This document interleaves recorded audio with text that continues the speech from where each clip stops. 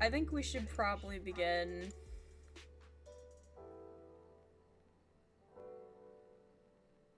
with Douglas and Arthur. You guys have been spending your time at the academy, training, getting your strength back after the event. How have you been doing so? What have you been doing to try and bolster yourselves? I feel like Douglas would have gotten trying to get back into boxing for his cardio and just doing weight training. Okay. I feel like Katya has probably visited you and joined you on occasion, but you have heard through the grapevine, namely through Paige, who has been coming to check in on you, that your daughter has gone off on a mission. Not just a mission, but your daughter is one of the two professors that have gone off on a mission. Yep. You've been allowed to walk on the grounds. Most people give you a wide berth, like you're a monster. Not so much that they're scared of you, but more they're scared of getting too close to you, like they might catch whatever it is that you have. Which is perfectly fine with Arthur, because Arthur doesn't want to talk to people. Yeah. It is during one of your walks through the academy, as you guys are heading to the training fields, that you happen to peek into a classroom and see a strange sight. You see Pridwin with a group of very small children seated, and he's teaching them.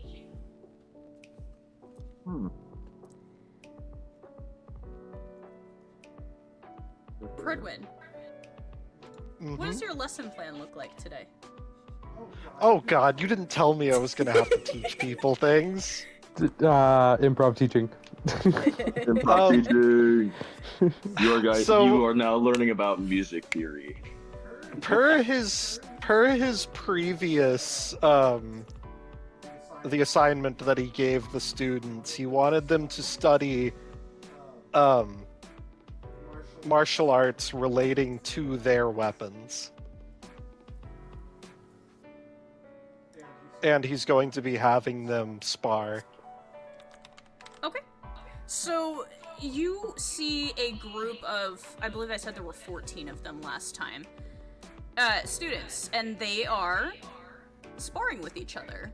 The desks have all been moved away, and the large classroom, they are spread out in different duos and trios, sparring, and Pridwin is walking between them, musing, correcting stances here and there.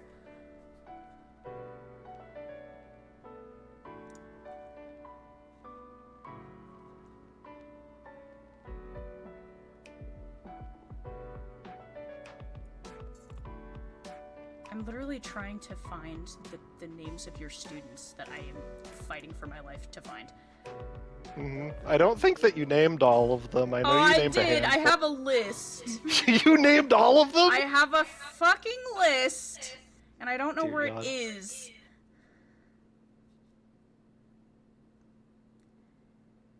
What the heck, Richard? Maybe it's this one.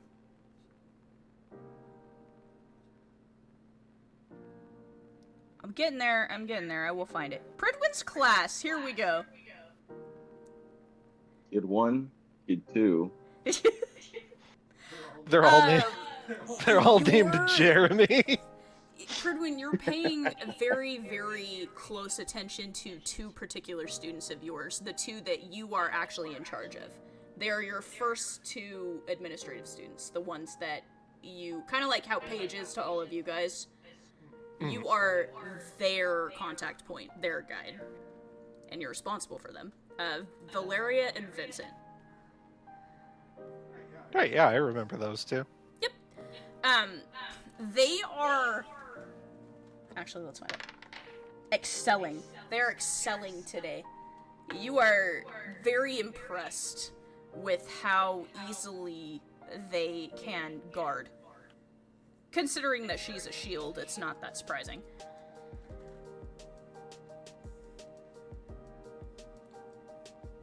Pridwin, as you're watching them spar, you glance up and see a face you haven't seen in a while.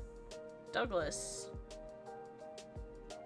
Peeking into the cracked door of your classroom, with a very irritated-looking cowboy standing behind him looking bored. Ah, Mr. Ashford, would you like to sit in? You say Mr. Ashford, and immediately all of the kids jolt, as if a spark of electricity moves through them, and several of them shy away from the door. No, it would be best for me to be in a class. But I appreciate it, though. Pridwin, you feel it tugging on your sleeve. He looks over. It's Vincent, who is standing a half step behind you, still holding Valeria tight against his arm. Is he the one that you went on that mission with?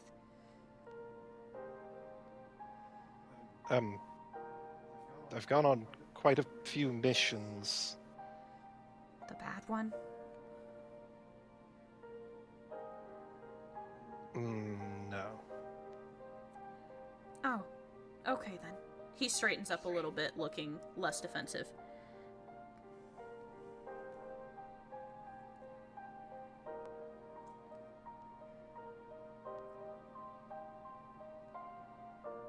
He's been on something of a personal mission since my joining. I've only met him a handful of times, but he's a good friend of my good friends. What about the cowboy? Another of the students says from further back. A new acquaintance. You hear murmurs go through all of your students' acquaintance and air quotes. Arthur, you feel like you're being talked about somewhere in the room. He has his arms folded across his chest and he is just leaning against the door, waiting to leave. Rika elbows you in the side and goes, acquaintance. That's a big word for you, Arthur. It sure is.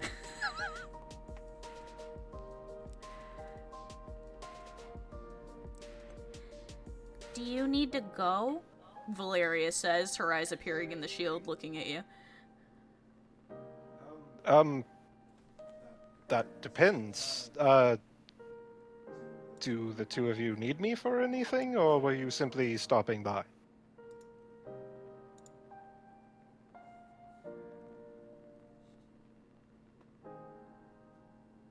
What do you say, Douglas? We were just stopping by. Saw you teaching, thought that was pretty cool. So, we'll be on our way if you will. As you say this, you turn back to the hallway, and a static feeling runs through you. The air in the hallway is suddenly prickling with energy. There are footsteps coming down the hallway approaching you. Very firm, direct, heavy footsteps. This person has somewhere to be. Douglas tries to see who it is. You glance around Arthur, and you see a familiar figure approaching you. Her kimono swaying with every step, and the closer she gets to you, the more staticky the air becomes. Pridwin, you can feel your own electricity crackling uneasily. That's not good. see several of your students back further away from the door. Douglas, Amaishi steps up in front of you and stops. There's a dark look in her eye. Douglas stares silently back. Am I interrupting something? Nope. Just seeing how Pridwin's doing. She glances at Arthur and Rosada, and then looks back at you. It's time.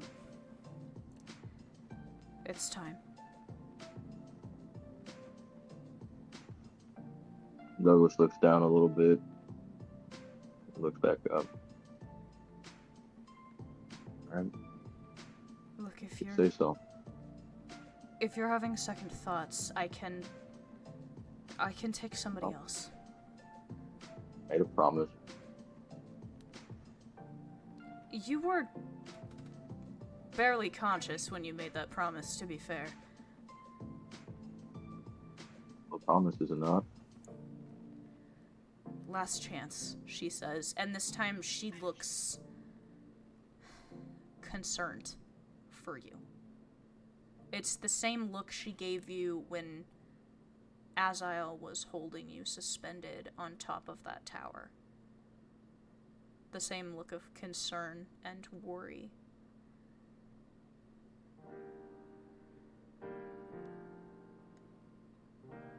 I'm sure of it. What was that? Oh, yep, I'm sure of it. Right.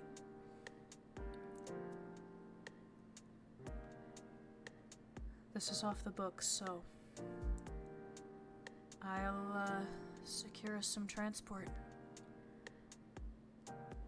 Where would you like me to be at so we can meet and get out of here? How about the warehouse district? Nobody should suspect a thing. There then. She nods, steps around you, nods to Arthur and Ursada, and continues down the hallway. The staticky feeling in the air, that tenseness, it doesn't fade until a few minutes after she's gone. It's at this point that the bell rings. Your students, surprisingly, Pridwin, do not rush to gather their things and leave, but all of them look to you, waiting for permission. Did Pridwin overhear any of that? Yes. Um, She was distracted and not being careful. Apologies. All of you are dismissed. They eagerly sprint to their things, giggling and laughing, most of them not having heard any of it whatsoever, rushing to their next class. Valeria and Vincent are the last ones to go, lingering, looking at you with a brief look of concern.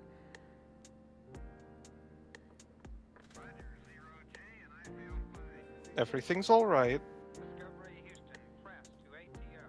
We will have class again at the scheduled time. I'll see you then.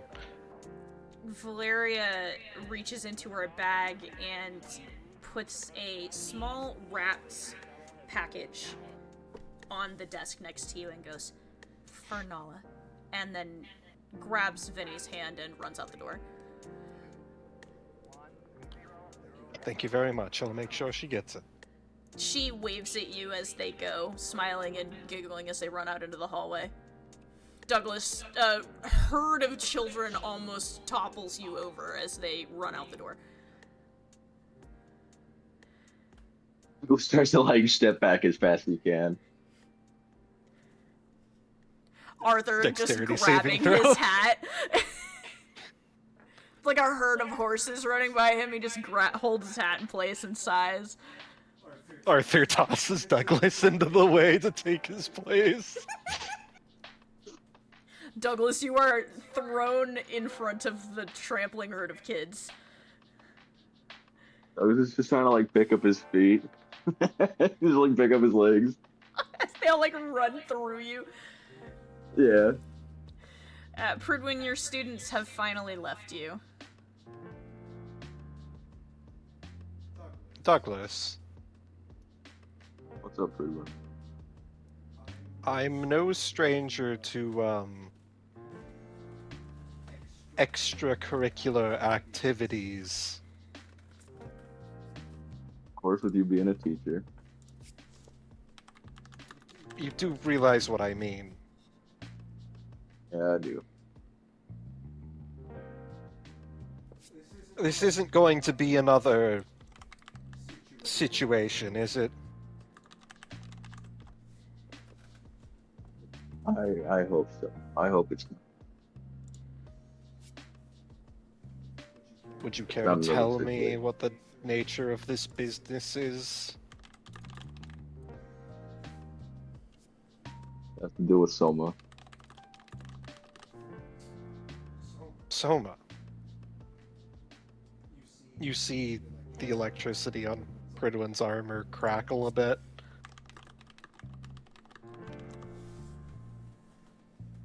What about him? Time to go take care of unfinished business.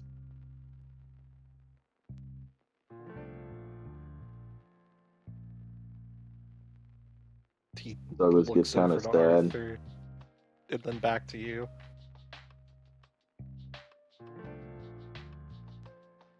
I'm not allowing you to go alone. Or not without me. What you want, but You really sure Just that's a something good that- idea? Considering your, lady friend? Rosada says, chiming in.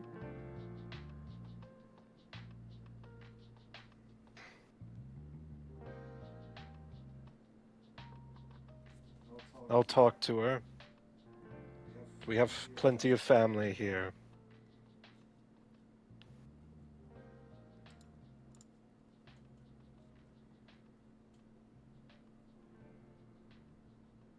if you want to come, that's So- up to you. But this is business between me and Selma. I'm aware, and I am not going to get between that. But at the same time,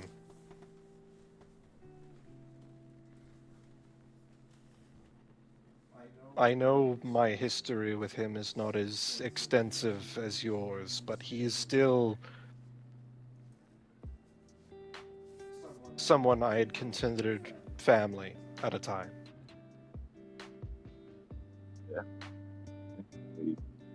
Yeah. He's still technically family. Why this is gonna be so rough?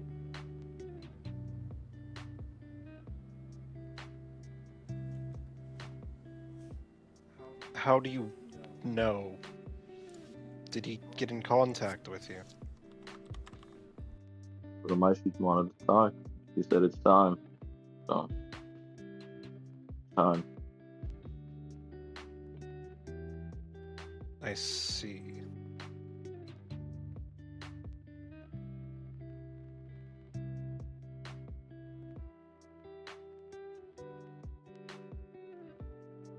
Well,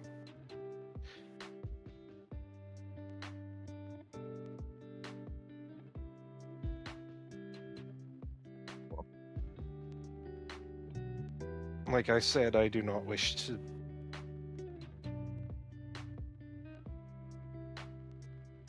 leave this issue unresolved, personally. I don't even.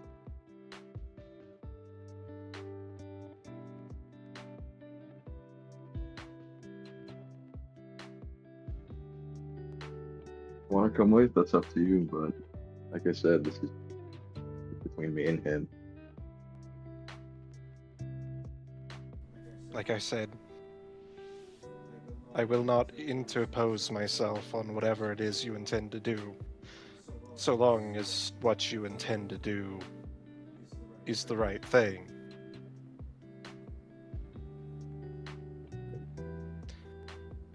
Well, if you want to come with, I'm gonna go meet with a Maishi in the warehouse district.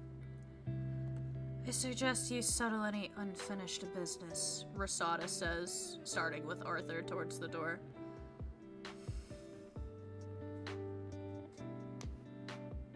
If you would be so kind as to inform Amaishi that I will be intending to tag along, I am going to settle my accounts. Okay. I'll let her know. I'll wait 30 minutes for you. Hour.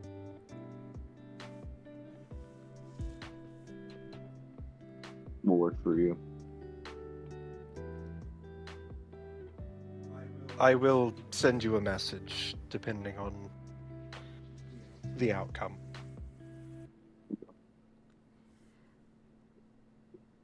All good. Douglas, is there anything that you would like to do? No, not really.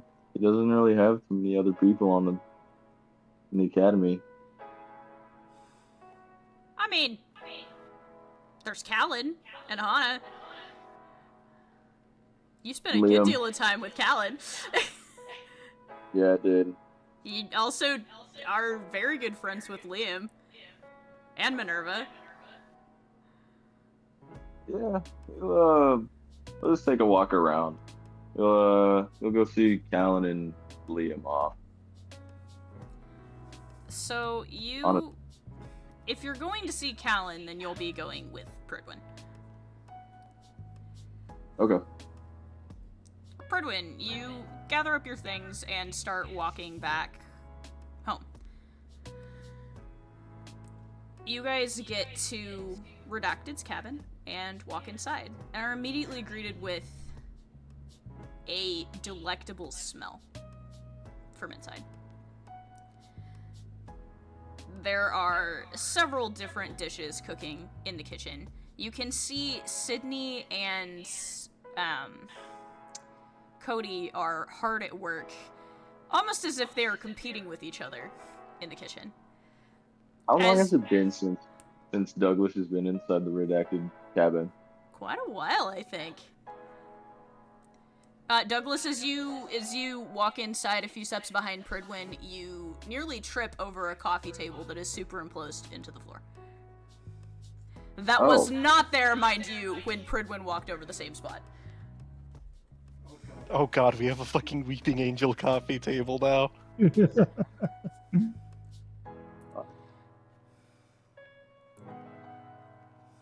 Don't blink, Douglas. You don't blink. You stumble over the coffee table, catching yourself and pushing yourself up, and you hear from the side, "The fuck? You're still alive?" Douglas looks over. Callan is sitting on the couch. He lifts a brow and looks at you. He's got a towel over one shoulder, and sitting on the couch nearby is Lunala, who is bouncing a very entertained baby Olive on her knee. Douglas has like a sad smile They're on all his face. staring at you. There's a mechanical dog staring from the coffee table as it teleports around. Standing on top of it. Yep. Ein has figured out how to ride the coffee table like a hoverboard. Oh yeah. Callan jumps up and hands the towel to Lunala and walks over to offer you a hand up. Take his hand. Callan shakes your hand and grins at you. Now, honestly, I thought you would have died a long time ago. What's the matter? Death doesn't want you yet? I don't know. He has one last thing for me, I think. He's leaving. Callan There's a hint of concern on his face, but he hides it well. The same way he always did when you guys were imprisoned together. Lunala stands up and walks over to you, Pridwin, bouncing Olive on her side as she does. Olive looks at you and tries to grab the tassels on your hat.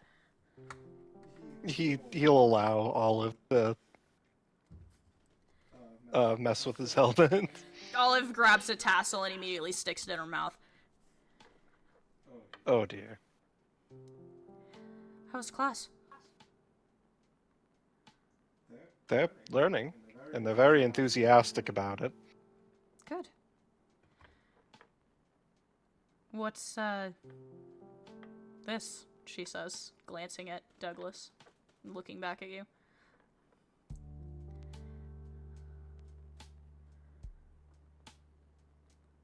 Douglas, would you like to explain? Well, I have a very important business I need to go take care of. Um, just wanted to see a couple things for maybe the last time. Lunala immediately looks unhappy at that statement. I know.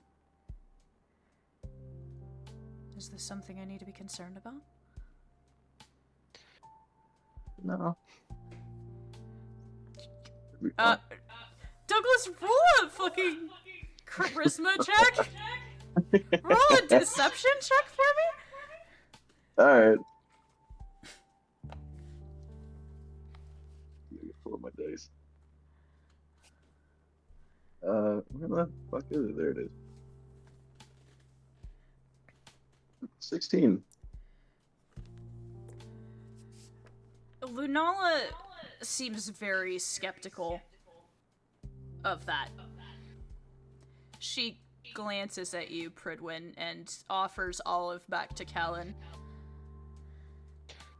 I'm afraid that it actually is something to be concerned about. Great. Can I have a word with you? She says, grabbing your arm. Of course. We'll be right back, she says, and pulls you around the corner. Douglas just kind of waves. Douglas, you're left standing there with Callan, who is holding a baby, who he very promptly hands to you. Douglas just kind of holds the baby out, arms fully stretched. He doesn't know what to do. Meet your niece. Olive is looking at you as you're holding her, like, completely away from you, and she looks confused. You look confused. You're both confused. This is a very strange experience for both of you. What's up, little dude? She giggles a little and smacks at your hands playfully. Okay. Callan smirks, looking at you. What's the matter? Didn't you, deal with Katya? She wasn't that young, though. Not this young. Oh, right. I forgot that you picked her up late, didn't you? Well, first of all, he moves your grip on her and pushes her closer to your chest. You're gonna want to support her, so, you know, don't drop her on the floor and kill her. Oh, yeah, of course. I will never drop her. And then you're gonna, he steps on your foot a little bit, so you jolt. And when you do, it rocks her and bounces her a little bit, and she starts giggling. Okay. Cody glances over her shoulder and smiles. Douglas, it's good to see you. I wasn't sure when you were going to grace us with your presence again. No. Been a long time, and I didn't know when I was going to come back either. And probably going to be not a long time. I'm going to be here, and I won't be back for a long time. Well, I have something around here. She starts rummaging through a cabinet, digs a little, and then pulls out a package and sets it on the counter for you. Right, I do believe she said this was the kind that you preferred. Douglas kind of like cocks his head a little bit.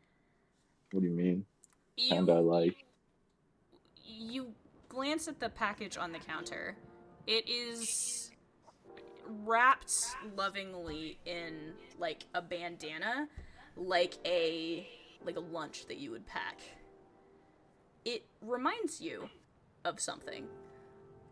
It reminds you of the lunches that your mom used to pack you. Back when you used to Oh, work at the mill. oh. Douglas like slowly hands Olive back to Alan and then like slowly picks up the package and like walks over and slowly picks it up. You pick the package up. There's a sweet smell coming from inside of it. Douglas goes ahead and undoes the package. See what's You inside. undo the package, the polka dot bandana falling to drift down over your hand, and you see a small tin with pre-packaged like cookies in them, but they're brand that you can't find anymore. One from your childhood, one that your mom used to slave to get out of the supplies to make sure that you had. You don't remember ever telling anybody that these used to be your favorite. Douglas starts to tear up a little bit. How'd you find these? Oh, I have How do my you ways. know? Eliza told me that the next time that you walked into this cabin, I had better have this package for you, and so I have been keeping very good care of it this whole time. So. She gives you a warm smile and turns back to the stove. Sydney glances over his shoulder and smiles at you. Thank you so much. Meanwhile, in the hallway, Pridwin, what the fuck is going on?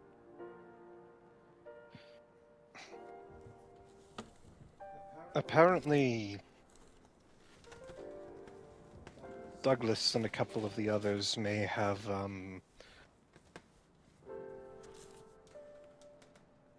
gotten onto Soma's trail.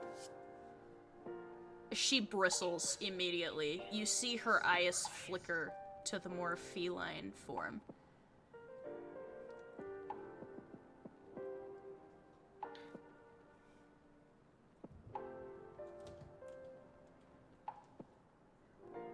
They're going after him?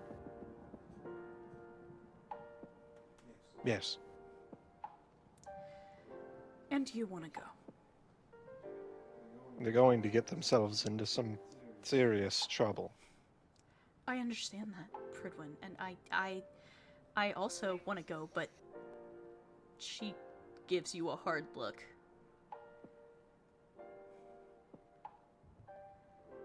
I know. Which is why I want to ask your permission To that I what? go while you stay here. Did you really think that was gonna work? I was fairly sure your answer would be no. Good. Glad we're on the same page.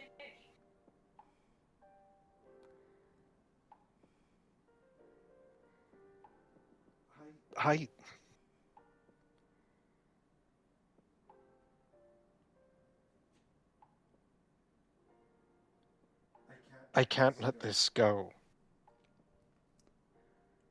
I understand. But let me make one thing perfectly clear to you, Pridwin Rhizostoma. If I have to come into your inner room and drag you out kicking and screaming like Katya did, it's gonna hurt a lot more than when she did it. Are we clear? That isn't going to happen. You will not go too far this time. She glances at the helmet at your side. I won't. Good. You have a baby to take care of. She turns back towards the main room. You'd better tell your siblings goodbye. They're not going to be happy about this.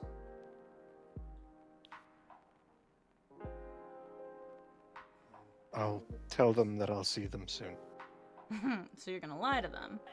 Again. If you thought I wouldn't come back from this, you wouldn't let me go.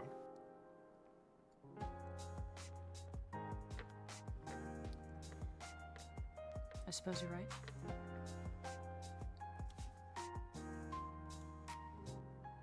Fine. I will prepare a few things. She turns towards your room and starts walking.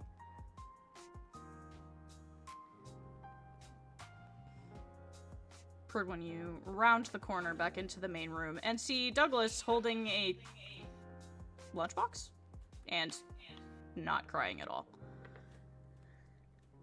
Totally, definitely not. Totally not. Definitely not crying. Is everything alright? Yeah, just one last gift from Eliza. I see.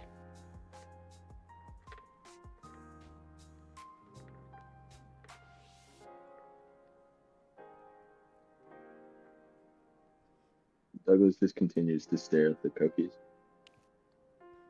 Callan glances at you, Pridwin, and then looks back at Douglas worriedly.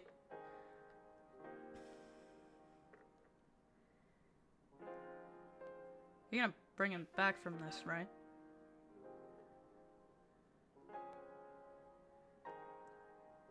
Like, do I need to get my gun? He says, looking at you. No. I worry that the more people we drag into this, the more dangerous it's going to get. I'll make sure that he gets home. I will do my damnedest. Alright, well, you better. I don't have to explain to Olive why her Uncle Douglas isn't around anymore, alright? You hear that, Douglas? Douglas slowly nods his head to look at the cookies. She's got your scent now, so she'll track you down. He kind of smirks a little bit. I will. I'll try my best.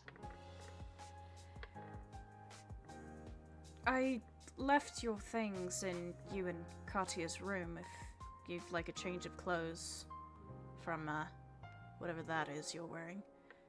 Douglas, you look down and realize you're still in the academy sweats that they gave you. Jesus Christ. Yeah. I'll go grab a change of clothes. Maybe wear something old. You start walking back to your room, the room that you shared with Katya. The door is shut. It still has your names that Katya has drawn out elaborately. All three of them.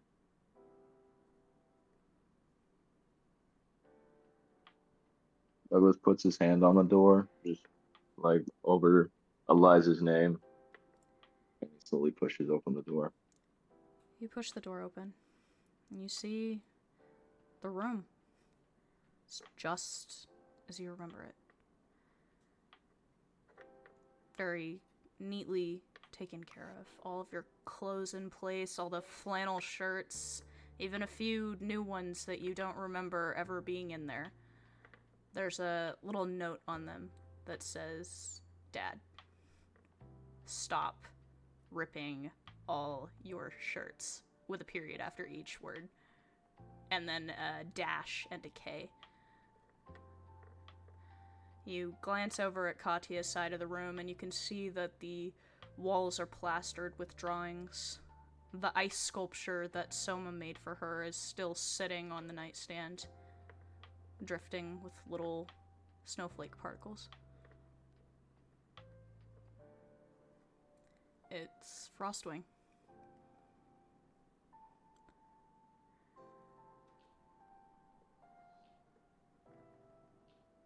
Douglas just kind of stares at everything, not being able to fully take it in, but trying to. Down the hallway, I'm imagining Pridwin and Catelyn are like poking their heads around the corner, just watching with concern. Douglas is kind of just standing in the middle of the room. He's kind of slowly spinning, like looking at everything.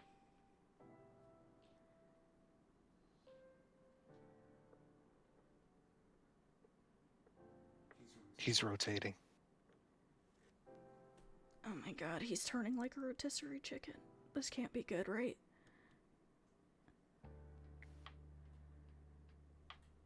I don't believe it is. Should I do something? Douglas finally does like a full like 360 to face the door again. He sees like people just staring at him. Get the hell out of here, y'all. And he just, like, Catelyn closes the door. slowly shifts out of sight.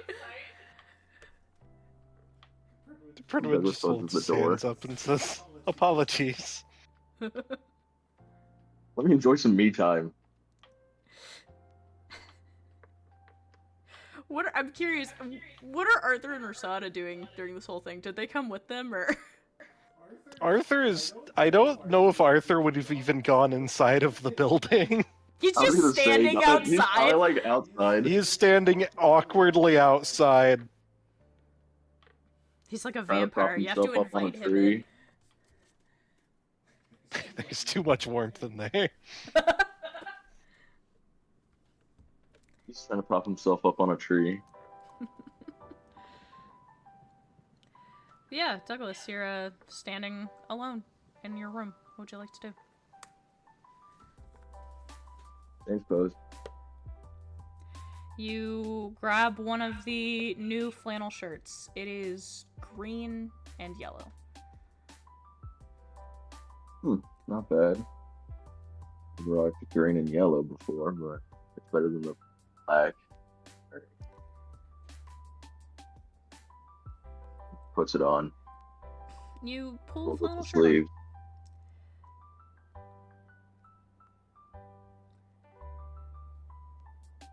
Tries to look for like some pants of some kind. All of your clothes are still in there, so... Okay. He just grabs like a pair of jeans, I guess. First pair he sees.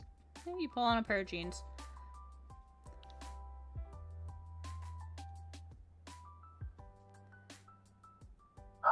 Hopefully I get to see this place again. And he just walks out of the room. And you walk out of the room.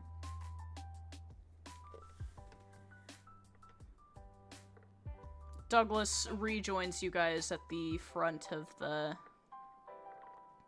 cabin. Lunala has come back and has set a pack down by your feet, Pridwin.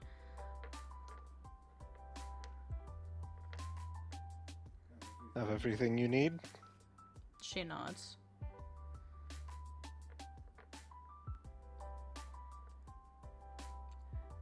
Don't forget to tell your sister if you're going somewhere. I don't want to be the one to explain to her that she's, been left out, Cody says carefully. I'll let everyone know.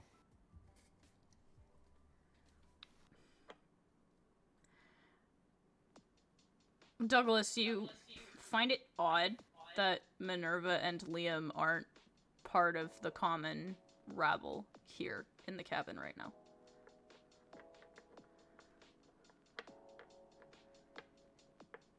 He's Douglas kind of like looks around, see if I could see if he can see them. He like pulls Callan aside. Where's Liam at? Callan, makes a face immediately. You don't know. He looks at Pridwin. You didn't tell him. Amidst everything else, it slipped my mind. He's in poor condition. Fine. I'll see him when I come back then. I wish him luck on his recovery. What do you guys let him know for me? If you don't wish to go with me, I am going to go see my sister and check in on him. Yeah. Let me ask Colin like one last question. You come with. What's up? He says. All of this, like, pulling on his shirt and chewing on his collar. Mind if we just talk for like 2 seconds? Just me and you. He glances around and holds the baby out to Pridwin. Pridwin takes the baby. You were handed a baby. Callan walks out the front door with you. So, for how long I've been gone? Why? And all the news I met, you've heard about me. Why did you all were excited for me to come back? Not like the rest of everyone else. You know, after you're locked in a room with somebody for months on end, you know, it's the damnedest thing, but you kind of get attached to them. He gives you a look like, are you kidding me? Fair, but everyone else sees me as a monster of some kind, carrying a deadly virus. I mean, Douglas, they're just being cautious. They don't want what happened in Japan to happen here. They probably told everyone to give you a wide berth. Yeah, you're probably right. You can't take it personally. Hard to not. I mean, the way everything's been. You were really mad at a bunch of kids for keeping a few feet away from you just because you're scary to them. Oh, not mad. I just wonder really about it. I don't do that anymore. I don't get mad like that. Can't afford it. Oh, kind of wander around, see everything. But it's good seeing you guys again.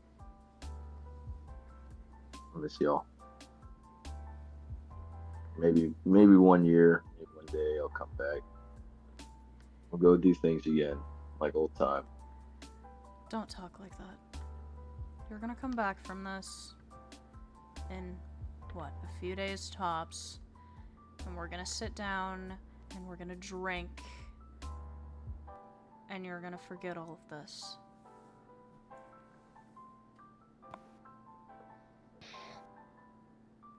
That would be nice. That would be nice. Stop making it sound like that's a happy dream that's out of grasp. Look me in the eye and tell me, Callan, I'm coming back in a few days. We'll sit down and have a drink and talk about it. Say it, he says. Douglas with kind of like a smirk on his face. He turns over to Callan, has a little low, but he looks him in the eye and says, Callan, I will do my damnedest to come back in a couple days. We do. I do. If I do. We'll have a drink and talk about it. Good. I'll keep a beer cold for you. Thank you. Appreciate it.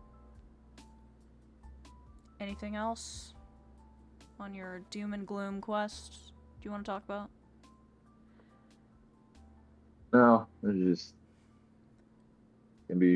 be a rough one, man. Hopefully, I make it back. That's all I hope for. What I did will. I just say? He I says, will. holding a I fist said up I. to you. I will make it back. Most likely. Y- We'll have a good time. I'm about to knock you the fuck out before you can even go. You try. Arthur in the background, like, kiss already. Yes.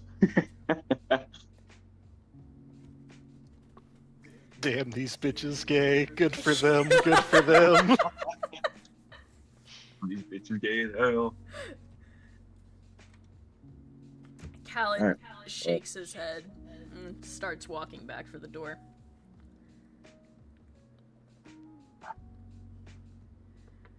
In a while. Yeah, your niece is hungry. You would not believe how much food she eats. He opens the door and goes back inside. Douglas just kind of laughs a little bit. First time he's laughed in a while. Arthur, you're standing there.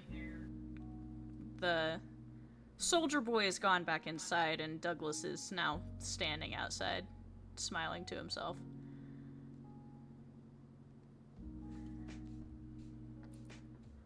Thank God, I thought I was gonna have to go in there. Oh, don't worry, Arthur. You won't have to walk in.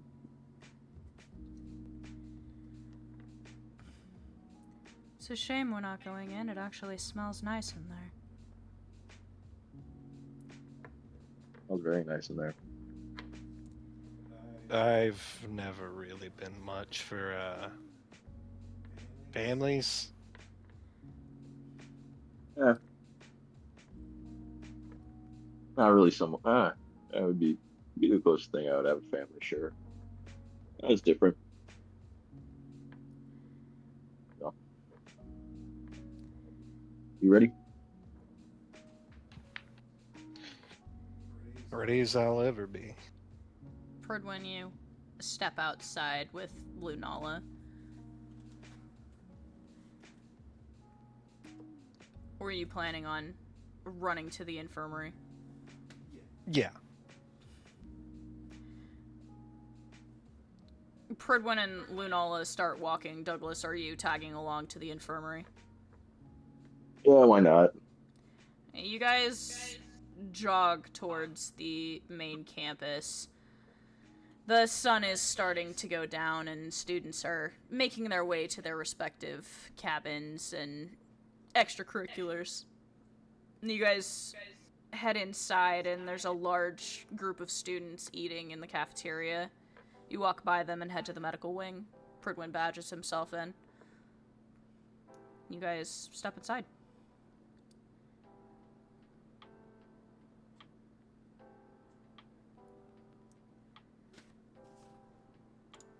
Pridwin's just going to head as quickly as possible to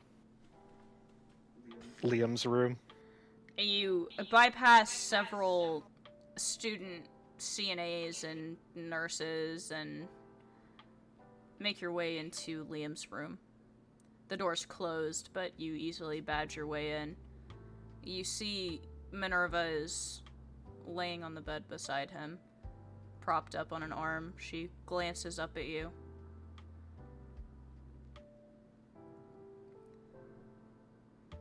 How's he doing? She frowns. He's still in there somewhere.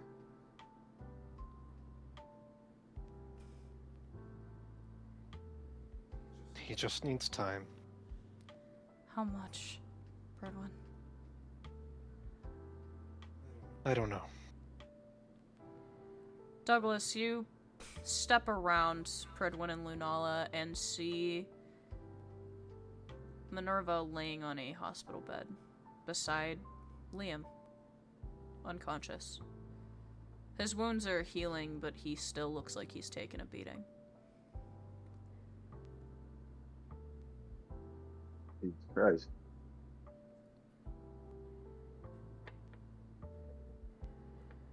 Nice to see you too, Douglas? Minerva says under her breath. I see you, Minerva. Is there a reason for this late night call? I just getting ready for something. Aren't you always? Well, I wish I could say that Liam was in a condition to wish you well, but she gestures to him. Hey, looks a little worse for wear.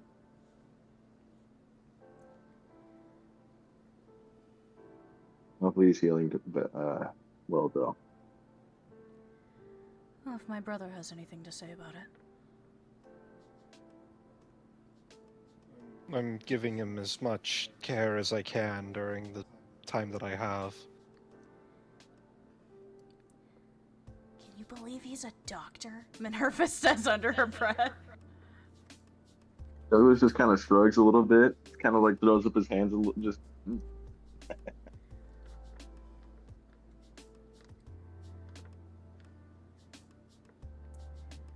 Seriously, what are you guys doing here? Minerva says, looking at you, Pridwin. We're going to be doing something stupid. Oh, great. Anything out of the ordinary? I suppose you could say that.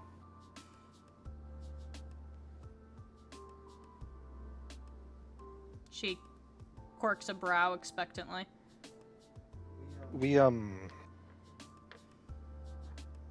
I suppose I should just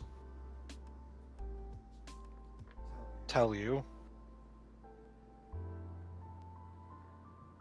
We're going to find Soma.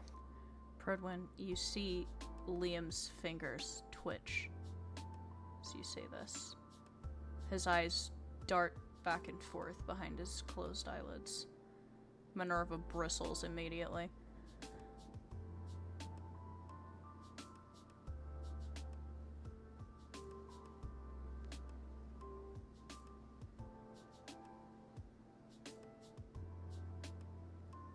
I know it's a bad idea.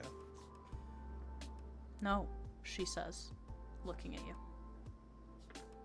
No. No, you're not doing this right now. It can wait. I'm afraid it can. Pridwin, it can wait. Like I said, Pridwin, you can stay here if you want. This is my business. Your business. It's our business. It's his business. I promise, though. My brother I made a deal with.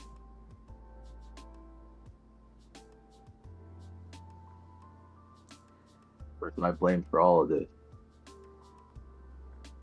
Yeah, and what about your daughter? What about your daughter that said that she was the only one that was gonna deal with Soma? What about that, huh? Are we just ignoring that? He's on a mission right now. So that makes it okay. You guys literally couldn't wait to deal with this. Until She said it was time. Liam's better, until Katya's back, until you have an actual group of people who could help you. She said it was time. Does Gabriel even know? She looks at Pridwin. Did you tell anybody where you're going? Pridwin's gonna look at Douglas because that's not something Pridwin knows. She said it's going to be off the books. Oh, great. So no. So you guys are going on another covert bullshit mission that's against the rules to go after somebody who you're not allowed to go after per the Shinigami list.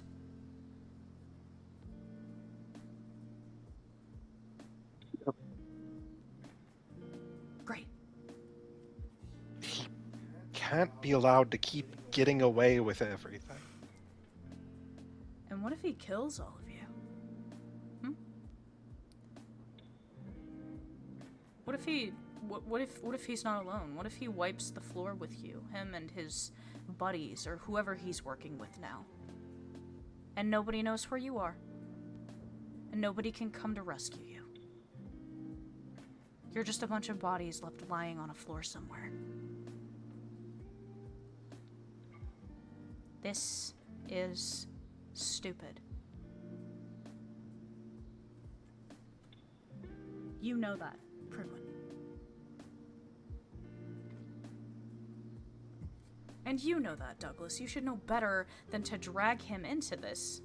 You should know better than to be going, period. I didn't drag him into it. He wants to come on his own. Of course he does. Because he doesn't want you to die. Do you not see that? I do. That's what he does. I know. If Liam ever comes out of this, he's gonna kill you guys if she doesn't. Yeah, I know. If Selma doesn't kill me, Kachi will kill me. If Kachi doesn't kill me, Liam will kill me. Pretty much. Oh. Well, great. Glad we've established this. She, curls her arm over Liam defensively and looks away from you guys.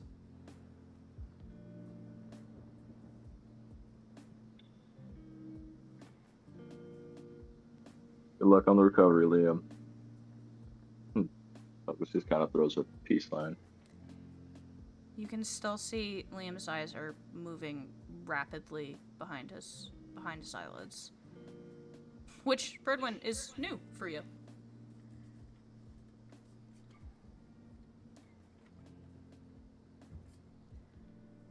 He's responding to external stimuli. Want to take a couple minutes, Pridwin, and see what's going on with his diagnosis? Or whatever? I don't know medical stuff. I can try to see if talking to him will help. I mean, Not like we're waiting. Or it's not like we're on a crunch line, I guess. We're not really on a deadline at all. Take your time, do what you need to do.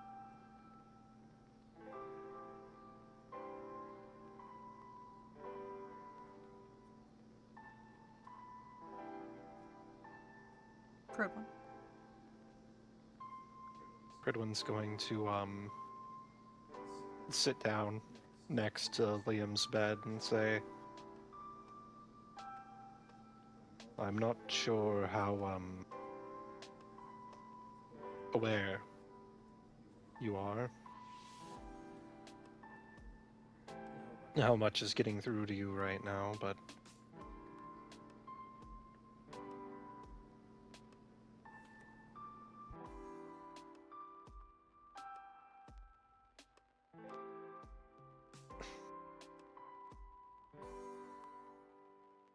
if we could have dealt with this all together as a team, I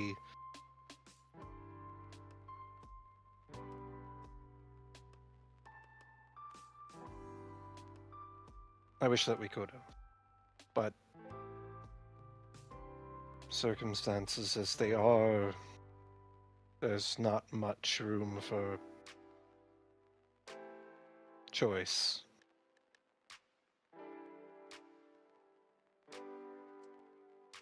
I don't know how this is going to go, but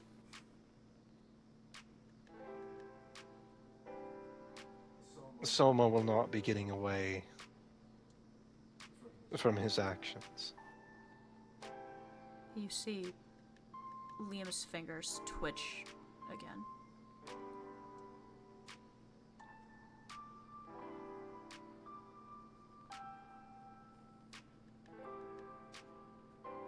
He's gotten away with too much already.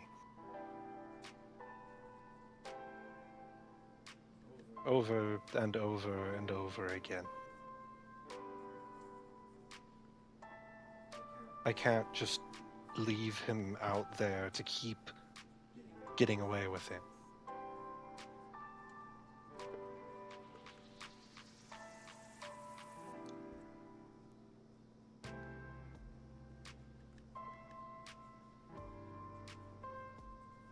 If we don't go now, I don't know how much more he'll get away with, and I don't know if the next time we get the chance to stop him, it'll be too late.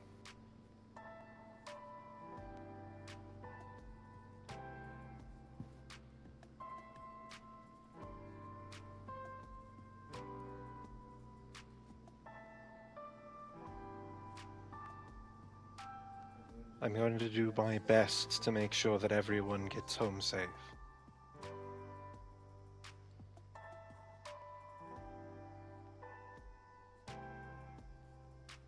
The fingers twitch again. Once and then twice.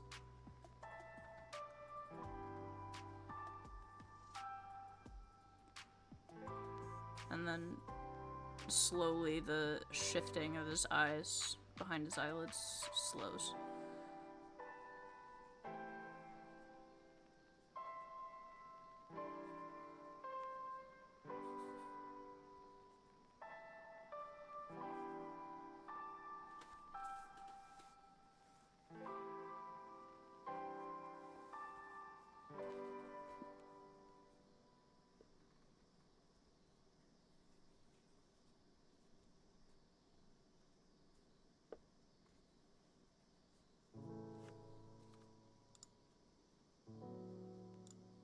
I'm going to do my best. All that I ask is that you do too.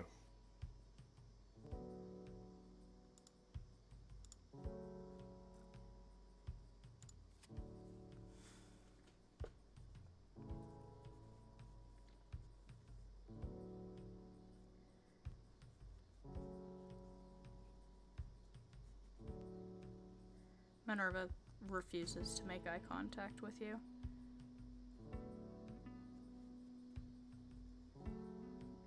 You see her wiping at her face.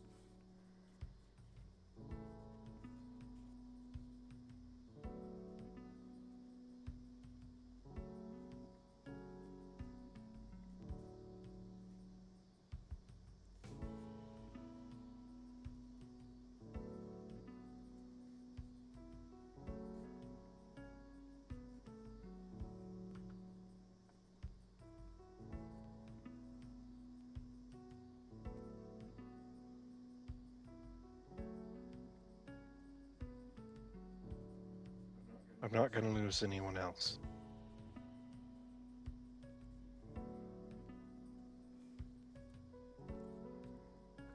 Don't make promises you can't keep, big brother.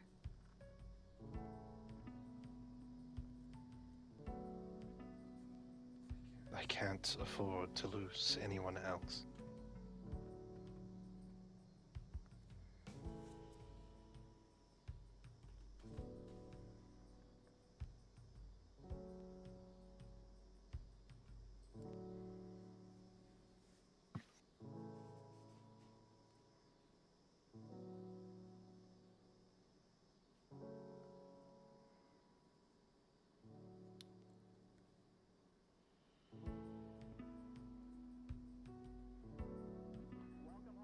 Go on, Birdwin.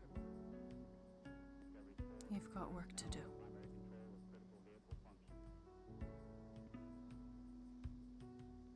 You're right.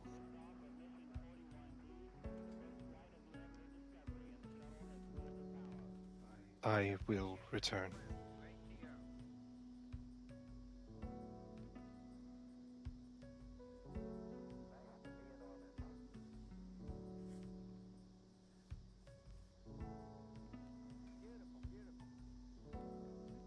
Minerva just curls tighter around him.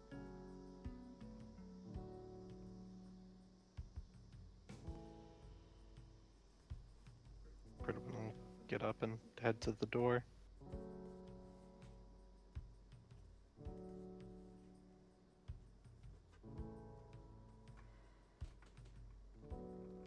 Douglas, you, Pridwin, and Lunala step outside into the hallway of the hospital. Is there anything else you guys would like to do before you leave?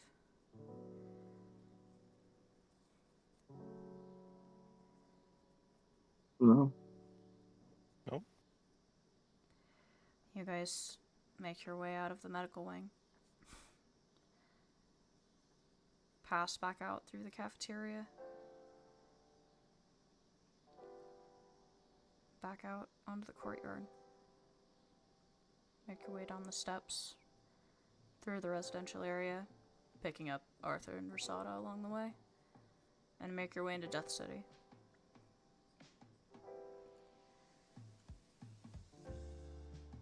And you walk through thinning crowds as the sun has gone down. You make your way to the warehouse, and the stars have come out. And you see a SUV is parked between several warehouse buildings. Amaishi is leaning against the front of it. She's got a set of keys dangling from her finger. She has a distant look in her one good eye.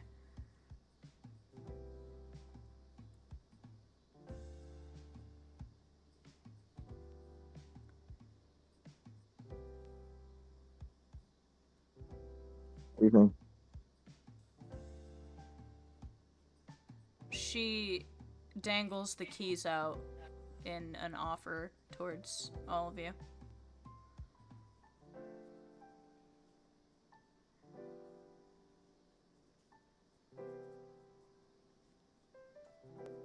Let's go.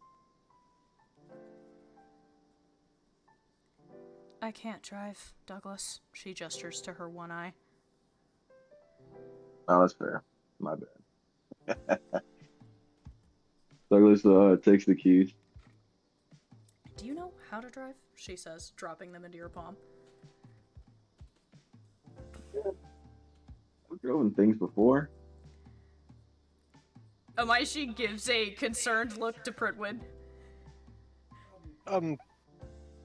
I've driven a handful of times on American roads, but most of my experience is in Europe. Oh, for fuck's sake, Rosada says and grabs the keys out of Douglas's hand. And Douglas just has like a shit-eating grin on his face. Rosada angrily gets behind the driver's seat. Get in the fucking car, she says, rolling the windows down. Douglas hops in the back.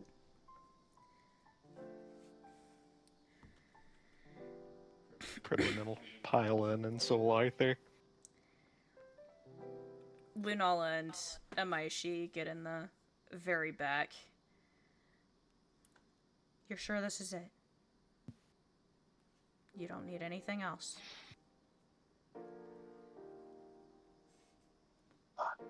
Well, Coordinates are pre-programmed, Amaishi says, leaning back in her seat and crossing her arms. Rosada nods and starts tapping on the interface. I She, do have one last thing, actually. What? She glances over her shoulder at you. Possible to get in contact with Katya. Don't you guys have, like, that weird connection thing? Rosada says. Yeah, I just haven't used it in so long. Yeah, I'll step out the car for a second. See what I can do. Do you see you're getting back out of the car? I'm getting back out of the car. Oh my god. He's gotta have some alone time. To let Katya yell at him if he can get in contact with her. You are attempting to contact her through your... Bond? Okay. Roll. Yeah. Charisma for me. Charisma. Do I add the -3 or whatever it is? Good luck. Yeah, go ahead. Let's see how this goes. -2. Okay, I got a 13. Okay. What are you doing? What are you saying to try and contact her? Hello, anyone there?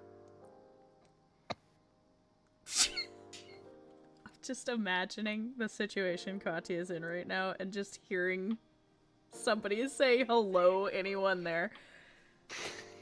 Like an old Fighting man through trying a to like horde use of his phone. zombies. Like an old man trying to use his like phone. Oh my god. Oh, that's even worse. There's a silence that rings through. And then, faintly, you hear, hello? Hey, what's going on? This has gotta be another trick of this place. What? North, something's happening in our inner link. There's some kind of interference. I Damn, can her hear dad's it too. interference. I'm not sure what's going on. You That's hear not another good. female's voice as well, chipping in through your link, Douglas. Okay. Damn, It's a getting presence ignored by your own you're daughter. not familiar with. Oh. Well, I wanted to see how you're doing on your mission.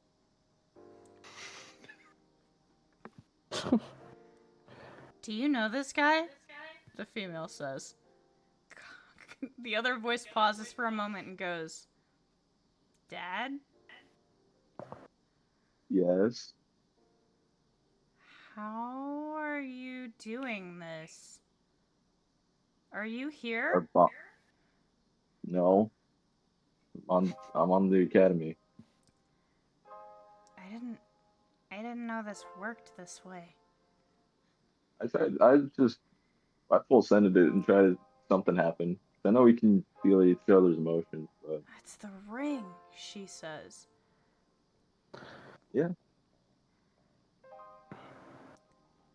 Why are you... She pauses. Is this the best time? She says. She sounds like she's strained. Okay, well I'll make it short and sweet. Love you.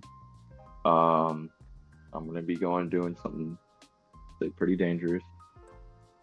Uh, Take care, okay? The strain is even worse. I would be really mad at you for that if I wasn't already in a dangerous situation myself. I believe in you. You got it. You handled worse before. Yeah, I put up with you. You hear the other female in the background laughing. I know you do.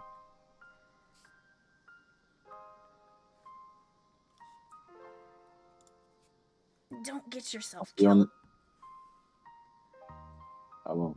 I'll try. See you on the other side. Yeah, sure. You hear the other female go, bye, Katya's dad. By random voice in my head.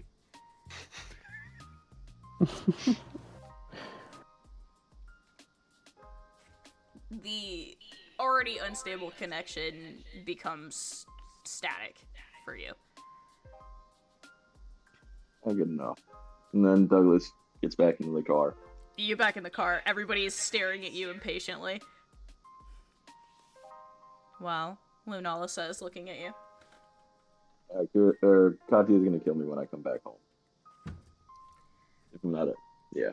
That sounds right. Sounds like they're having fun on their mission right now. Define having fun. I think she's fighting something. So. Prodwin, Lunala says, looking at you with concern. They can handle themselves. She's a big girl, Rasada says, shifting the car into gear. Yes, she is. And she's not alone. The rest of the group is there. That's what worries me, Lunala says under her breath.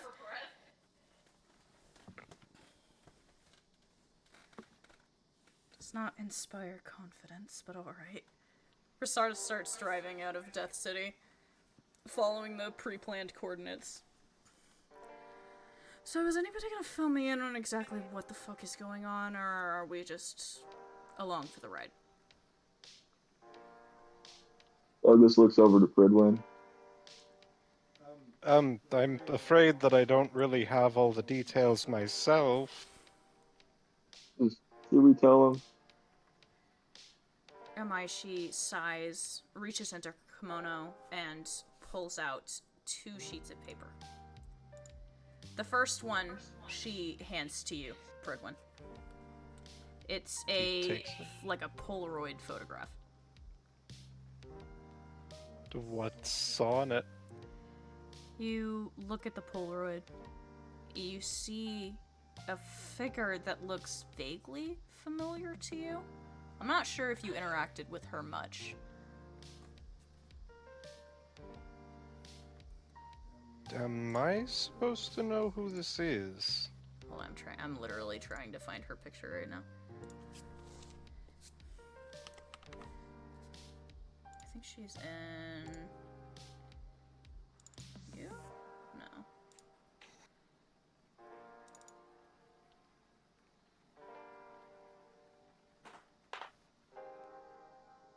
What the hell? Yeah, I'm not sure what I did with her.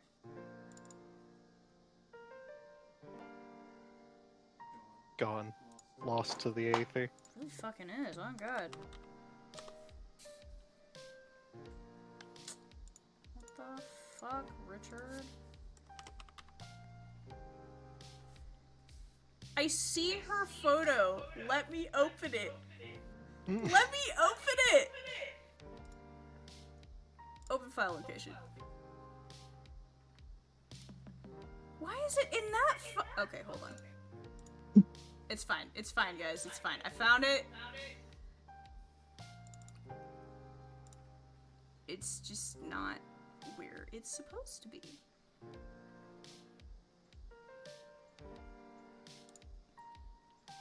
Word. Jesus fucking Christ. I promise I found it. It's fine. You see this girl. Oh. Fuck me! Oh, Nyx. There is Oh yeah, Pridwin would have known all. familiar looking woman, except she is cut a lot. She has dozens of lacerations on her face, her chest, her arms, from what you can see. And she appears to be shackled.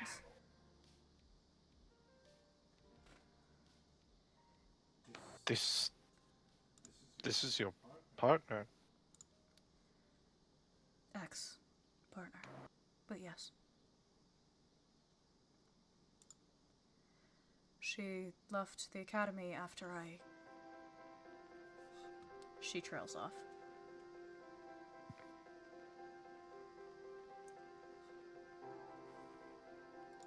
Are they attempting to coerce you into a meeting? She offers you the second piece of paper. On it are a set of coordinates. And the words, Nyxeris misses you. If you want her to live, show up. We'll be seeing you real soon. And there is a hand-drawn eye underneath of this. It is extremely unsettling. Does that symbol look familiar at all? It looks like an eye. There's no, like, telltale markings that make it seem like it's part of a group that we're familiar with? No. But the eye looks a lot like a Maishi's.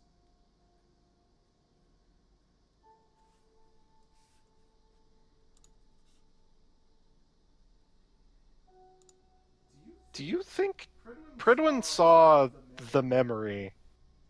Do you think he'd be able to put two and two together? I don't know. Do you think Pridwin could put two and two together?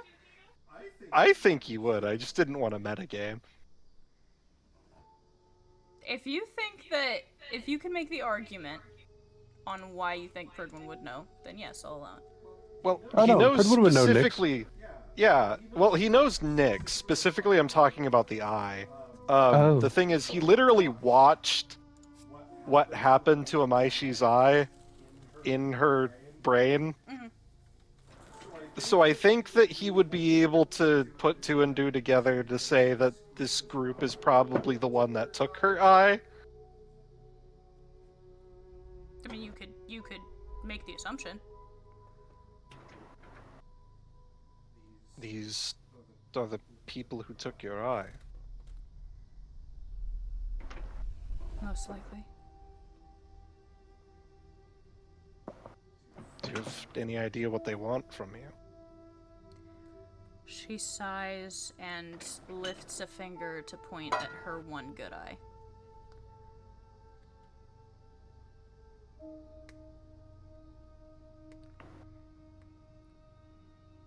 You know what these do, right?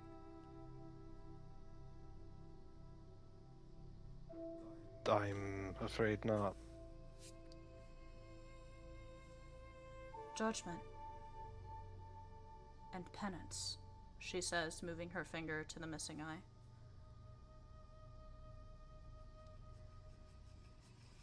Most people call them the death eyes. The eyes of judgment. Ever since I was a little kid, I've been able to see people's sins, so to speak. And with a bit of practice, make them feel what they've done. Thing is, the eyes, they only work if you have both of them. I don't think that they were counting on that when they took judgment.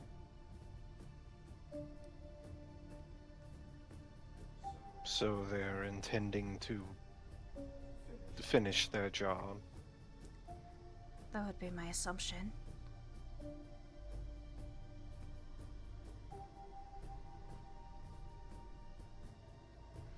And they're hitting me in a weak point to do it.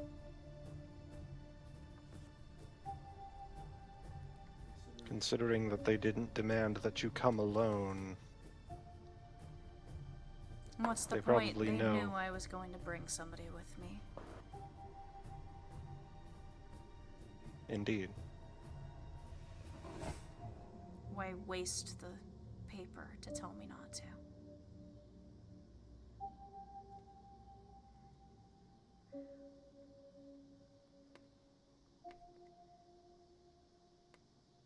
So, anything else?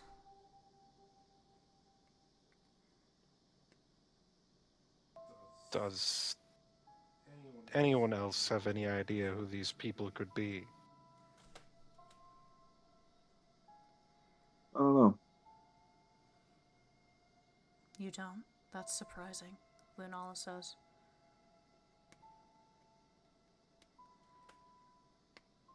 The I way might I have an see it, idea. there's two real groups that could be responsible, right? Yeah. You got the freaks that were after Soma, and the ones that kidnapped you. hmm No, I was there. I like have an idea. It probably is the second group we're talking about with oh, what's his name? It's so long. You know what I mean, though. Here's my question. How did Soma get involved with all of this and brought up? That's my concern. Wait a minute. Arthur chimes in. Didn't Hellboy mention something about his sister being the one who took your eye? She nods. Yeah, I'm pretty sure Soma is related to her. Fuck me. She goes by Bloody Mary now, I think. Yeah. The temperature drops like 10 degrees in the fucking SUV.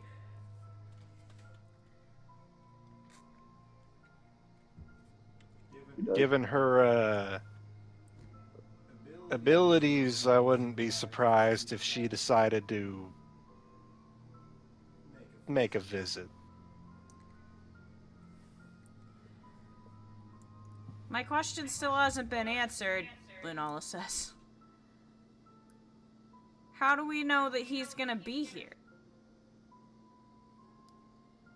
Well, he made a deal with that crazy bitch. He also made a deal with the people who were holding you, right, Douglas? Yeah. I did. So there's a good chance he's gonna be involved with either?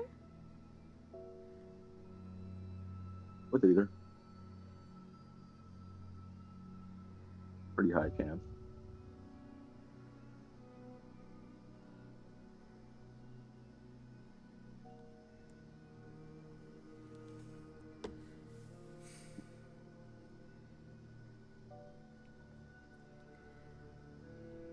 Knowing that she may be involved and seeing where these coordinates lead worries me. Why? Where do they lead? You know what? Don't worry about it. I'll just get us there. Rosada says, speeding up. You guys are well out of Death City now, onto the highway, and she is not following speed limits at all.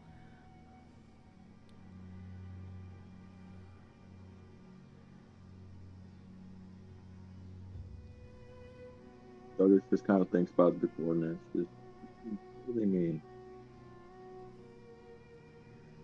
Well, regardless of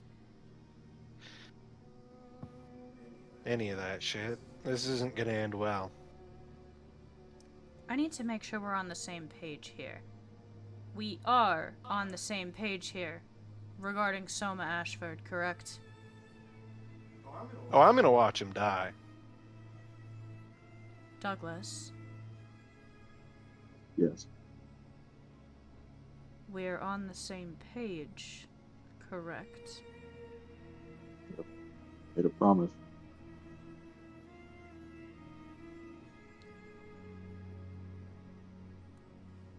Good. Should we hash Bad out one. some sort of a plan, or are we just gonna kinda run in?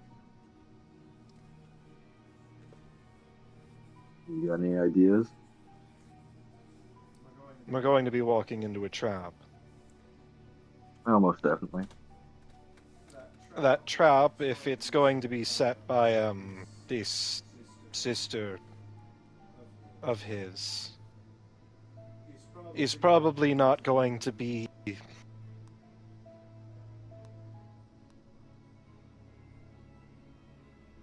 I don't think that necessarily the objective is going to be to capture and contain us.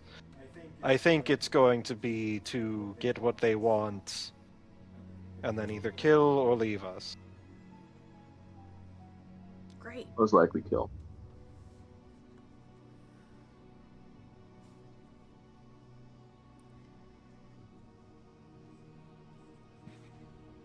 That being said, I think it would be suicide for all of us to go in together.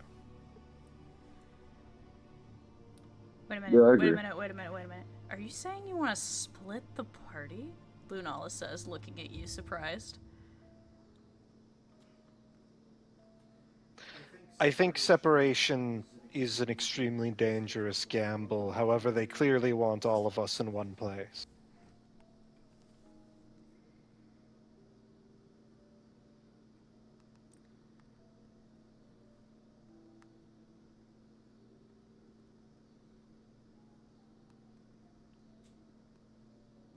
That way, if some of us remain on the perimeter, we might be able to formulate an escape route before things go too poorly.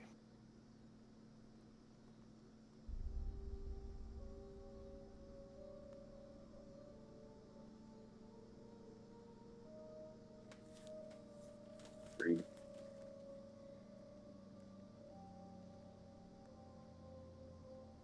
Like I said, it's a gamble, an extremely dangerous one, but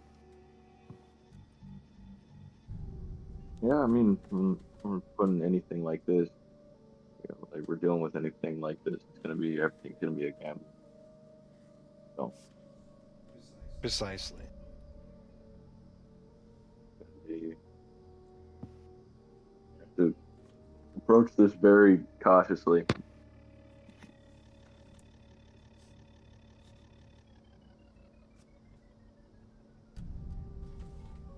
Yeah. Is there anything you guys want to talk about any further while you guys are traveling?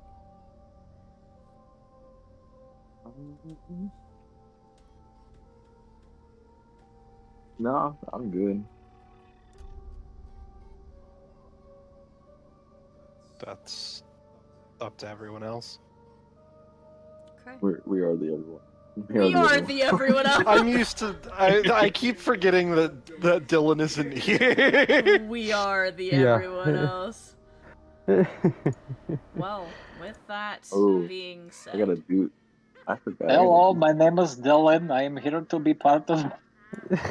Oh, oh shit! What up, Dylan? Oh shit, it's Dylan. That makes me feel Pleasure to like meet you. He's This is evil just twin, wearing a fucking Dylan. paper cutout of Dylan's face like the side. oh god, that's horrifying. There's a cardboard cutout of him with an audio box next to it. Wait a second, Chris is here. I didn't even notice. What the Oh fuck? my god. Oh shit, fuck. You didn't notice him join? No, I didn't. I've been drinking. It's because Dylan's Goodbye. crying in the I've been background. drinking. Listen, man. Goodbye. Dylan's busy having a breakdown. Yeah. Listen, man. I changed my nickname just for this. I'm here What? waiting for Liam to roll for sashimi again in your campaign. Neither of my characters are sushi chefs. Mazes. Fucking watching you. Mazes. Yeah. God. Continue with your shit. Well, I know Ryan can make mean ass too. as you guys awaken, most of you getting a few hours of shut-eye before the inevitable. You open your eyes, and a day has passed. And you find yourself in a parked car. The windows down, and the sound of the ocean hitting your ears. You glance around. The sun is starting to set. You're in a parking lot that appears to be empty. Parked haphazardly. And off to the right, you see a pier. Stretching out on that pier is a carnival. A carnival that appears empty, and yet, for some reason, all of the lights, all of the rides, everything is on. Rosada is leaned back in the chair as you guys start to awaken, smoking a cigarette. She glances at the rest of you as you guys start to stir. Good. This place was starting to freak me out.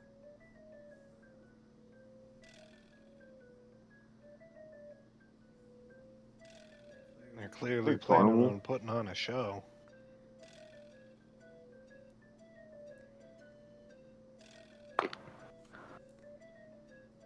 Douglas like looks out the window. He's just like, fucking carnival.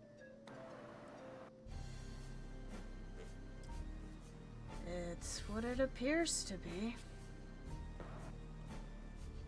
Great. Just great. They would pick a fucking carnival, Amaishi says, getting out of the car.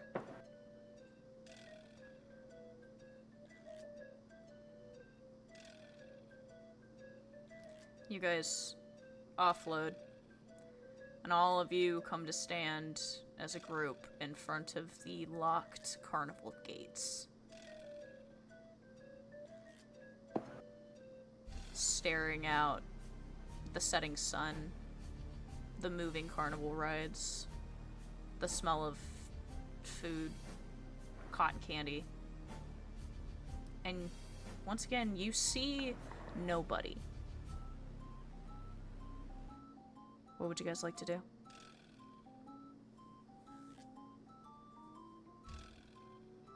I think the second that we step in, the trap will be sprung. The horrors will begin.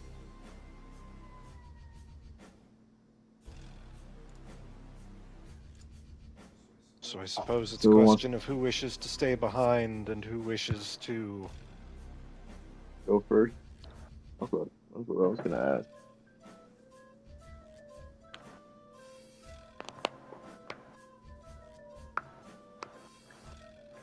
Does anybody want to roll perception? Yeah.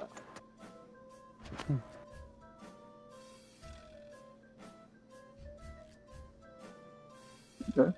16. 19. Roll. Also, this is currently what I'm playing for stream, and dear God. Oh, no. Ah, that's so good. That's so great. If you need the extra ambience, feel free. Oh, yes. Our first group roll of the session is 16. Anybody else? Oh, yeah. Let me type mine in.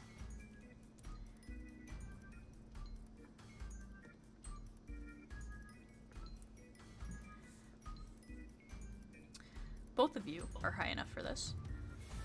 As your Pridwin, roll an extra one for Arthur. I'm curious. Oh, okay. Let's see.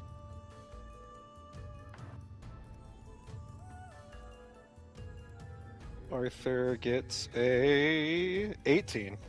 Okay, all three of you are high enough for this. As you guys are standing there outside the gates, you hear something in the distance. And at first, Douglas, you're not even sure that you heard it. You think it's a trick in your mind. And then you hear it again. You hear laughter. Giggling. Of small children.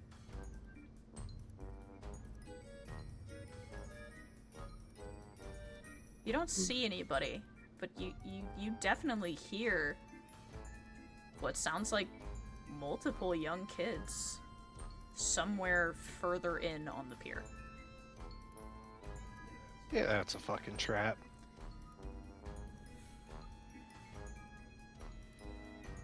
I hate Well. kids, Rasada says, taking another drag from her cigarette. Second.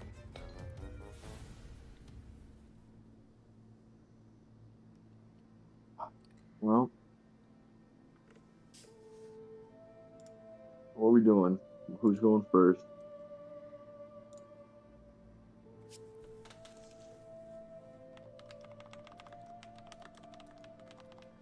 Redwin. As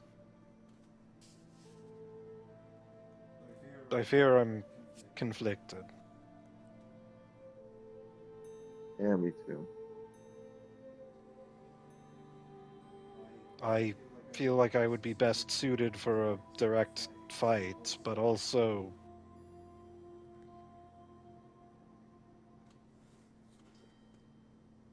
Also, Lunala gives you a look, Douglas. also. Well, You didn't tell him, did you? I did. I did tell him. Oh, so you just don't care. Lunala says, glaring at you, Douglas.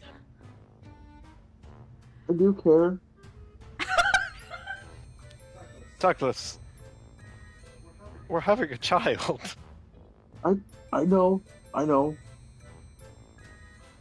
And I feel like Um, throwing ourselves at not one but two demons. It's not great. No, I know. Half demons, to be fair, Rasada says under her breath. I don't know about that fucking Mary chick. She's fucking crazy. Gonna be real with you, I don't think we're gonna win that fight.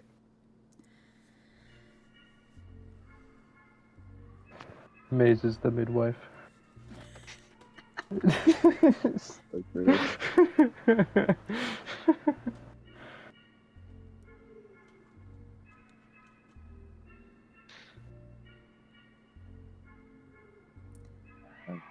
No. If I can just offer a word of caution. Fight if you must. But if you see her, Run for my damn life. Our damn life. all of you. Check, Yeah. she says under her breath. And I mean all of you. Rasada not the rolls her time. eyes. This is not the time to try and be heroes.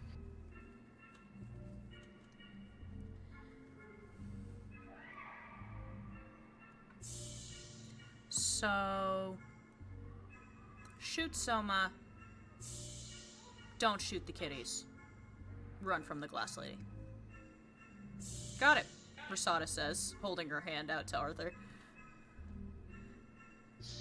Douglas just kind of puts his head in his hand. Just kind of like scratches his head, just like, all right. Yeah. So are you two waiting What's here this then? blood, pretty one? She says, glancing at you.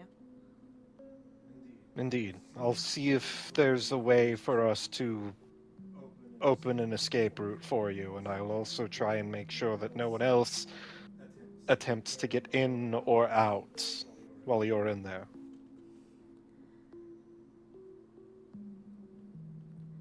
Understood.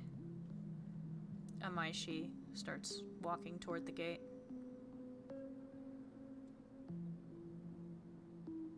Douglas follows with.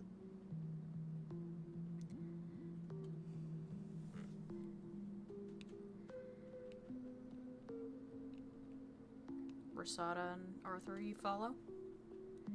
Yes. Rasada flashes into your hand, Arthur. And the three of you walk towards the gates. They are locked tight.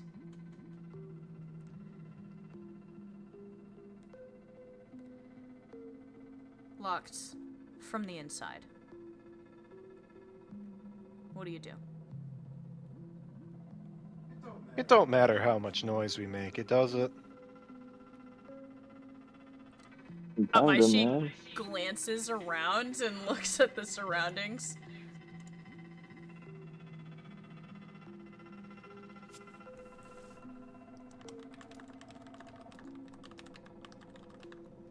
It always matters how much noise you make.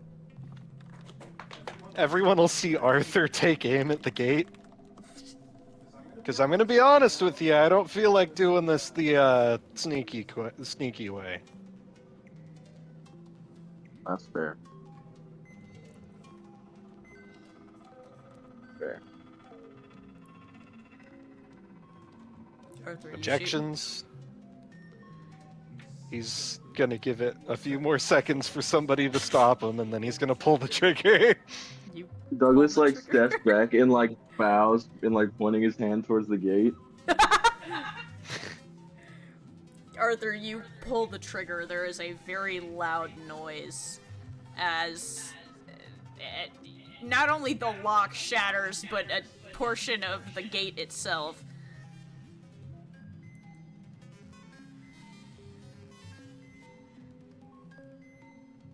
Happiest place on earth, open for business.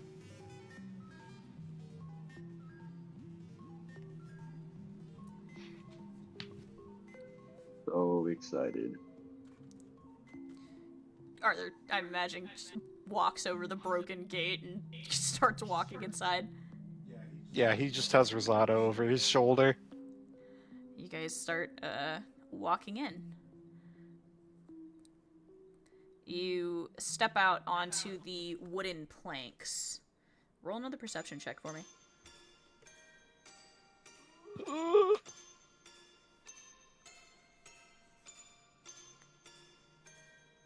Three. That's fitting. Natural 20.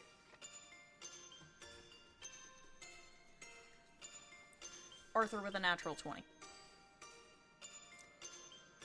You hear it as your boot hits the wood.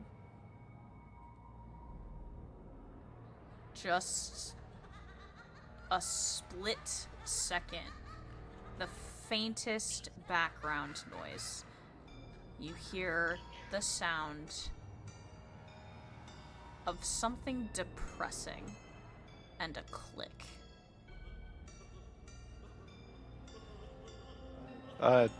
He's going to prepare to dodge if something jumps out at him.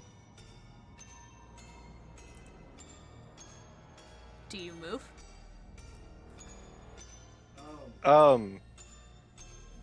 That depends. Is he able to tell if moving is a good idea? Nothing's happened so far. He's gonna look down at the spot that he stepped. To your eye, it looks like a board. But the board, you're imagining, has depressed down onto something.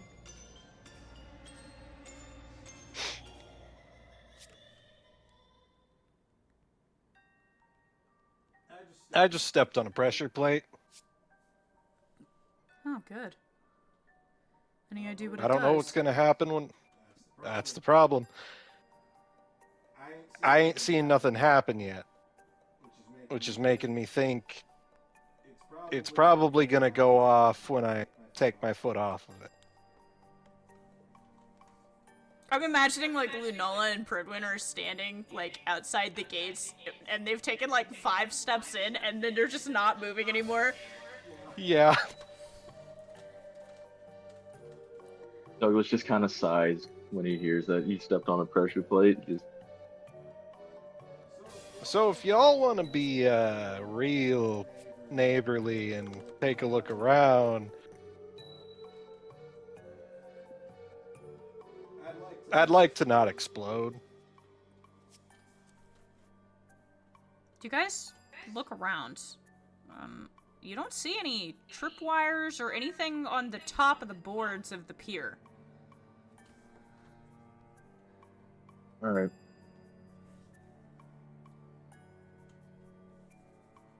All right. Can Doug try to do like blink? Can he like hold on to Arthur and blink him off the platform, the little pressure plate? Sure. Please try, because he hasn't done it too many times without Eliza. Sure. Yeah, you're able to grab Arthur. Arthur, you're not expecting this at all. And blink. And Hold your breath. Hold your breath. I'm Douglas just says this and then yeets you guys about 10 feet forward. As you do, the plate clicks again, and there is a rumble. Pridwin, you and Lunala are standing there when all of a sudden the ground begins to tremble under your feet. Pridwin's gonna step back. Lunala grabs onto your arm as the ground you're standing on becomes extremely unsteady. There's an explosion sound and crumbling.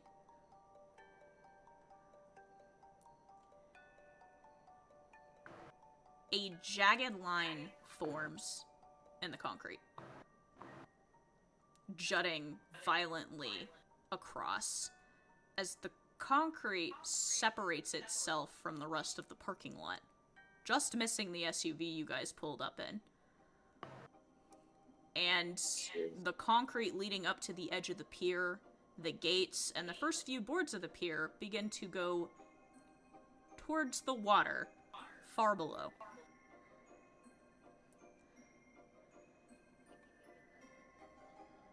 Great.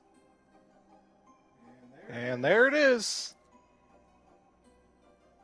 Pridwin, you and Lunala stagger. You have a choice to make. You can either jump backwards onto the ground a ways away from the pier, or you can lurch forward and try and make it to the pier. I mean, I'm assuming we're gonna need to be able to get out, so Pridwin's probably going to go back. Okay. You grab Lunala, swooping your arm around her and shifting, and roll backwards, stumbling back and hitting your back shoulders against the car. The edge of your boots, the toes are hanging over the edge. Wait, I didn't see the message you sent. I'm gonna go with. You're going with? Yeah. Okay. You guys, I take it back, I'm rolling the lurch big jump. forward instead. Once again, swooping your arm up underneath Lunala, you guys tumble forward and come up standing just beyond the broken gates near them. There is now about a 40-foot divide between the edge of the pier that you're standing on and the crumbling edge of the parking lot. The waves are crashing against the rocks below.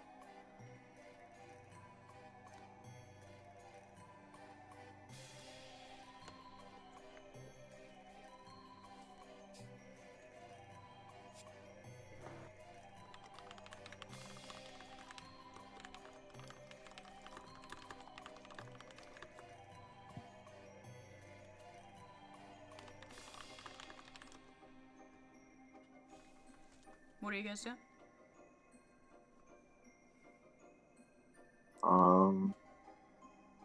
Onwards and upwards.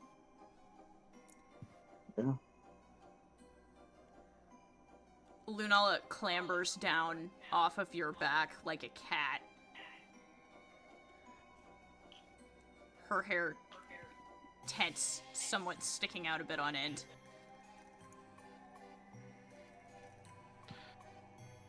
Not exactly what I was expecting to happen.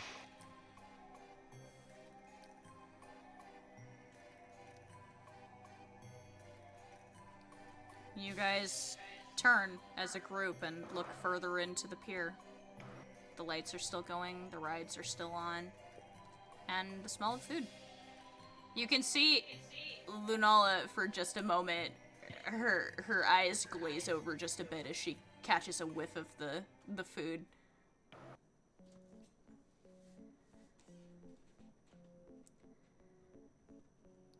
We should be cautious.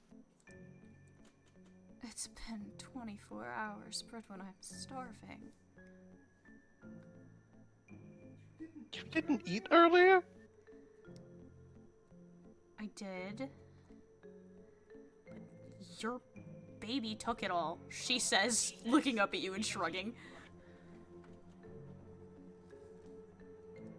This I thing packed eats like a rations. whale, she says, gesturing to her stomach. I would not trust anything in this place. She sighs. You see, out of her hood, Bandit pokes his head up. He squints at you. He squints at the carnival lights in the distance. And then he points at his mouth with a wiry finger. You can't eat anything here either. Bandit pouts in her hood. I don't want any of you being poisoned. She sighs and starts walking forward and then stops. Take a look at this. Douglas kind of follows her a little bit. She's crouched down looking at something on the wood. There appear to be scorch marks. A singular trail of them leading further. In some places, they're still sizzling. There's still faint hints of smoke rising up off of the old wood.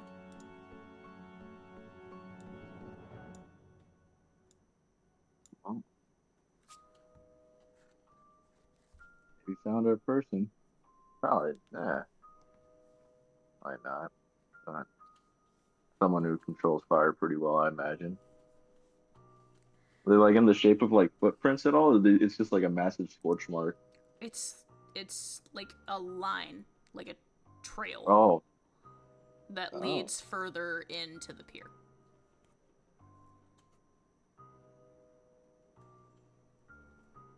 Douglas looks at Amici and just kind of shrugs and just kind of like, want to keep going in? Follow it? She glances at the rest of you, shrugs, and starts following the trail. Follow with.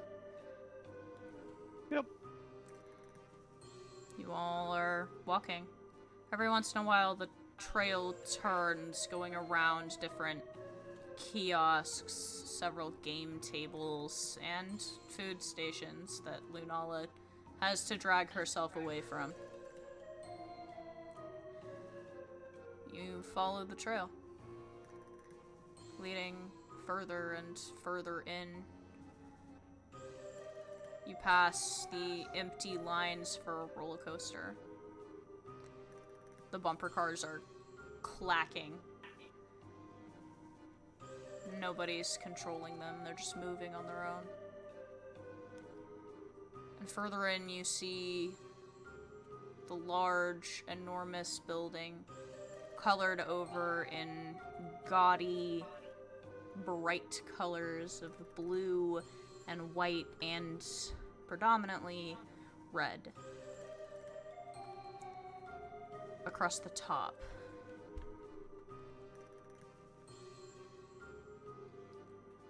the words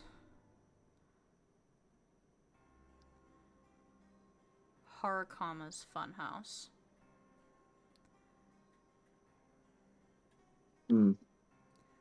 The front doors, it's a giant clown, and the doors themselves are the clown's mouth. And they are hanging open. And from within you hear more laughter.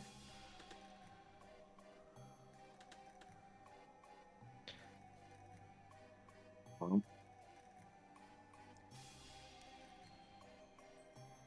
As you all are standing there, you look and the scorch marks lead to the mouth. As you glance up at the awful clown face and the neon lettering, you notice eerily that some of the letters go out. Until finally, in brilliant red letters, it says, Rika's Funhouse.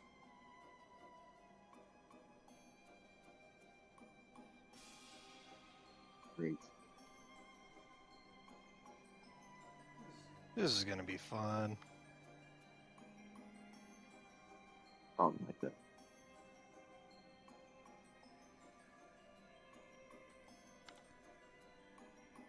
Well, now he's just standing around, I guess.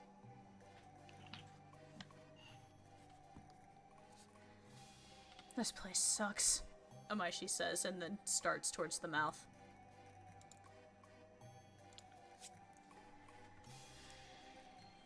Also go in.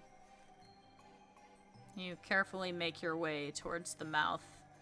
The clown has this eerie sort of vibe to it.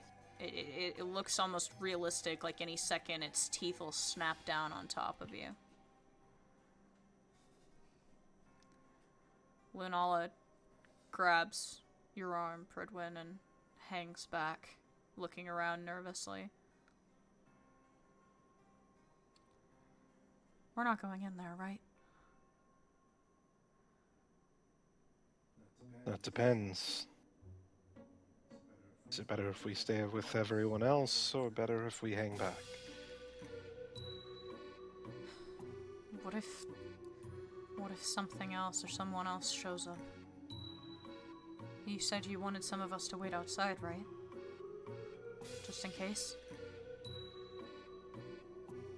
Yes. I had hoped that we would be in a less disadvantageous position, but I think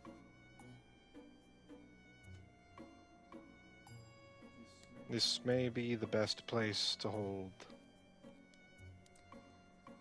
She nods a little and stands beside you defensively, keeping one hand on your arm at all times.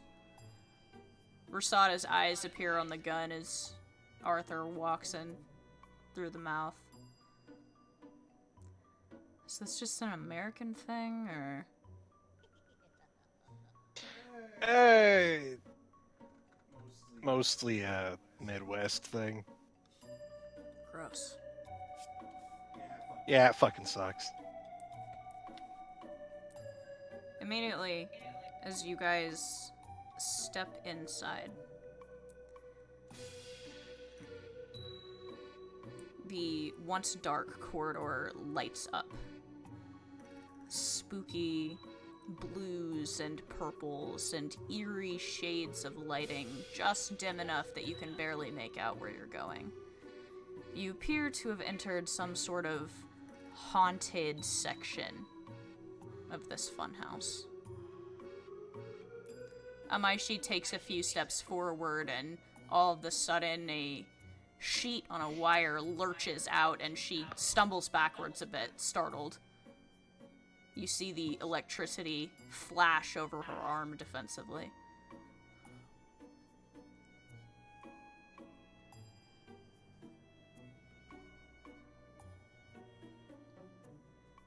Really? She You okay? says, glances back at the rest of you. Looks like you're having fun already. Shut the fuck up, Douglas, she says and gets back on her feet. Can't say that I appreciate the assholes' sense of humor. They had a sense of humor for sure. Fucking twisted one.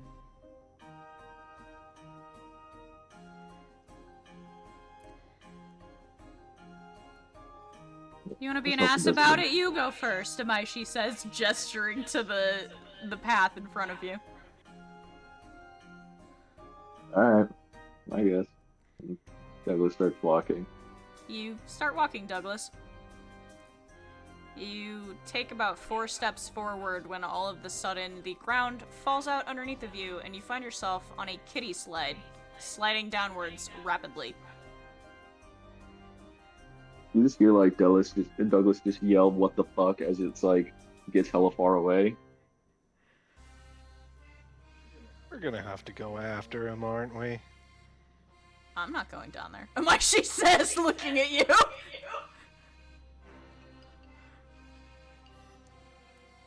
He'll be fine, right? You just hear Douglas start screaming. Amaishi sighs and cautiously approaches the edge of the trapdoor.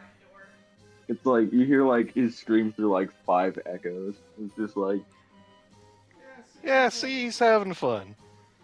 Amaishi sighs and puts her foot flat on the slide, braces her other foot behind her, and begins sliding down. Almost like she's snowboarding down the slide. Her hands in front of her defensively. Pridwin, by the way, you and Lunala are standing outside. You see Douglas disappear. Is that supposed to happen? Lunala looks at you and shrugs. Arthur, you're watching her slide down this. You glance back when Pridwin says this, when all of a sudden the double doors to the clown's mouth slam shut. Well, fuck.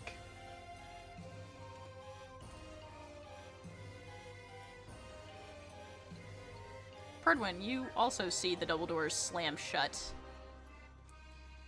Pridwin's going to immediately run over and try and open them.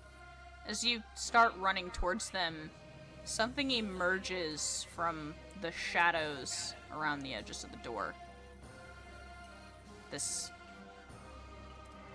crystalline form that juts up and crisscrosses in wild, strangely shaped shards,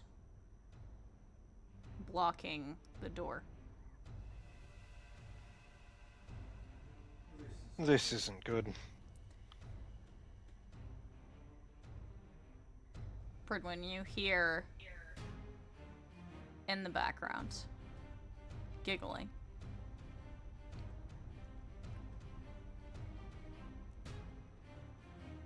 Except this giggling, it doesn't sound like the little kids, the same voices that are coming from inside. It sounds faintly familiar. As if from a dream of a dream a long time ago.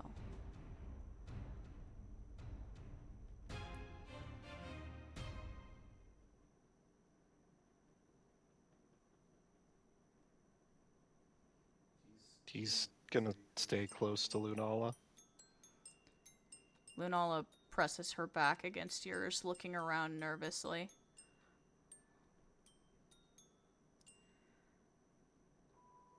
You don't see anything, but you hear the giggling continue. Douglas, you are tumbling down a slide, ass over tea kettle, when all of a sudden you slam into a ball pit. what's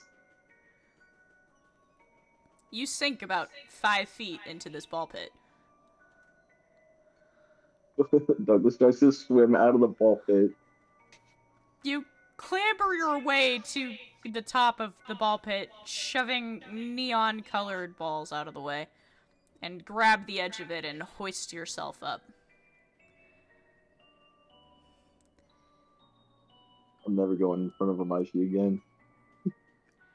You say this, and a sliding sound becomes louder when suddenly she slides down on her feet and tumbles into the ball pit.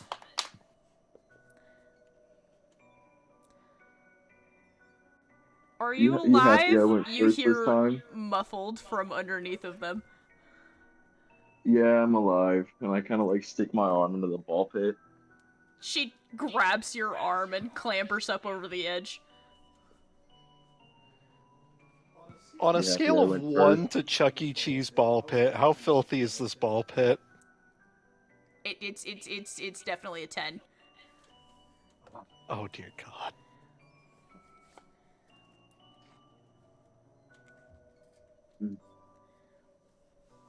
You happy I went first this time? Damn right. Arthur pops out of the ball pit and says, "Somebody lose their band-aid." Let's go. Wow, that's fucking disgusting. I don't want to be here anymore. I didn't want to be here in the first place, Rosada says as you clamber out of the ball pit. All I wanted was a little bit of murder. Well, you get to go to Happy Fun Time. Like, This ain't my happy place. You someone's don't happy have a place. happy place. You hear more giggling. More kids laughing and shouting and come this way. Wait for me. They Guys, do we have any other way to go forward? you could try to go back up the slide. Emoshi says, gesturing to it. No, it's not happening. Ah, It was pretty greasy. gross. Rasada says. Hey, at least you didn't have to fucking touch the damn thing. Yeah. Douglas like touches his back. It's gross, Douglas. Your back is gross. Your new flannel's already dirty.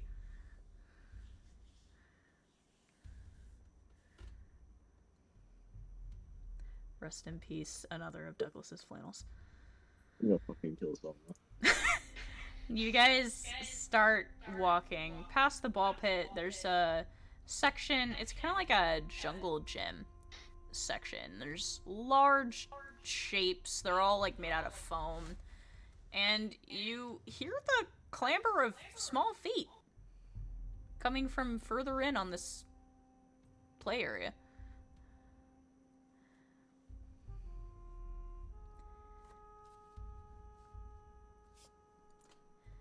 I have a really bad feeling about this.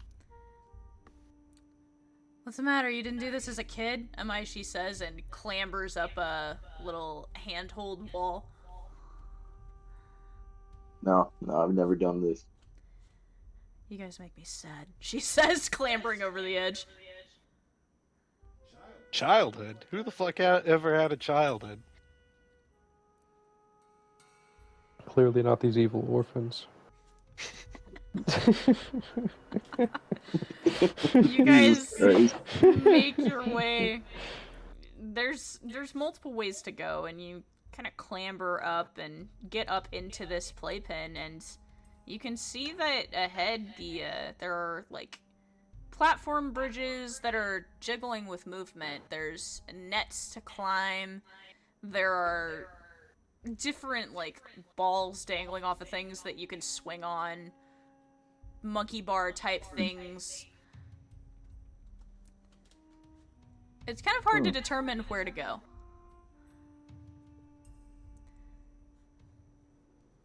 Yeah, you see, my main problem about this ain't so much that it's fucking stupid. It's that there's all this, like, life, and we ain't seen none of it. And it's Yeah. making me real fucking uneasy.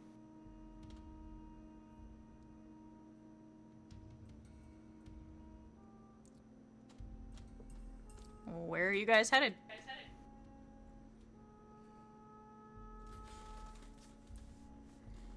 That's a great question. Well, you got Um, the monkey bars, you got the platform bridge, you got the rope nets.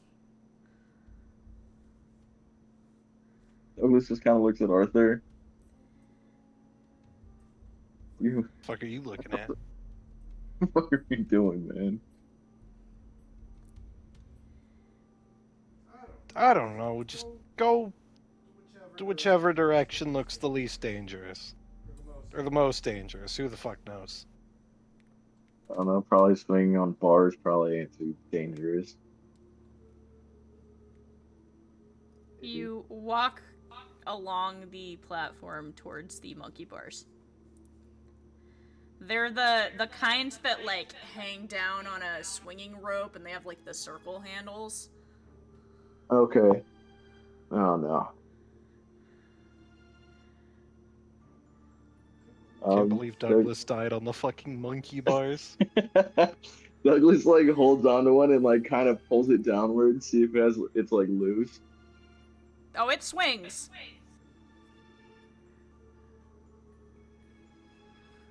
How many bars is there? About 20. Oh no. You know what? Fucking Douglas full sends it. Douglas, you full send it and put all of your weight onto the first one and swing forward towards the second. Roll me a dexterity check. Oh no.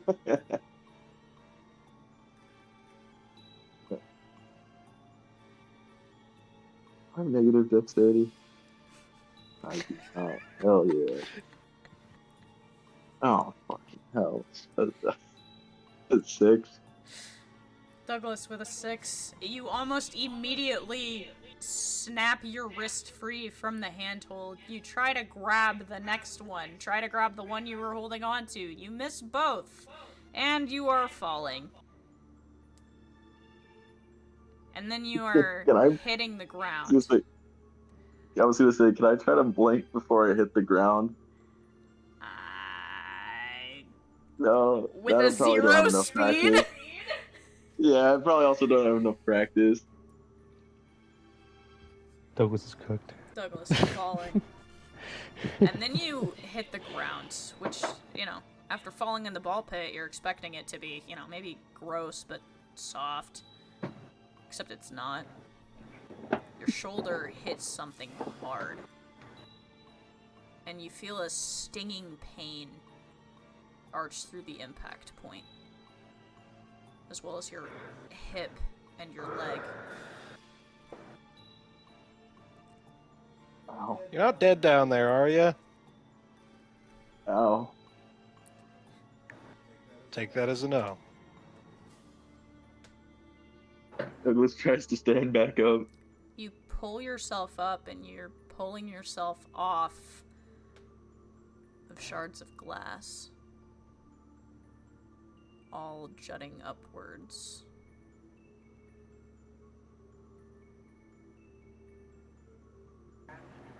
Those fucking sick fucks. Douglas, tries to pull the glass out of his shoulder. You grab onto the glass and jerk it out of your shoulder. Douglas, you take 15 points of damage. He And jerks as you toss... He jerks it? Shut the fuck up. You toss the glass aside, and you notice something as it clatters. There's a hoodie laying on the ground, impaled on several of the glass things, and it's stained with blood. It looks like it's been abandoned here. There's a trail of blood leading off through the glass shards. Douglas walks over to the hoodie first and kind of flips it over. You flip the hoodie Trying to be over. cautious. It's been impaled on the spikes. There are blood stains in each of the tears. This hoodie is small. It couldn't belong to somebody more than 7, 8 years old.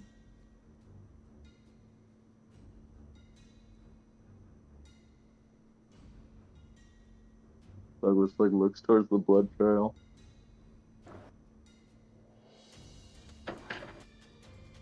Sees where it tries to lead him to, or leads off to. It leads off into a room with streamers hanging from the ceiling. Very dense. It's hard to see through.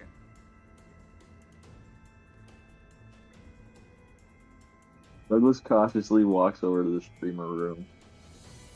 Arthur, you watch as Douglas, who's very hard to make out in the dimly lit surroundings far below you, leave your field of vision. Douglas! You Yeah. ain't dead down there, are you? No. Can you explain what's going on? Found a bloody hoodie and a trail of blood. Looks like a small kid's hoodie. Oh, shit. Yep. Wait, you think she actually put kids in here? She says to you, Arthur. That psycho? Definitely. She can't be I mean- bad, can she? She ripped a kid's eye out of her head. Point taken. So, what do you propose we do? She says, looking at you. Arthur, I'm walking towards a room that has a bunch of streamers. It has the trail of blood leading to it. How Watch out for all the glass on the ground. Hold some out of my how shoulder. how long is it? What do you mean? The glass. Like, how far does it stick up out of the ground? Oh, I don't know. Maybe 3 inches, I guess. 3-4 inches. Can I look down at the Careful, glass we on the ground and like see how long it is? Yeah, it's between like 3 to 9 inches, varying. That sounds like I fun. got thick boots. It's average. If we don't fall on it. Like me? Yeah, like you. Arthur, as you're saying this to him, you hear a gasp. He's gonna look over. You look across the monkey bars, and there's a figure standing on the other side.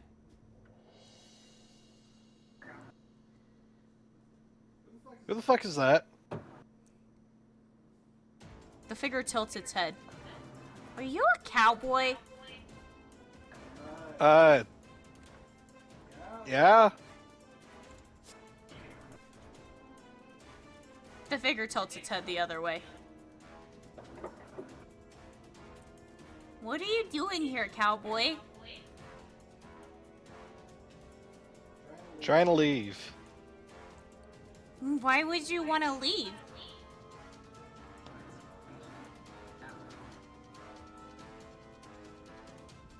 You know what? I ain't even thought about that.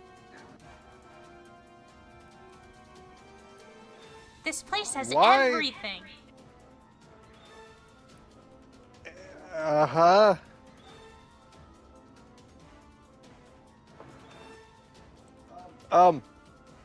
How the hell did you get here?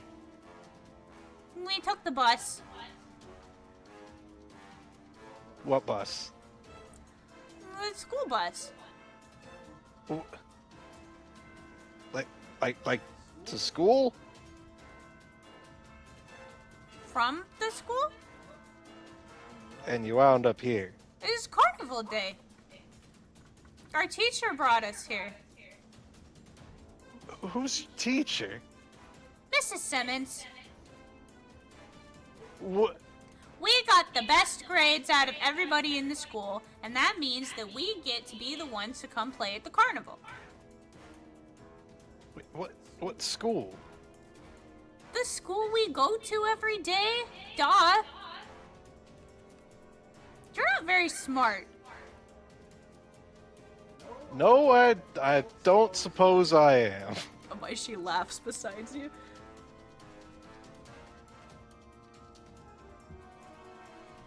What the? He looks over to the rest of the group. The fuck is a bunch of kids doing in the fucking shithole? She looks at you. Didn't you just tell me this is like par for the course with her? I said that I wouldn't be surprised if she kidnapped and tortured a bunch of kids. This is fucking weird. Swear, the boy says from across the monkey bars. I'm a cowboy. We're allowed to do that. Oh, I didn't know that.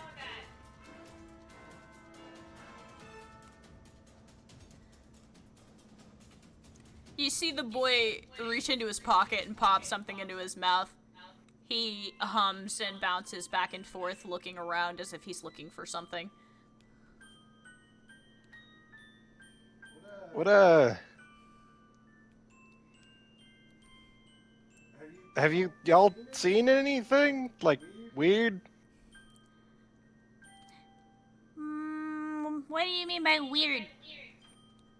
Like I mean that pit. It's kind of dangerous. Not if you know how to do the monkey bars. And is there anything else dangerous here? Yeah, I guess. Like what? I don't know. I guess there's sharp things you can bump into sometimes.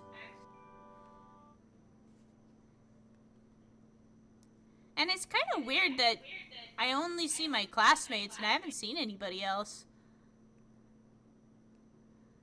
Yeah, I'm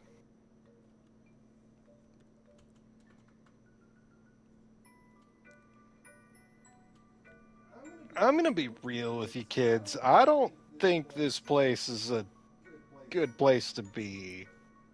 It's the best. They give us candy, and there's a whole bunch of food over there in that one place. And, like, uh, there's not a lot of adults telling us what to do. Counterpoint, there's also a lot of sharp things. Only scary if you get poked by him. That's beginning to seem like it's increasingly more likely to happen.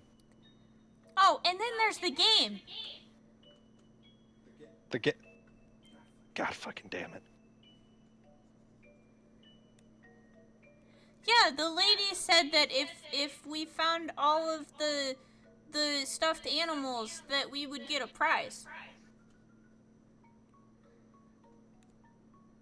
Uh-huh. Have you found any of these stuffed animals? No, I wasn't fast enough. Has anyone else found any of these stuffed animals? Don't know. Haven't seen anybody for a few minutes. We were playing hide and seek. Great. Douglas, you're standing in front of a doorway that leads to a room filled with streamers. You hear the voice of a small child and Arthur going back and forth somewhere above you. What do you want to do? Arthur, are you arguing with a small child? Yes, the fuck I am. And I am You're really wishing I was. Man, don't curse around kids. I have done way worse in front of children. Oh, do tell, Amaishi says, looking at you. I have orphaned a lot of kids. Less fun than I thought it was gonna be. Yeah, I ain't exactly the fun type. Clearly. Hey, Arthur, can you ask this kid that you're talking to what's in this, like, streamer room? So, you got any idea what's down in that pit? You mean like the room with all the weird ropes in it? Yeah. I don't know, it was spooky. I didn't want to go in there. Did you know if anyone else did? Leroy might have gone in there. He was running around down there. Yeah, Douglas, I think we got a kid down there. Okay. I'm gonna go into this room, and I will try to come out in 2 minutes. And not die? You can do whatever the hell you want. Are we supposed to be timing him? I'm just gonna count. Does there seem to be any sort of, like, means of getting in and out of the pit without dropping down? You look and kind of bend over the edge. It doesn't look like it from here. However, there are several places if you backtrack where there were those little handhold walls and bars that you could climb on to get up and down. That's probably how we get up and down. If you can, wait for a minute, we might be able to get down there with you. Okay. I'll wait. Douglas just kind of props himself up on next to the wall, or on the wall next to the door. I think I saw one of them, handhold things back a They're back a few steps. Okay, I'll be here. Arthur's gonna head back and try and get down. You backtrack. Elishi leans against the wall at the top, watching the kid out of the corner of her good eye. You get back to the handhold place and maneuver your way down. You hit the ground floor. You land on that weird padded surface and start walking in the direction you heard Douglas's voice.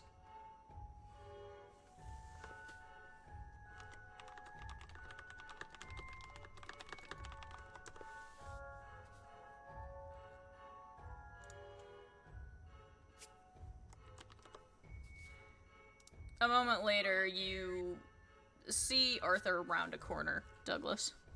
Arthur, you stop yourself just short of stepping down on glass. He's going to try and basically just knock it to the side so that he can walk through it. You kick your boot at several pieces of it and manage to maneuver across the glass field. Ending up on the other side, you see Douglas standing next to a trail of blood that leads to a doorway, completely blocked by what looks like thousands of streamers. She's gonna reach out and poke a streamer. You reach out and poke a streamer. It jiggles like a streamer. Well, it ain't I don't like jiggling. I don't know immediately why. dangerous.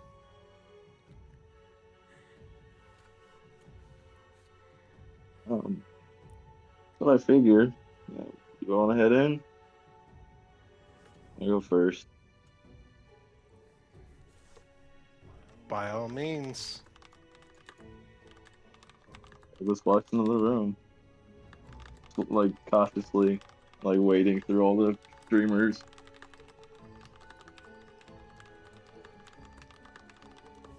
You start moving into the streamers, and immediately you can't see. They're everywhere. It's like trying to walk through vines. And as you're walking, feeling with your hands, trying to find a surface, every once in a while you prick a sharp point. Pull your hand away quickly. And I use, what is it? Earth detection? Sure.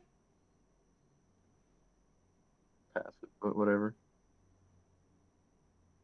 Yeah, so just basically having an idea of what's around me without seeing it, though. Using your earth detection, you feel the slightest tremor beneath your feet. Of motion from somewhere to your right.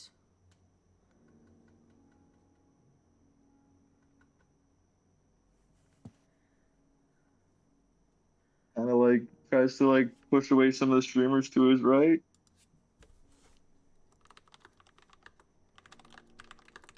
You scoot to the right a little bit and your foot hits something and you hear a faint sound, almost like a squeak.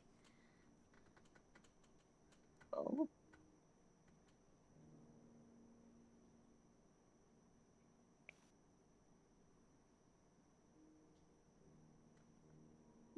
Douglas gets closer. You get a little closer. You kind of feel down with your hand and you touch something cold. You touch skin. And immediately, there is a small yelp and scream and something hits your arm. Douglas, like, pulls his hand back, like, really fast. What the fuck? Something scrambles away from you into the streamers. Arthur, you hear all this, by the way. What's going on? I poked a cold kid, I think. What fucking... Did you get them out of this shit? Because this is not the place for a kid. No, he ran away as soon as I touched him. Or they ran away. Are you... I'm gonna try to Can follow. Can they hear you, or? Uh, he just kind of like Douglas just gets like really confused. He's like, small kid, are you around? What? Are you okay? Who are you? Someone who's stuck in here and trying to figure out what's going on.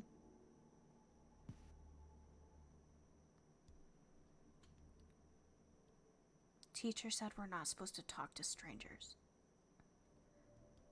Fair enough.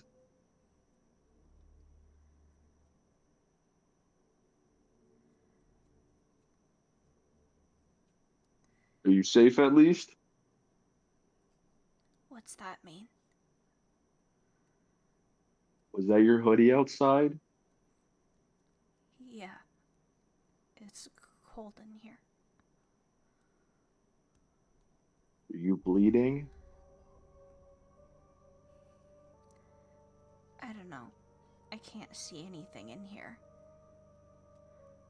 Do you want to get out? Yeah.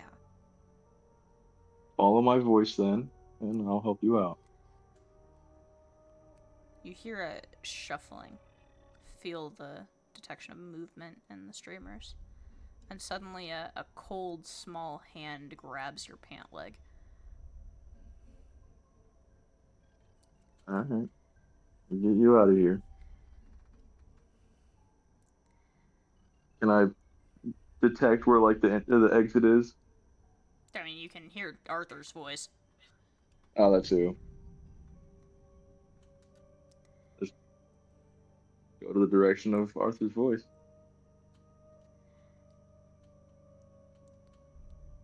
I would say that, but Arthur's also not talking. Oh well. I Did you use say anything to him? I use I use Earth detection to find the exit. You use earth detection. You are able to sort of make your way through the streamers. The small hand gripping your pant leg, almost faltering and slipping away multiple times. I kind of reach my hand down.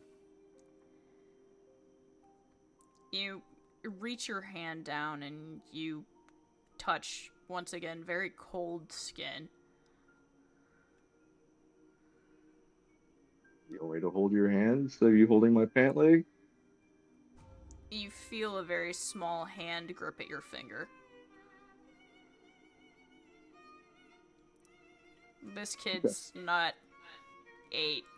This kid's maybe 5. Yeah.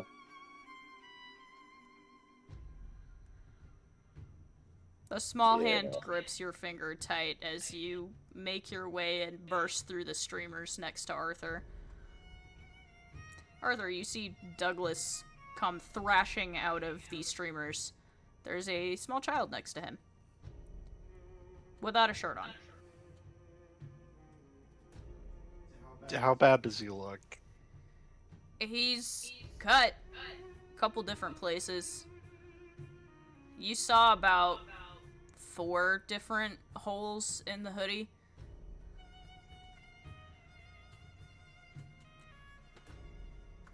It's pretty dim down here, but he looks really pale. And he's Arthur, shivering can you like go he's grab his- freezing. Go grab his hoodie. Yeah, he holds up the hoodie.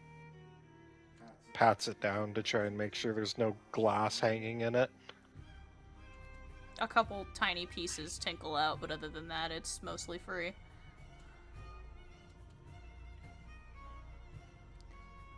You found it.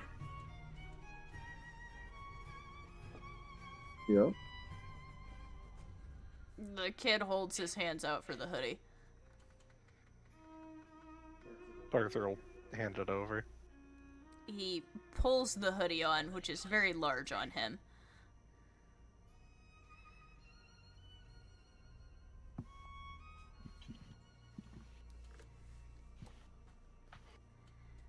He immediately turns away from you guys and starts walking stumbling a bit.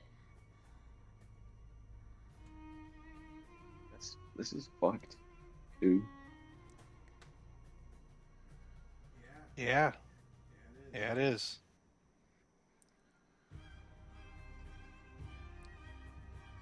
Only more reason to fucking find these And then- bastards.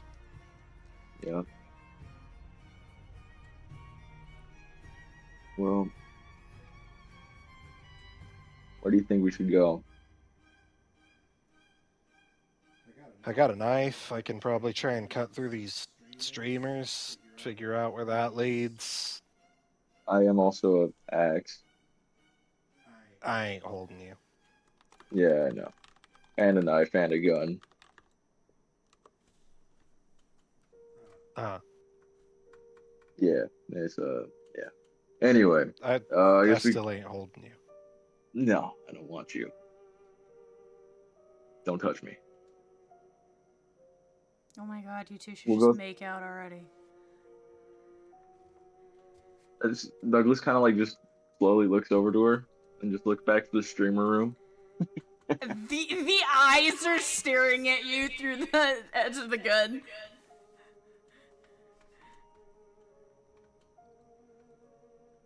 Douglas, I guess turns his hand to do part of his axe. Start trying to cut through the streamers. You're going back in there? Fuck it. Okay.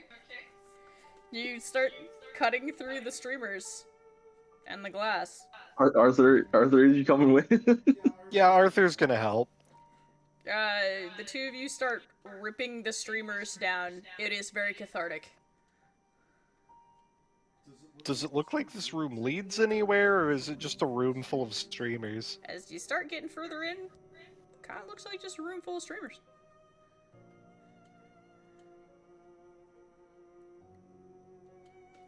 Great. Streamers Well, and that's a glass. bust. Okay. Well, probably have to. I don't know. Probably our next spot through here is probably through the monkey bars, I guess. You emerge back out of the streamer, now non-streamer room. The 5-year-old is gone. However, the older boy is peering down over the edge at you. Did you find any bears? Big bears. Like the teddy bears? No, we didn't. That sucks. Yeah. I'm never gonna win this game, he says, getting up and starting to turn away from the edge. Are you looking for teddy bears for him? No, so Yes, Arthur's Apparently- very helpful in that way, Rasada says, rolling her eyes up to him. oh my fucking god. Apparently, this fucking game that they're all playing involves them finding the bears and then they get a prize. My best guess is that prize ain't nothing good. And those bears probably ain't nothing good neither. That's awesome. That's so great to hear. But I guess we should keep our eyes out, figure out what the hell they have to do with anything.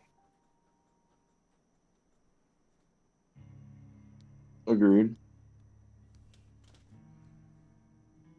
You two look up from your conversation. Both of the kids are gone. Fantastic.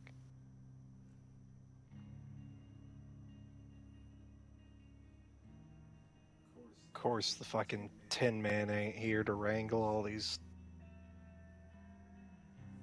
psychotic kids.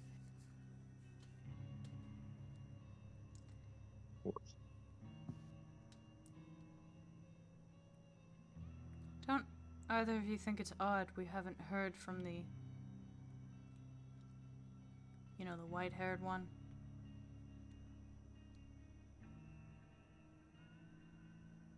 Yeah.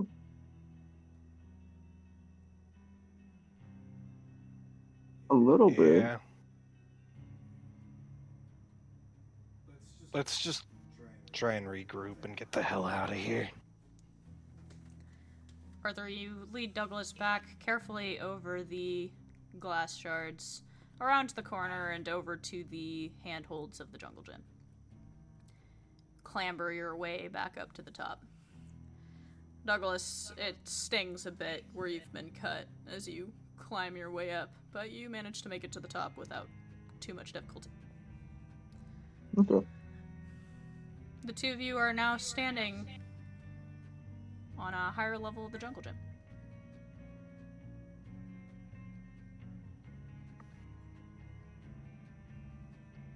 Well,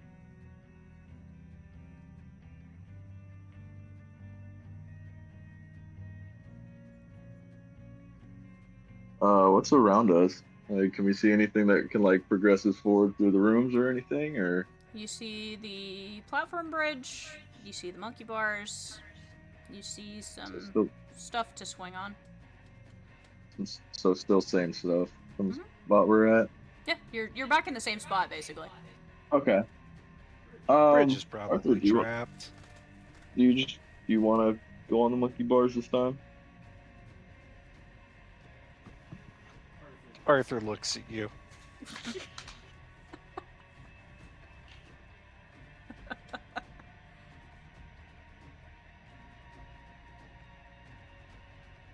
Can I try to blink across the monkey bars?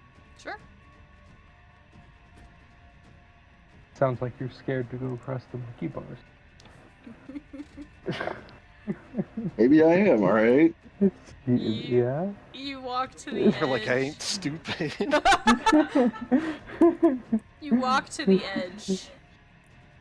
Your toes of your boots pressing just over the edge, and you look to the other side.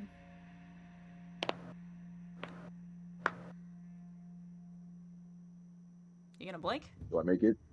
Yeah, blink. I'll try. You blink across without much difficulty. Arthur, one moment, Douglas is standing next to you, and the next he's not.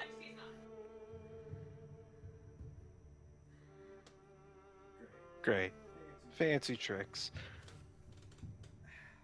All right, Arthur. Now it is your next turn to go on the monkey bars. Stop calling them fucking monkey bars. You're making me feel like a fucking kid. Over the jungle gym bars, Arthur. Just shut the fuck up.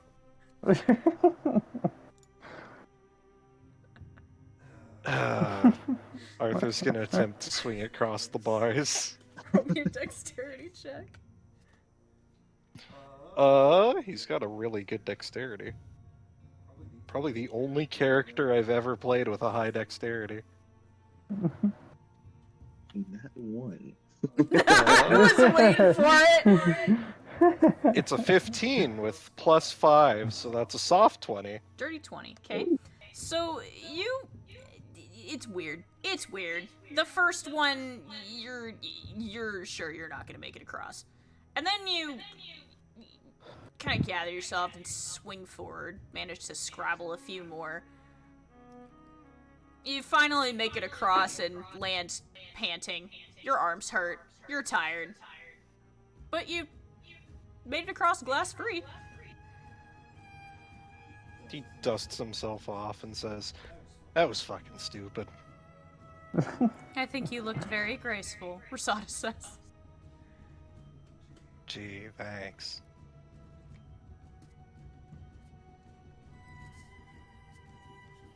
The two of you are now on the other side of the monkey bars.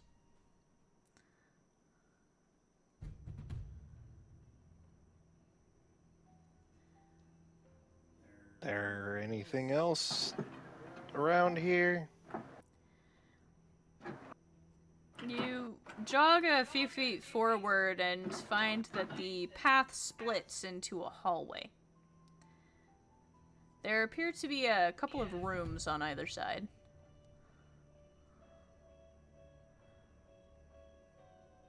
This whole place is a goddamn maze. Yeah.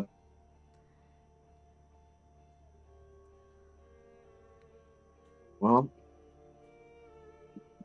how many directions do we have to go? You can go left or you can go right. Go left or right? Red. You want to go left? Sure. Why not? All right. You take left. The two of you walking left a little ways. There's a room on your left and a room on your right, and the hallway continues forward. Hey, Arthur, where's the mice at? Where is everybody else? Ferdwin and Lunala are outside. And last you saw Maishi, she was standing by the monkey bars. And is she still there? Nope. I have no clue where everyone else is. Which means they probably split up. Like a bunch of fucking idiots. Well, I mean, I imagine those two, Ferdwin and Lunala, just stayed behind. Well, I mean, the But- fucking door slammed behind us, so I'm assuming they didn't really have much of a choice. Douglas didn't even Did know it now. that. Did it now. That's Right, yeah, you went fucking tumbling down the slide. Yeah, there ain't no going back. Only forward. I guess it's just me and you, Arthur. Yeah. Real Hopefully- dream that is. Yeah. Hey, And at least you're not with Soma. yeah. Yeah. Yeah.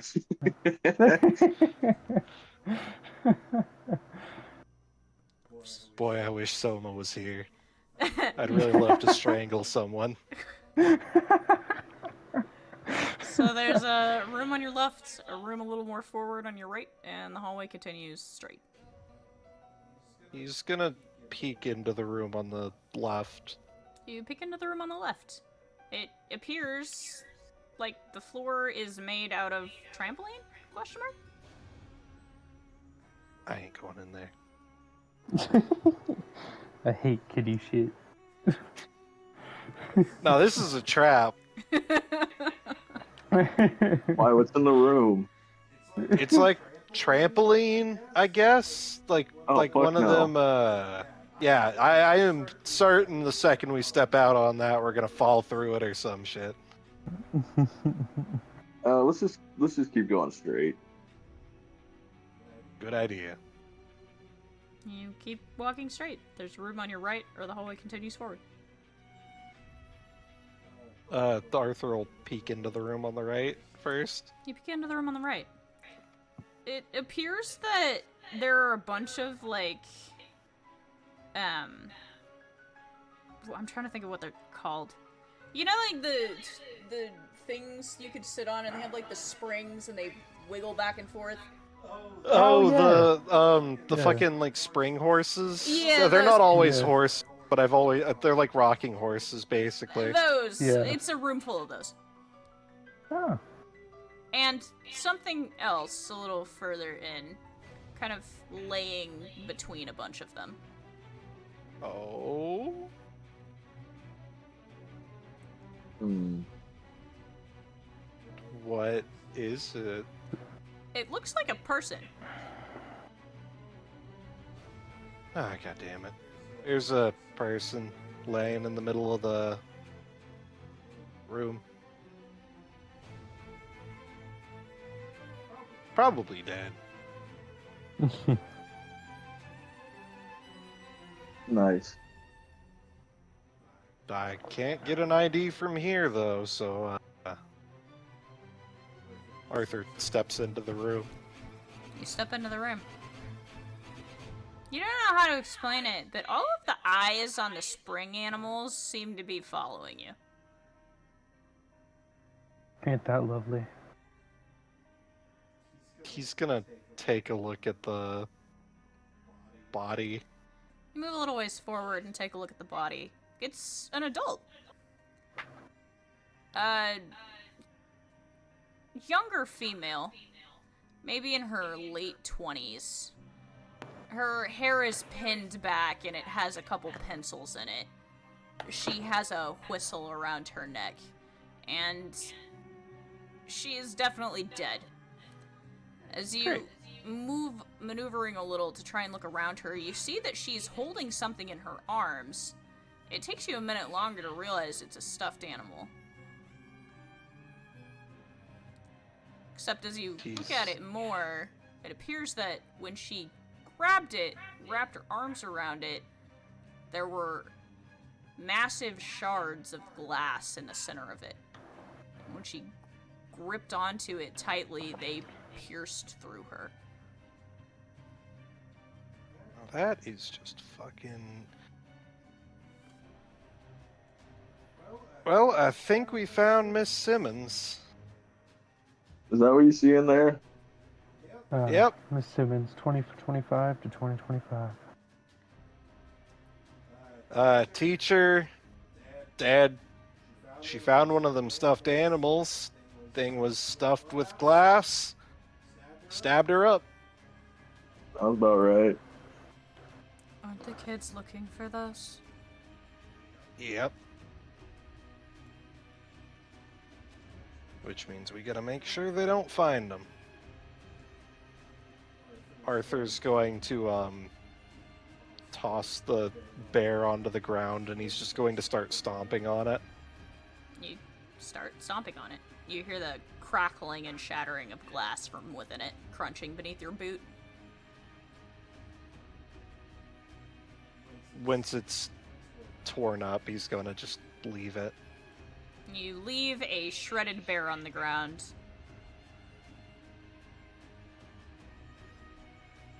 There.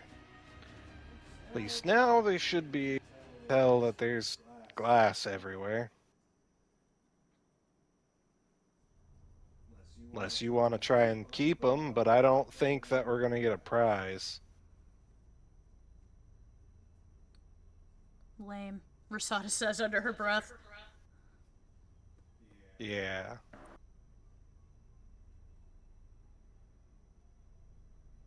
So, what are you guys doing?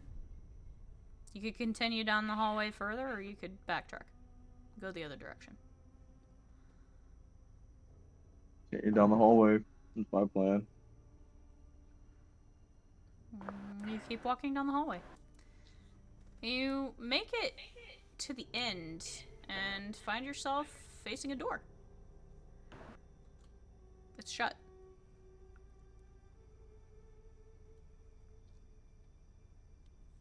Is it locked? You reach out for the handle and turn it. It is not. You see there's a generic restroom sign, unisex, in the center of the door.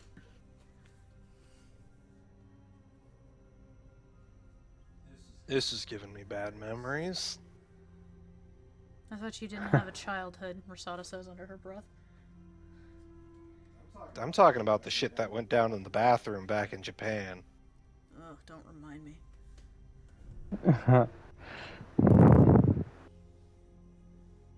He's gonna look into the bathroom. You open the door, and there's an immediate, excited gasp. You look down, and there are 4 kids huddled on the floor of the bathroom. It is a generic bathroom. It's got, like, 1 toilet, a sink, and a mirror that has been smashed. Oh, great. One of the kids looks up at you hopefully. Are you the weirdos? The weirdos. Weirdos? He said we have to stay here until the group of weirdos comes in, and then we win. What? Who told you? I don't know. Some guy. Just some guy? Yeah. Do you know what he looked like? He had on clothes. Like, old people's clothes. And, like, his hair was, like, wet. Like, really wet. And a weird Like- color. Like greasy wet or Okay. water wet? Like you got a swirly, another kid says. Oh.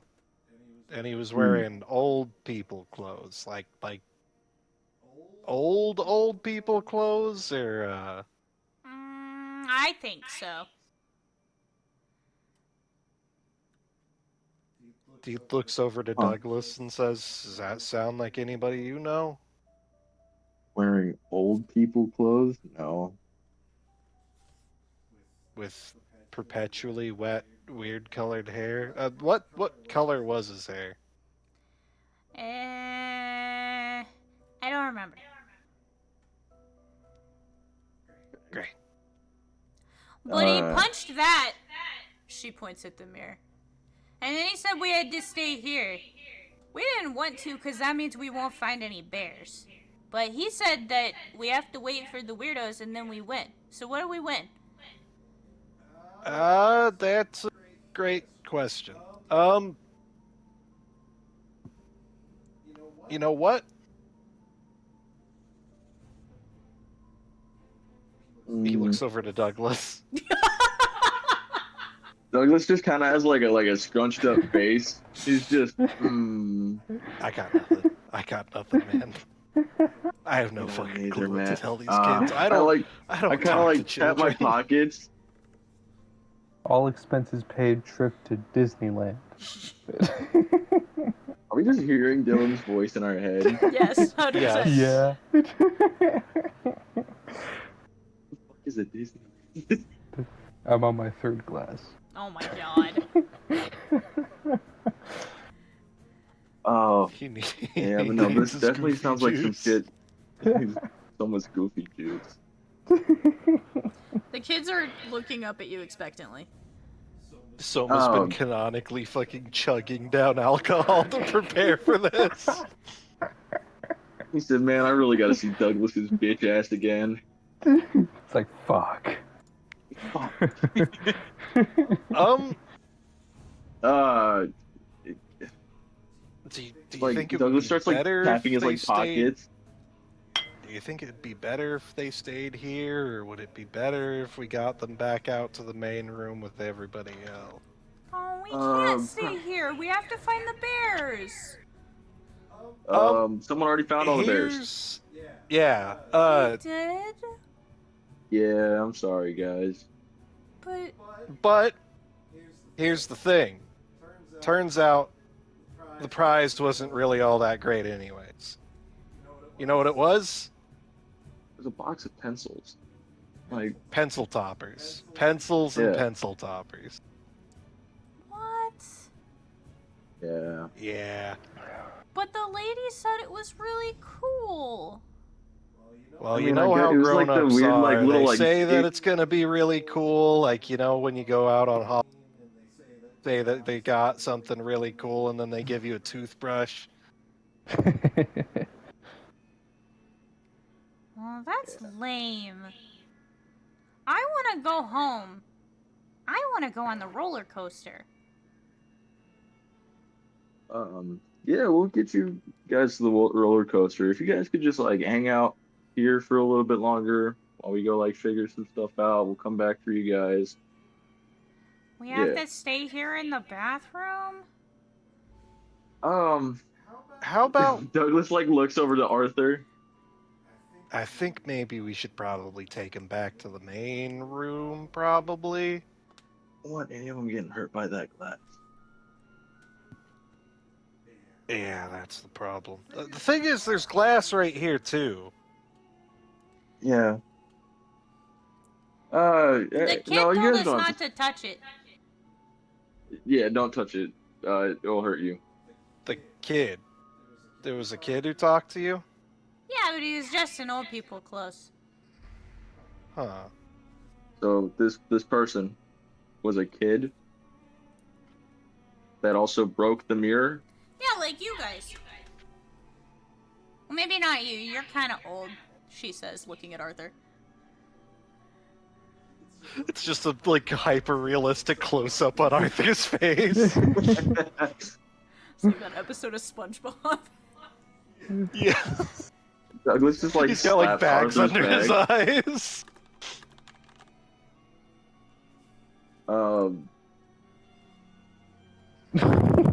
Okay. Well, guys, we'll take you back to the main room, and you just hang out there for a little while. All right? Okay. You hear amongst the four of them grumbling, pencils.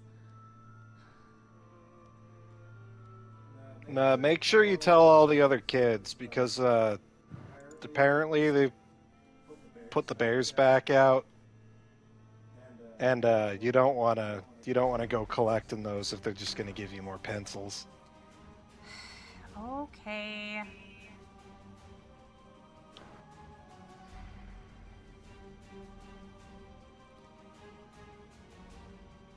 Douglas like holds out his hand for like a high five. They kind of, one of them looks at your hand and then slowly gives you a high five. It's more like towards Arthur, but you know what? Arthur, I imagine Arthur literally stands there and stares at it for like a solid 5 minutes, and then the kid walks up and does the high five for him. The kid felt bad. Appreciate it, dickhead. Did you say that to the kid? No, I say it to you.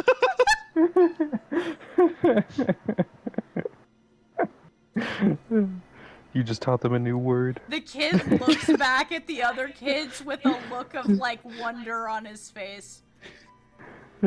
Dickhead. I get to say a new word. You hear, I'm like, gonna tell my parents about as you this. guys start walking, you hear all of them mumbling, and every, like, few steps, you'll hear one of them say dickhead, and then all of them will giggle. And then it'll take, like, 4 or 5 more steps, and another one will say it, and they'll all giggle again. Father of the year. I haven't been the father of a year for a while. Yeah, that don't shock me. Yeah. All right, let's go. Guess we'll go right and the left. Go down the other hallway. You make it back to the crossroads of the hallways. Or you're going the other direction, you said? Yeah. Yeah. You guys walk forward. There are a few rooms on either side of you, but they don't hold much of interest. You walk towards the end, and you reach a crossroads once more. To the right, it appears like there is a set of silly stairs that go up. On the left, you see different colors of flashing lights that give it that sort of, like... What's the word I'm looking for here? It's the kind of strobe lights that make it feel like you're walking, but you're not going anywhere. Hmm. Stairs or lights? Those lights are giving me a fucking headache. We'll go to the stairs first then. You start going up the silly stairs. They're the type of stairs where it's not like there's one step and it's all even. It's like there are different levels of the stairs as you go up. They're all like jagged and weird. That's awesome. The kids clamber up the stairs in a matter of seconds and giggle about how old the two of you are as you guys try and follow.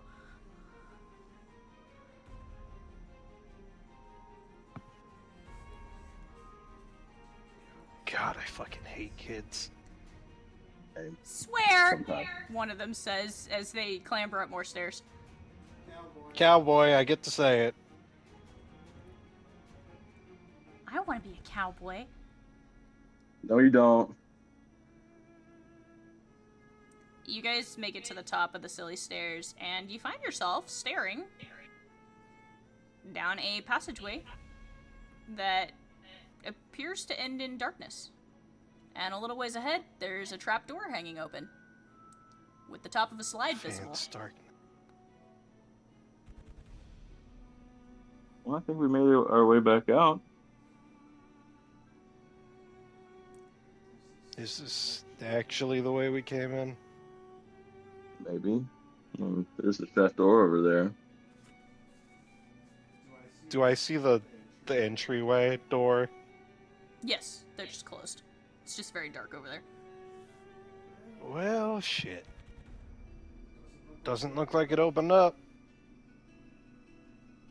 Maybe we should You want to head back get all the down? kids to... Yeah. But I think we should try and send all the kids over here. Okay. Any of them who are still down there. Okay. I think this is probably the safest place out of all of them. Probably, yeah.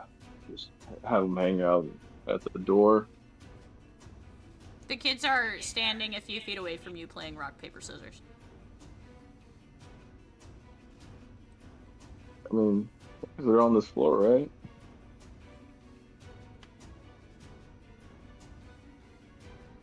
Arthur? Hmm?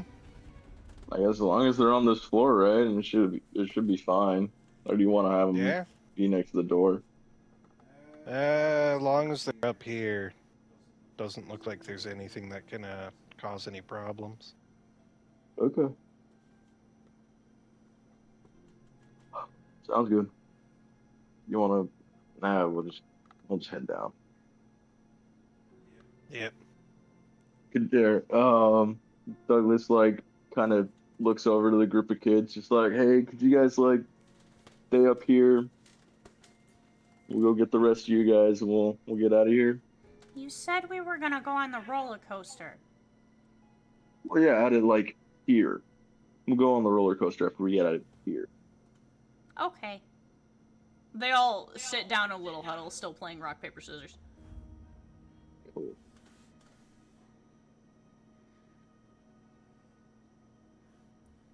One of the little boys beats the little girl, and the little girl calls him a dickhead as you're walking away. They all Douglas laugh. tries not to laugh. I thought I was a terrible influence. It'll be fine. Oh, I'm sure they will. Yeah. You guys slowly, carefully make your way back down the silly stairs. You face the room with the flashing strobe lights.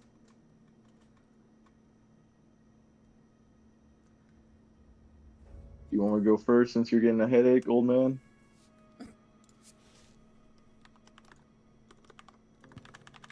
I'd kill you if I could.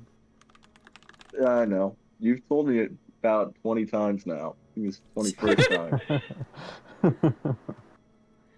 Yeah. Arthur's gonna head through. You walk Okay. through. Douglas kind of shrugs, seeing you went first, and just kind of falls behind.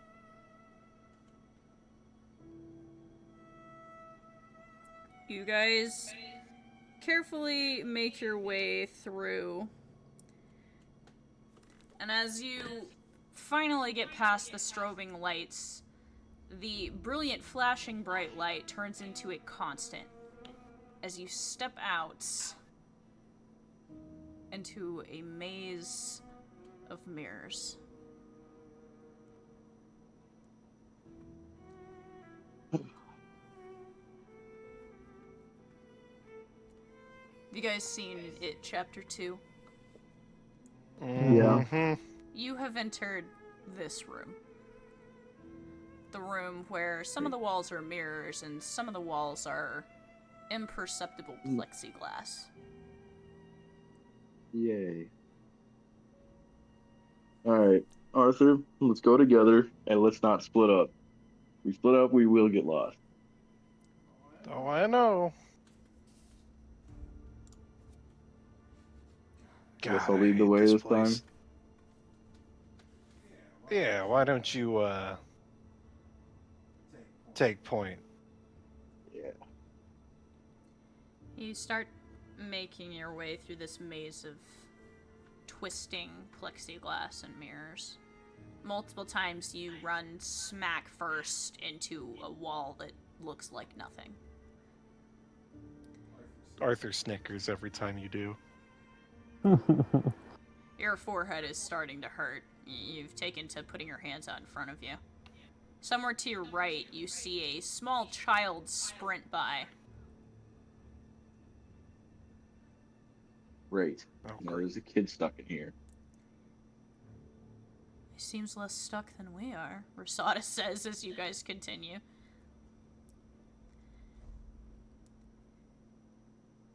The kid is running off to your right, and to your left, you hear footsteps. You see a glimpse of white hair disappear around the edge of a mirror.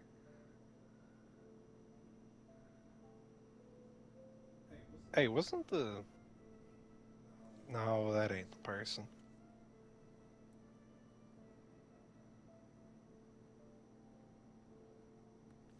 I have no clue who this is.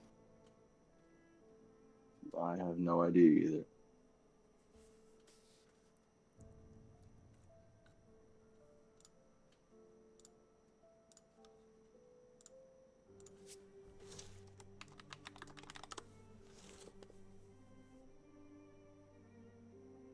I guess we just keep kind of walking. You guys continue through the Hall of Mirrors, getting yourselves even more stuck than you were.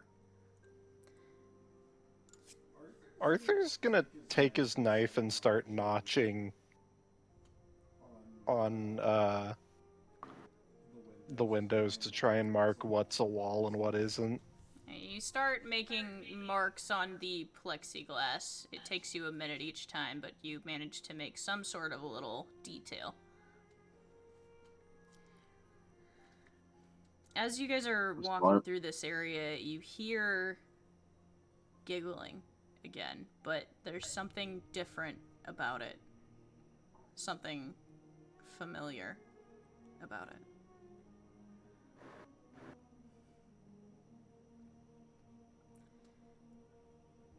I got a bad feeling we're about to get jumped.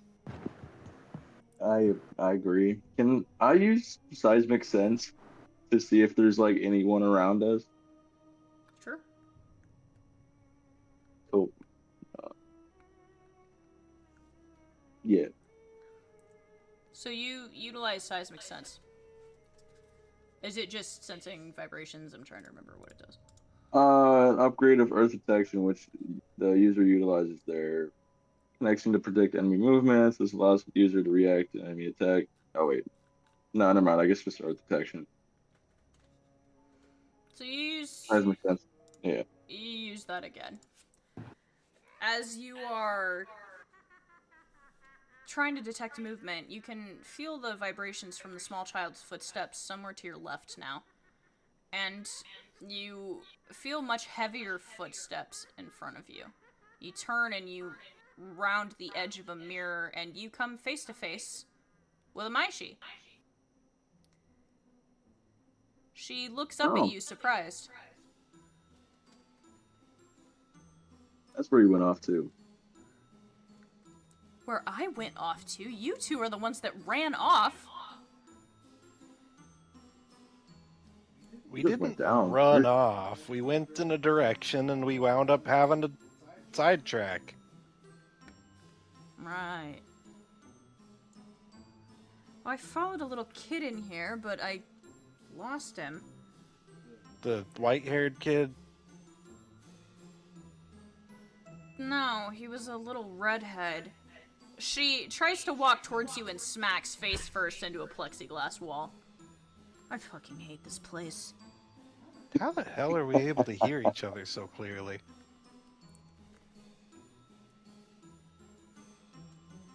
You can see there Oh. are, like, spaces above the plexiglass walls that are allowing the voices to echo through. Ah. That explains it. I fucking hate this place. Same. I just said that, but I'll say it again because it's true. I hate this place. You hear more giggling.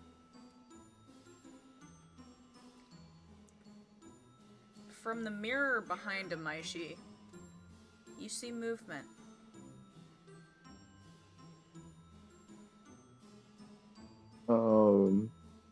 That the kid you were looking for?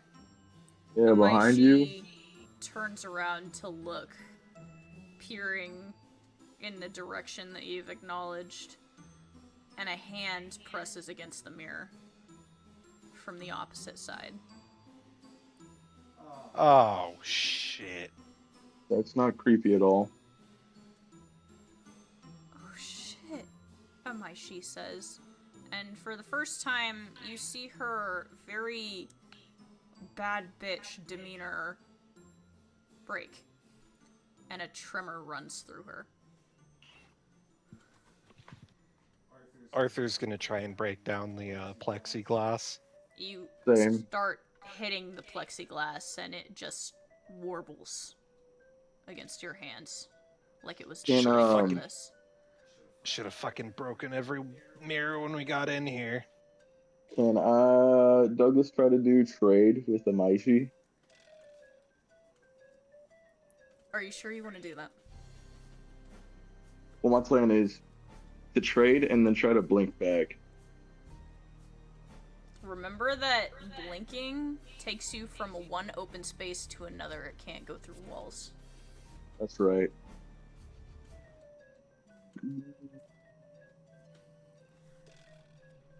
I'm not gonna stop you from trading, but I'm gonna ask you again, are you sure you want to do that? No. I think I'm just gonna try to break down the plexiglass with Arthur. You hit the plexiglass hard. Amaishi turns to her left and slams her arm into another plexiglass wall. She shifts and turns, giving you a panicked look as she tries to find the way out of the small space that she's in.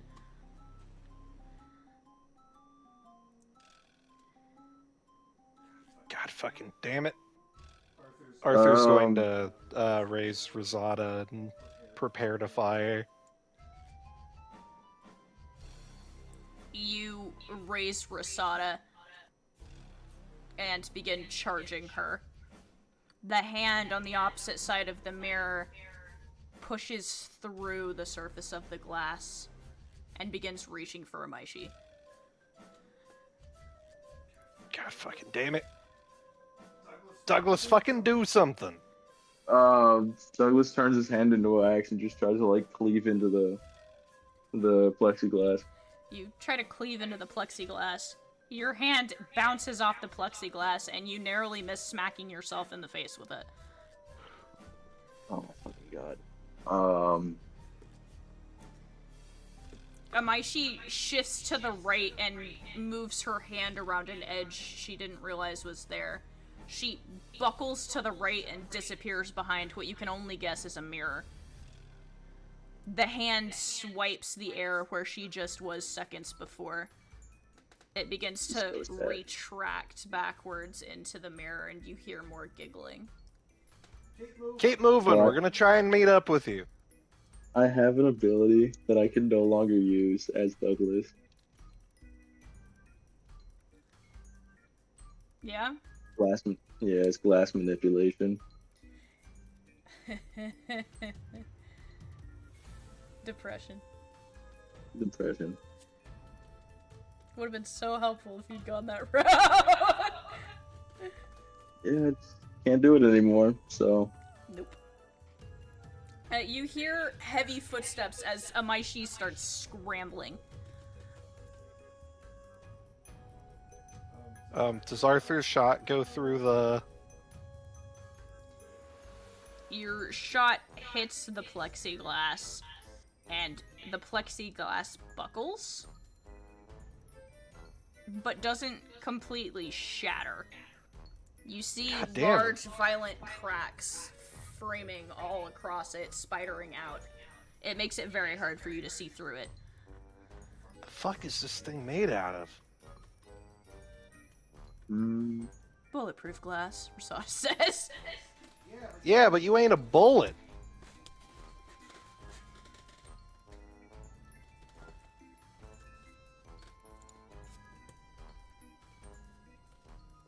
Maybe we I should don't have keep moving, anything. Rasada says. Yeah. Unfortunately, that seems like the only thing we can do. You stumble forward and take a left around a corner, keeping your hands out in front of you to try and keep from smacking into more glass. You see something out of the corner of your eye, moving in a different direction. You see a flash of red, a white mask. It looks vaguely familiar. Douglas, to you, it looks very familiar.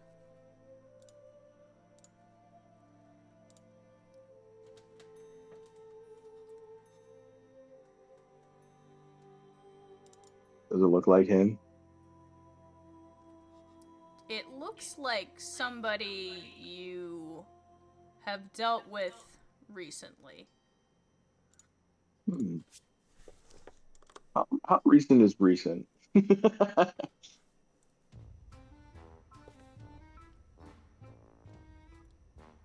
I tossed a picture into face claims for you.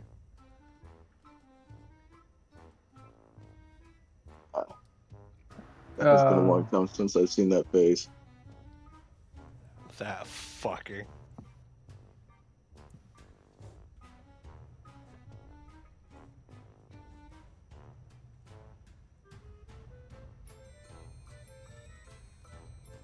You manage to catch a glimpse of white and the edge of the red cloak as he rounds a corner somewhere ahead of you.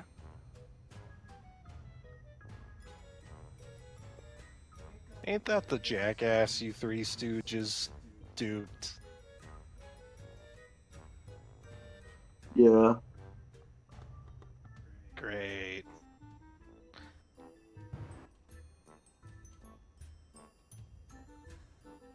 We should try to avoid him. I mean, I was gonna say kick his ass, but You could try.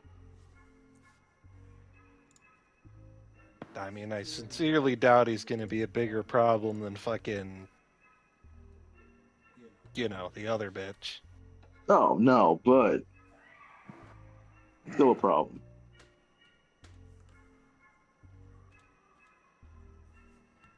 Fair enough.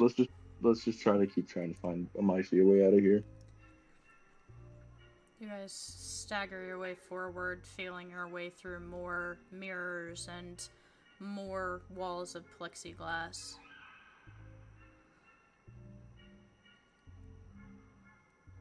You round a corner to the right and find yourself facing a large, distorted mirror, one of those fun house types that are make you look large up top and tiny down below, those types. And as you're passing by it, you sense a strange vibration with your earth detection.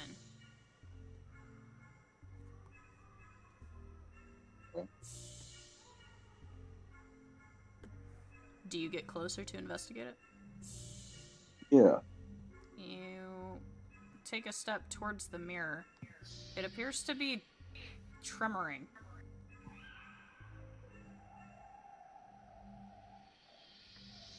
Douglas steps That's back not from the good. mirror. Roll a dexterity check. Oh, great. 9.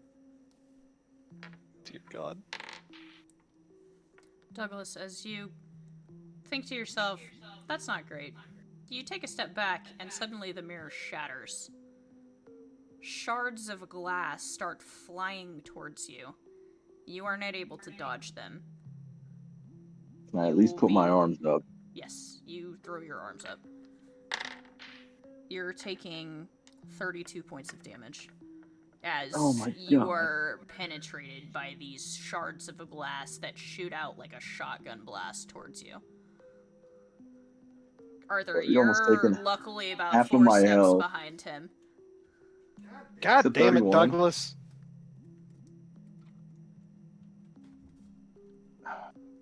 Well, my bad.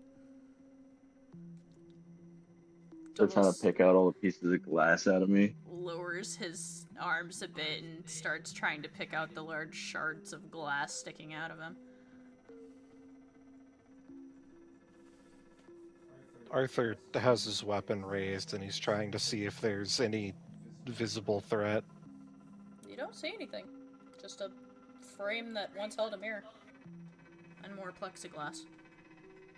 Great, so this whole place is also fucking crap.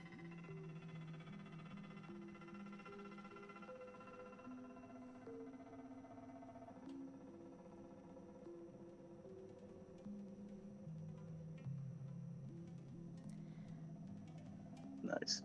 You manage to get a good portion of the larger shards of glass out of your skin, but you can feel the smaller ones embedded. What do you Great. do?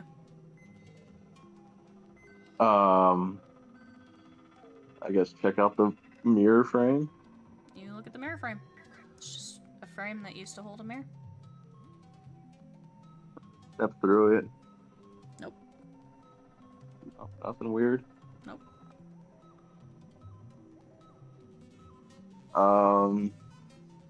Douglas calls out for a Micey. See where she's at. You hear a fearful yell from somewhere further in. Oh, Jesus Christ. I think she's still getting chased. Yep. Alright, let's go. You guys continue forward, rounding your corner, much more wary of the mirrors that you pass by quickly. Until finally you round a corner and you stumble out into a dark room. There's a beam of light shining down ahead.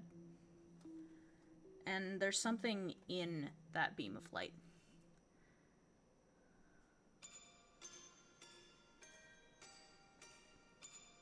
Oh? You take a cautious step forward. Peering, you finally get a look at it. In the center of the room, bound with chains on her wrists, you see the girl with the reddish pink hair. The one from the picture you were handed earlier. There are shit. large shards of glass that are jutting out just to the point of penetrating her skin, keeping her from moving. Some of them are pressed close to her neck, others are pressed against her torso and her arms. Her eyes are closed. You can see the lacerations across her face, her arms, her chest.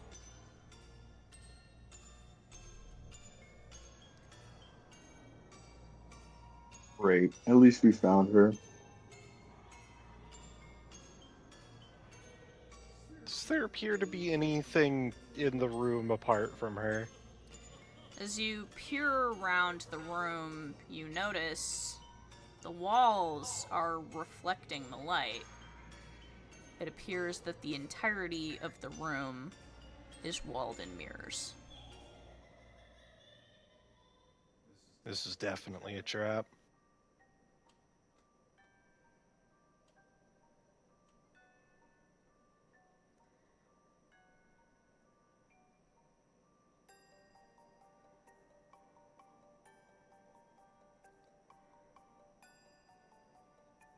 You hear from somewhere on the other side of the room a slow clapping sound. A figure emerges from the shadows, the red cloak drifting with his movements.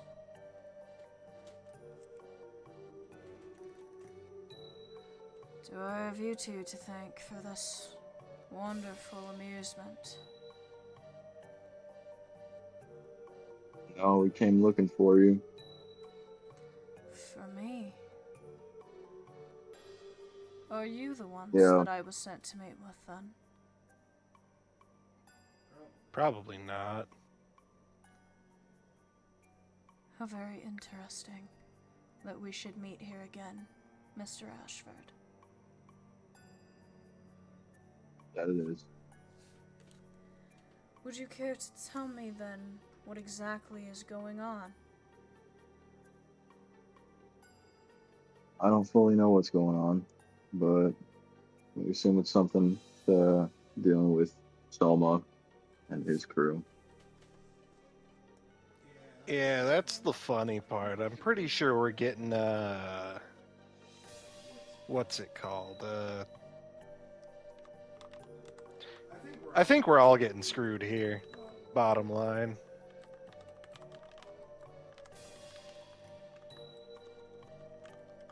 Yeah. So let me get this straight. You all were summoned here like we were. For what That's purpose? I'm assuming For this is you. not your doing, then? He gestures to the girl in the center of the room. He points to her and says, "Yeah, actually, she's the hostage we were supposed to rescue." Hostage? My.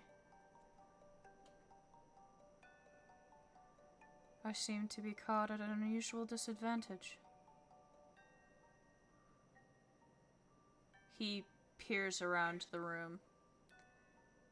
And now I am piecing together just whose disadvantage I am at. Yeah. We're all kind of fucked. How were you summoned here?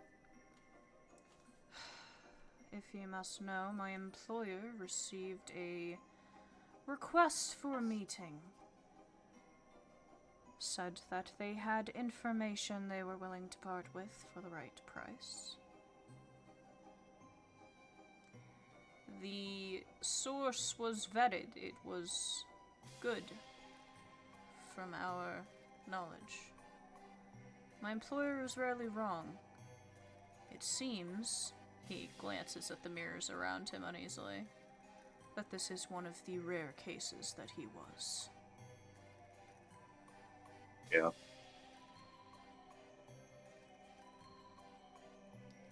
Yep. Sadly enough.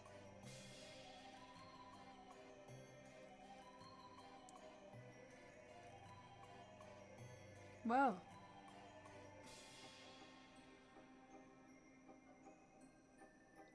are we to fight side by side once again, Mr. Ashford? I guess. Yeah. Yeah. I guess we are. Better together than apart. Separate.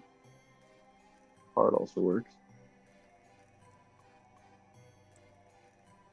Well, let's go find fucking Amaishi, since she's probably still running for her life.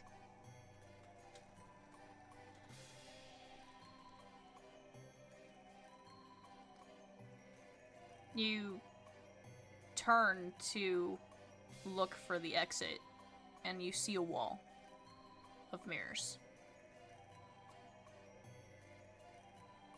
You shift to your left, and you see a wall of mirrors. And to your right, and all around you, you're walled in by mirrors.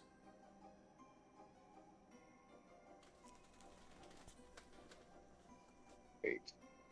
Just great. Well, I I'm guess then, getting real fucking tired of this glass bitch. yeah, I've always been tired of her. Let's go ahead. Actually, first, let's go for your Nyx real quick.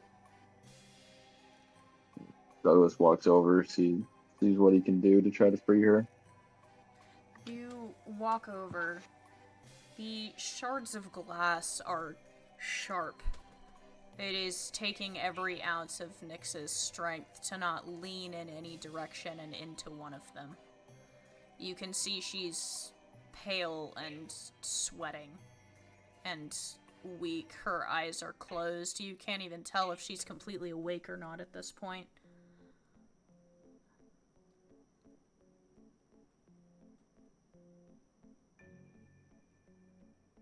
Hey, are you still alive in there? You see hazily, she opens her eyes to peer up at you. You can still see the faint scars along her skin from where her skin peeled off of her. Get you out of here. She looks up at you with a hopeful, pleading look, but doesn't offer much more. Why she's around the corner to help you out too. She does not look comforted by this. Instead, a look of abject horror crosses her face. She shakes her head no in defiance and immediately slices her jaw on one of the glass pieces. Oh, don't move. Please don't move. She gives you a desperate look. Can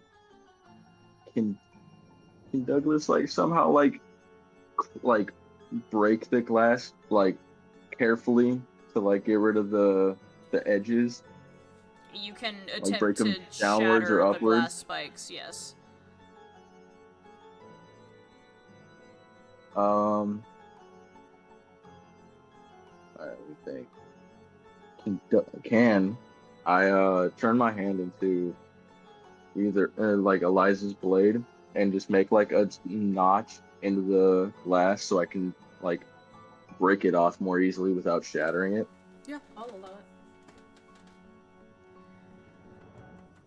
You turn your hand into the edge of Eliza's blade, seeing it brings a sting deep in your chest. Yeah. You Yeah. notch into the first edge of a glass, one near Amaishi's cheek, which she's just sliced herself open on. There's blood dripping down it heavily.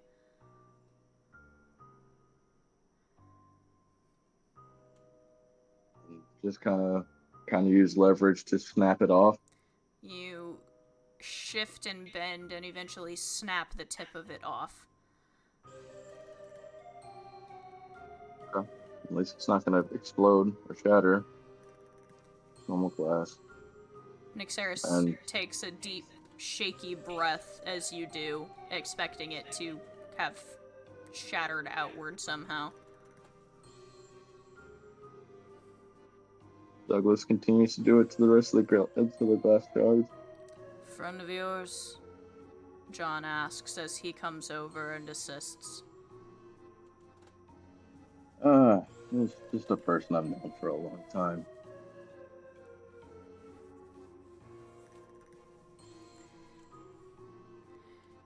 He helps you snap them off until you have blunted all the edges of the shards. Nixeris hangs her head. You can tell by the tremble in her body she's completely exhausted from holding herself up.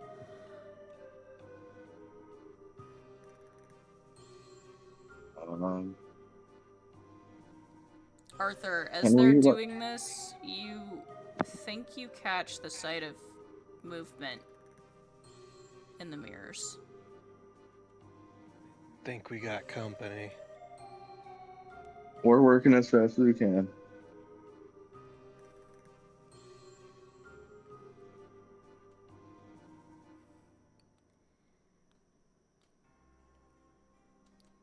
Douglas, you managed to blunt the glass. There are still chains holding Amaishi to the floor. They appear to be cemented in to the ground. Um,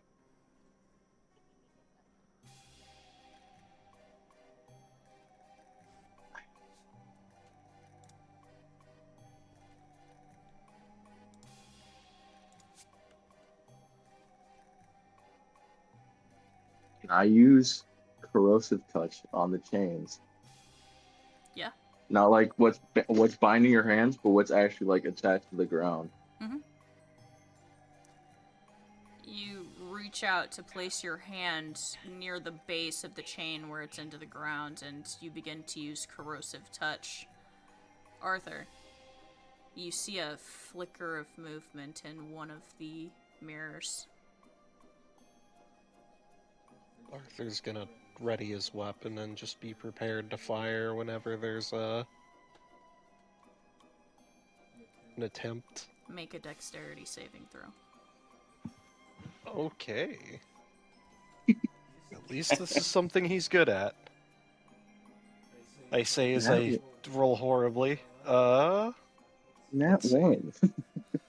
Not bad. That's a 0. total.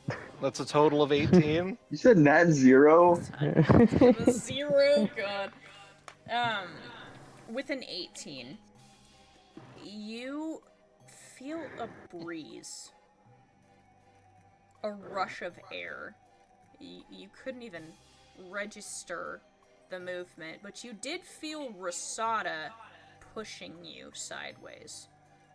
The two of you shifting as something darts past you, shooting out of one mirror and disappearing into another one, leaving a trail of sparks where something sharp traced against the concrete beneath your feet, where it would have sliced into you seconds before. You hear a Really giggling got nowhere. echo. Really got nowhere better to be right now.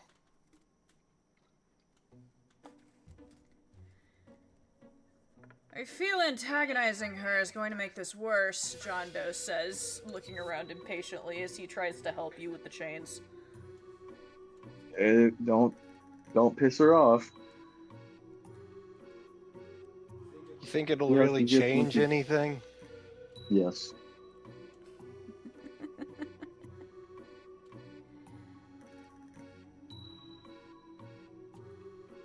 Douglas tries working on the next chain. It's like burns through.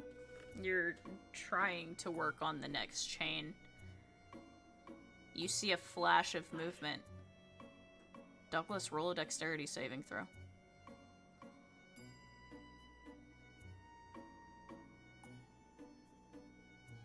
At 20. With a nat 20, you are able to move perfectly, sliding yourself in between the body that goes shooting past you like a bullet and Nyxeris. Both of you narrowly avoiding getting cut by a wide beam of glass the size of a sword that arcs for your face. Can Arthur take a shot as they're careening through the air? Go ahead.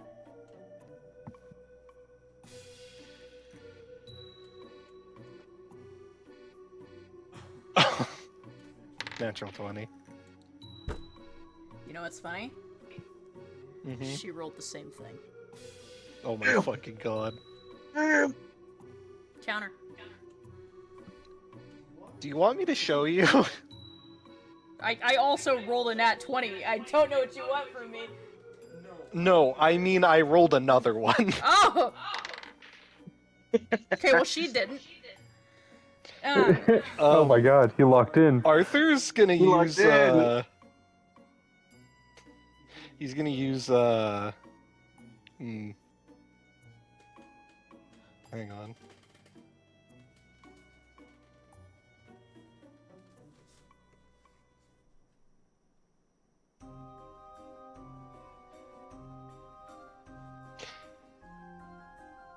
He's gonna use the big sleep.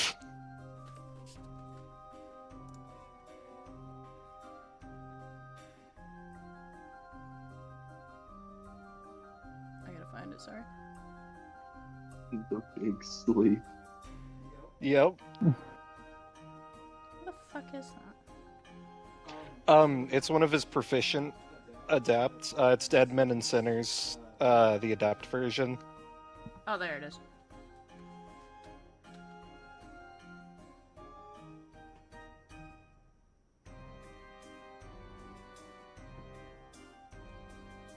Doesn't that, like, you activate that on one turn, and your next turn you get that added to it? So, that's up to you. I can use something different if you think that it shouldn't be. I'm just reading how you have it written, and that's how I'm interpreting it. Because you build up your strength, taking your time to align the perfect critical shot that'll deal massive damage. Your next shot deals 2d20 damage plus strength. Your next shot now deals 4d20 damage plus strength. So I guess the question is, would he have had the time to ready that up between him getting attacked and Douglas getting attacked? I mean, she's moving really fast. So, if you think you could have gotten that lined up between those two? I mean, I could use hard light shot. Sounds pretty funny. It's the master version of bolt thrower, the beginner ability.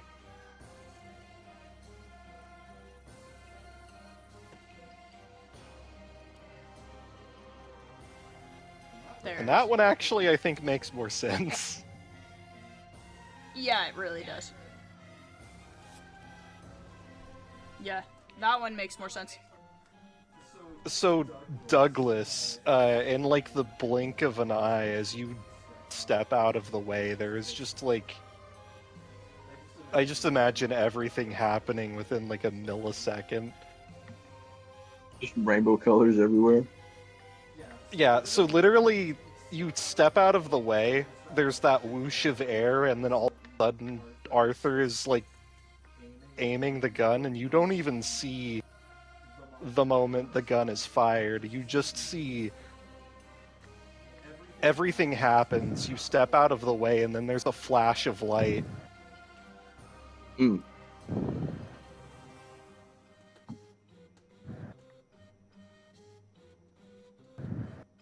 And Arthur is still aiming the gun in the direction.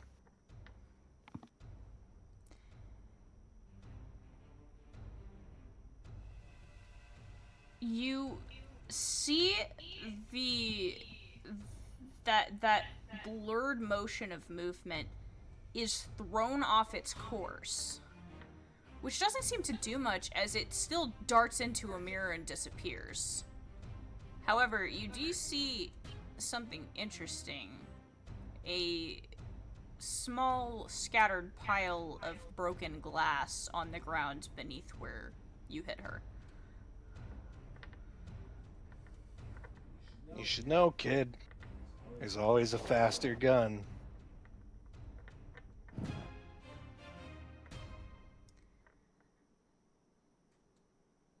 You hear giggling. It's more breathy, more maniacal now.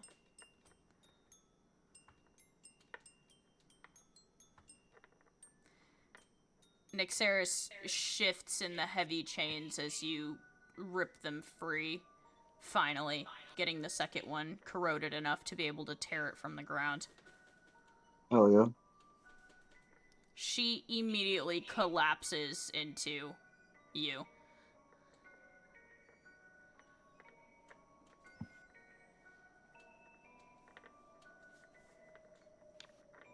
Or you'll be alright. We'll get you out of here. She.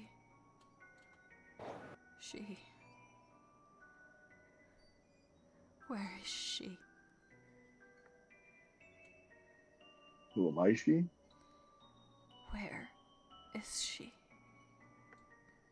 She's in the maze somewhere. That's why we need to go back and find her. She's gonna kill her.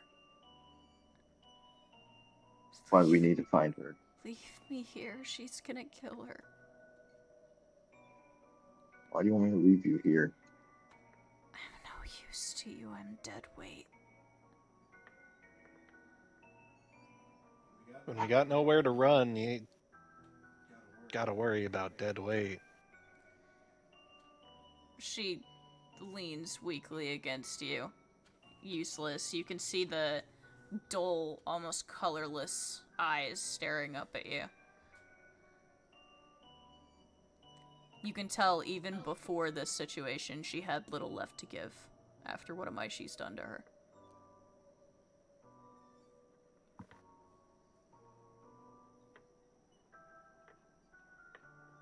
I'll get you out of here.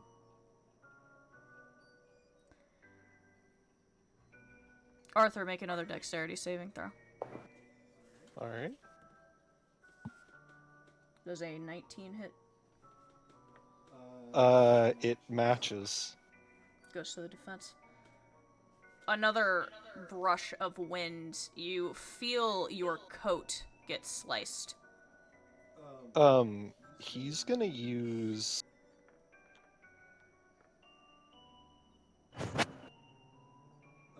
he's gonna use Rum Brave.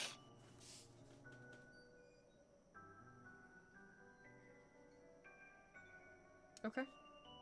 Basic attack, roll to hit. Yep. You're gonna have to beat an 18. Also matches. Goes to the defense. So they just clash in an instant. Yeah, there's this moment where you narrowly avoid being hit. You react with a melee attack with your knife. And there's this split second where you come face to face with Bloody Mary. Glass shards sticking out of her pallid skin, her dark, demonic eyes staring at you. Her horns jutting up out of her skull. The maniacal smile as she leans into you, grinning. And then she flashes off and disappears into a mirror.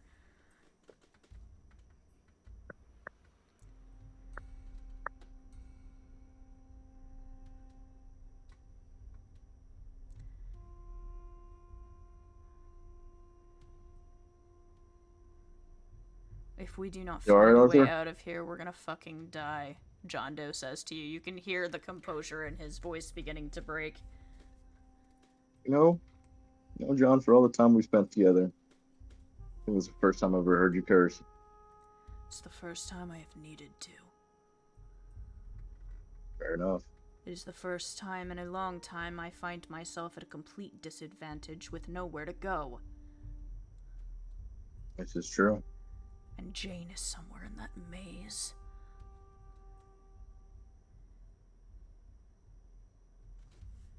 Yeah.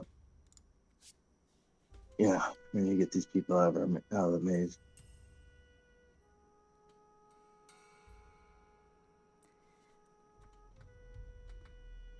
You look around. You're surrounded on all sides by mirrors. What do you want to do?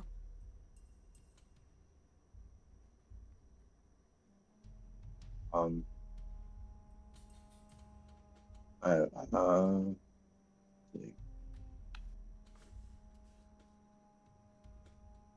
there's no like gaps. Can we like backtrack out of the way we came in? The way you came in, you turn around and you see a flat wall of mirrors. Have you ever seen, like, you know, like in dance studios where the entire wall is mirrors? Like, it's just straight mirror. Yeah, That's what you're looking at. that's great. Damn, if I could use that skill, that'd have been really fucking useful. Let's see here.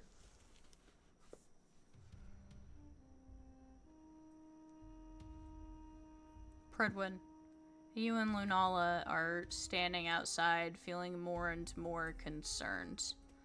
The glass across the doors seems to have thickened in the time that you've waited outside, and now you're hearing a strange, skittering, dragging sound. Coming from outside or inside? Outside. Great. You feel Lunala grip your arm tight. Her back is pressed into yours.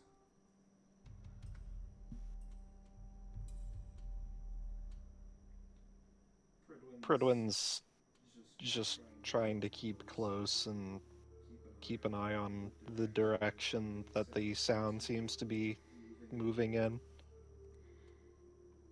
You have shifted so you can glance over your shoulder in the direction the sound's coming from. You see a figure stumble around the corner. But it takes you a minute longer to realize that it's humanoid in shape, but it's not human. It's an amalgamation of glass shards jutting out at all different angles. It's walking on two legs. One arm is just a giant shard in and of itself, from the shoulder all the way down, dragging against the old wood. The other is several shards that seem to be melted together.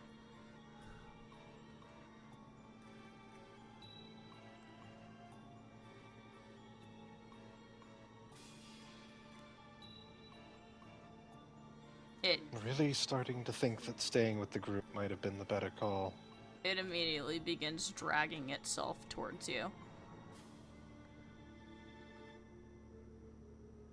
Pridwin, Lunala says, and grips his arm tighter.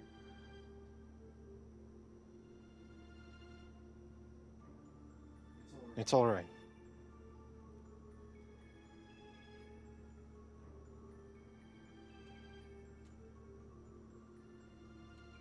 We can handle this. She pulls you in front of her. He's going to transform. You flash into your shield, and she flashes your fingers into your gauntlet, and seconds later, the creature clashes against your shields. The sharp points of glass grating against your surface, Pridwin. It's a very unsettling and uncomfortable feeling. Like nails on a chalkboard.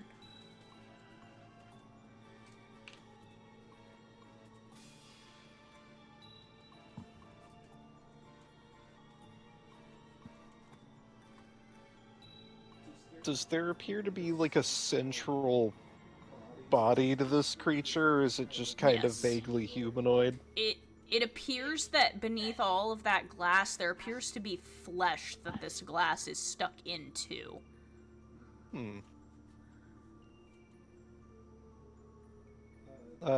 Seeing that, he's going to attempt to just punch through directly into its center.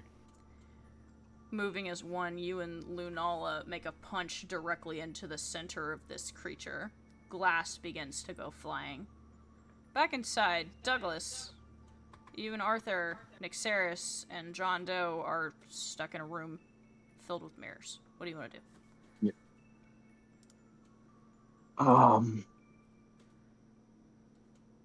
John, do you have any ideas how to get out of here?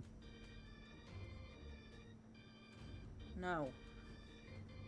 If I did, we wouldn't be in this situation. Fair enough. I don't fancy getting close enough to those mirrors to investigate, do you? Nope. Not really. Not after this. Like still like my forearm.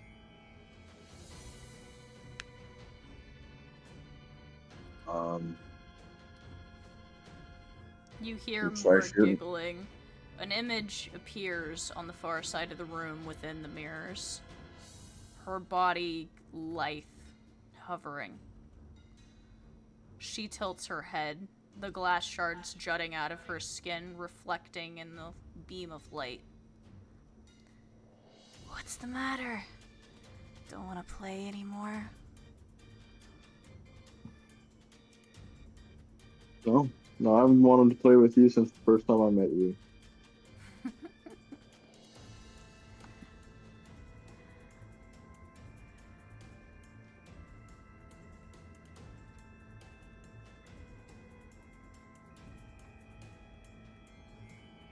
At least Well, that's a that's shame. okay for you. You know, I suppose I could be convinced to let you go. After all, you're not really the one I care about, are you? What do you care about then? She reaches up and taps just below her eye.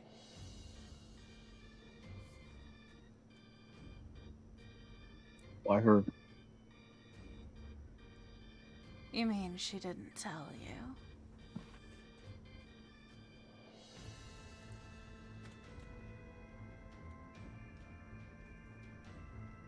She wants her goddamn eyes. Other Yeah. eye. Yeah, no, I get that. Apart from Problem that, is- it's just unfinished business. Problem is, we don't really know where she is. Can't exactly give her to you. Oh, don't you worry.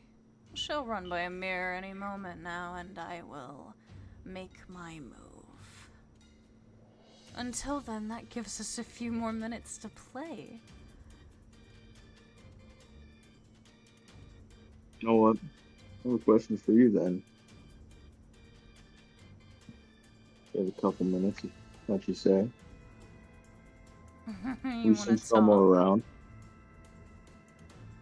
Now, why would you ask about my little brother? No reason.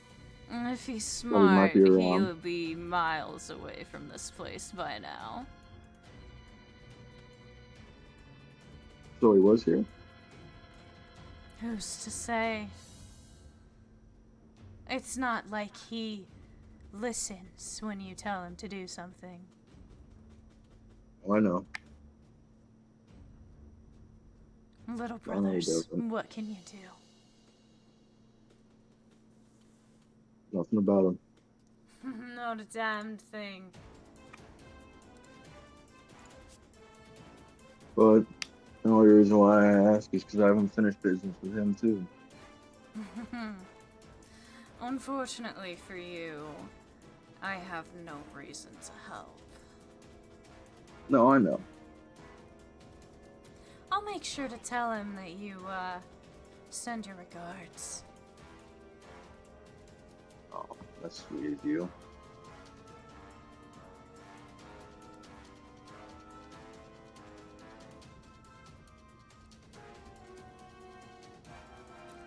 Was there anything else? My quarry is drawing close.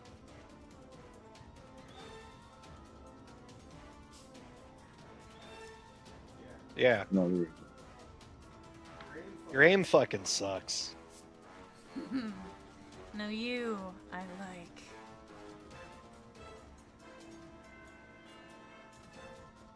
Roll another dexterity saving throw.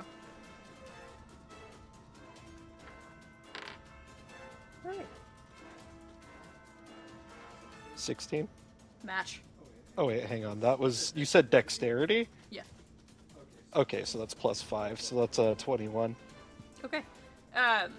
You manage to dodge once again, just barely. The gleam of a glass shard the sword, just barely missing your throat.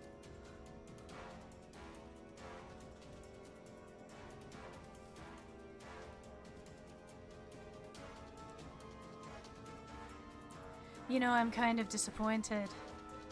I was hoping you guys would be a little more exciting when you met. And here you are, standing beside each other like old friends. You ain't exactly hard to read. Second we saw him, we knew you were supposed to fight each other so that we were too busy to deal with you. Why should I be concerned? You're trapped in here, after all. Why? You like to play, so why trap us? I prefer my hunts to be uninterrupted. Boring?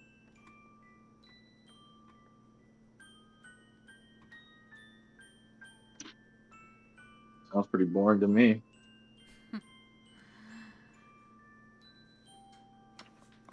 I've been quite entertained watching you run around.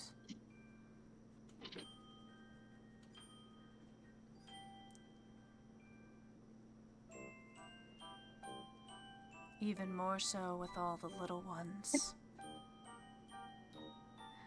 Did you know one of them was foolish enough to actually try it? Try what? Oh, you know the Grab old one of the legend. teddy bears? Oh, You stand in front of the mirror, your name? spin around 3 times. He didn't last very long.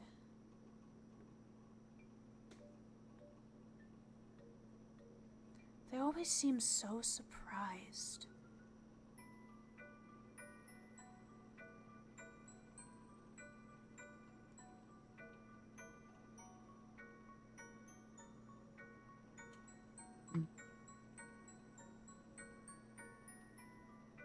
No.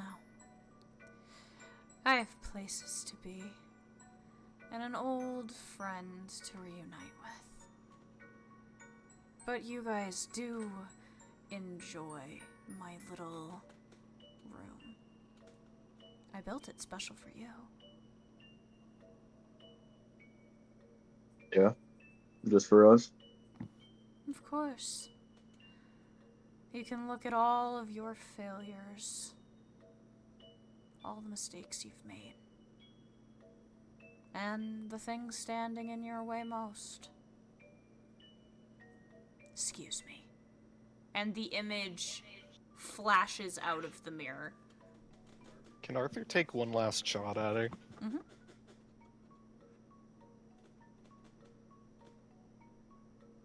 17. With a 17, you shoot. You hit the glass. It shatters the mirror.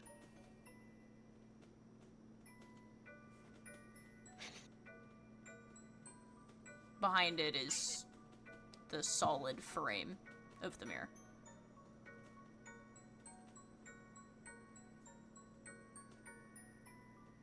I take exception to your use of the word hunter. Me, I'm a hunter. I find my quarry, I hunt them down, figure out exactly what I gotta do to put them in the dirt. You're an animal. Ain't nothing clever or cunning about you. And eventually, you're gonna jump on the wrong prey. You ain't gonna know anything about how to deal with it. The mirrors are silent.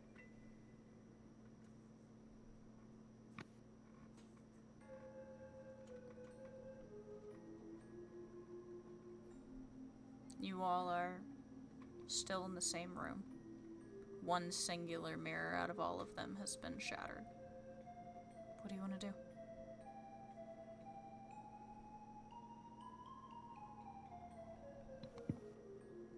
Oh, we see if there's a backing to the mirrors.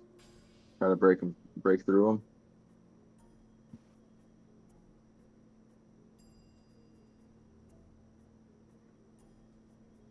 Yeah. Guess Douglas walks up to the mirror that Arthur just shot. You walk up to the mirror. It's a flat back. Behind it is the kind of boards they usually have on the back of mirrors, and through tears and rips in that, you see what appears to be concrete.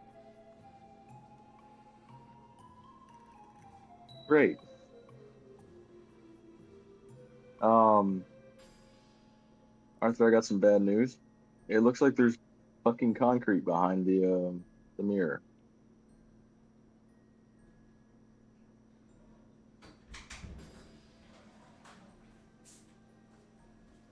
Able to see how deep it goes? You're still muted. I heard him. Hey, Guess Douglas kind of swings at it with his axe. You swing at Did- it. Your axe rebounds off of the concrete. was there a hole left by my shot? No, it shattered the mirror. God damn.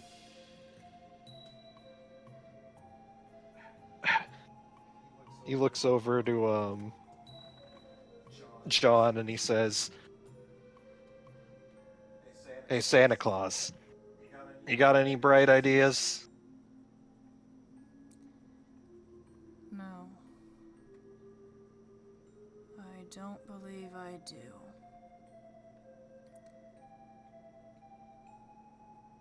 I suppose you could try shattering all of the mirrors to see what happens, but I wouldn't recommend it.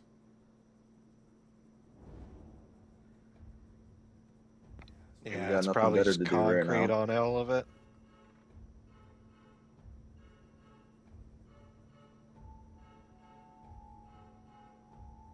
Douglas, what are you gonna do? Might as well just start shattering mirrors, I guess. You move to the mirror beside the one that Arthur shot. You look at yourself in the reflection. You're torn and bleeding. Your flannel is ripped. You're covered in God knows what from that ball pit. And as you look at yourself, your image begins to vibrate.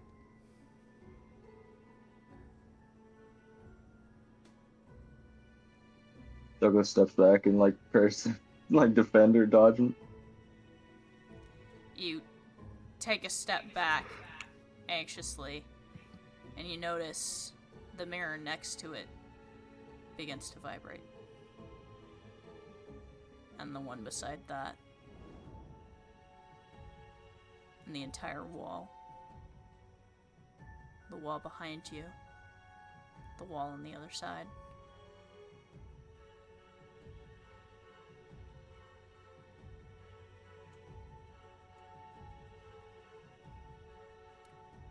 Shit, Rasada says under her breath.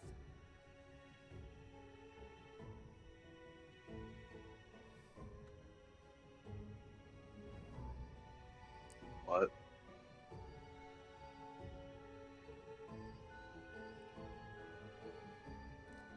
The You see mirrors something? begin to vibrate violently. Douglas takes a couple more steps back.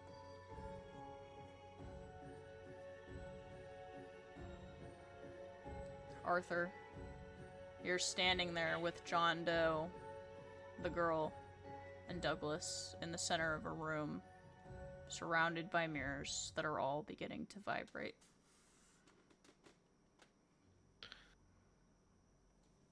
Well, looks like it's the end of the line. Shitty to say.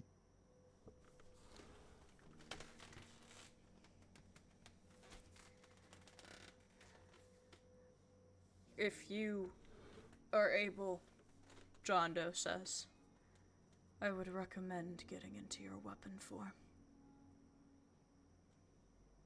Me? Jesus. Guess Douglas just shapes into his axe form. You flash into your axe form. John Doe very quickly moves Nyxeris beneath him. Rasada's eyes move up towards you, Arthur, in her gun. He's just looking up at the mirrors. He doesn't seem phased.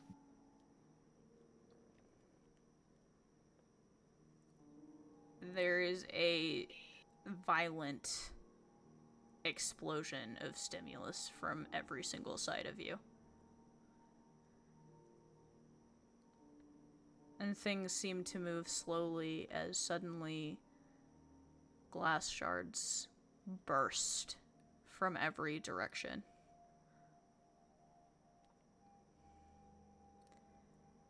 There's nowhere to dodge.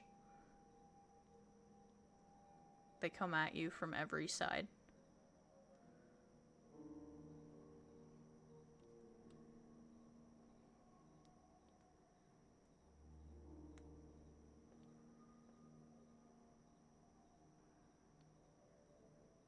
When things stop moving, Douglas, you find your weapon form stuck beneath heaps of shattered glass.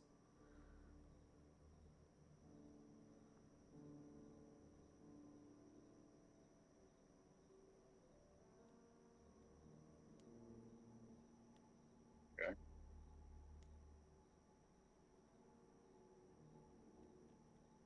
Do you move? Yes. I take a look around first before I move. You take a look around. You're in a sea of glass shards. And laying flat on the ground where you landed, you feel yourself laying in a pool of blood.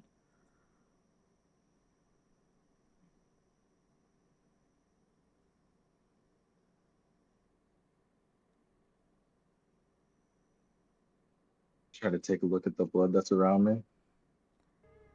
Your eyes shift. There are two bodies you can faintly make out buried in the sea of glass.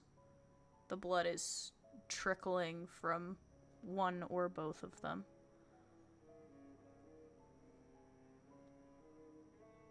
Douglas gets out of weapon form. You push yourself out of weapon form, and immediately there are shattering sounds as the glass falls off of you. You try and drag yourself to your feet. Arthur, you blink.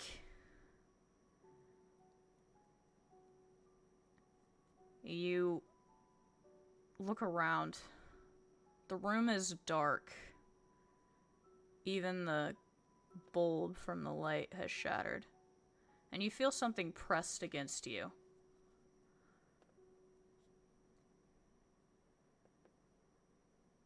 Your back is against a hard surface.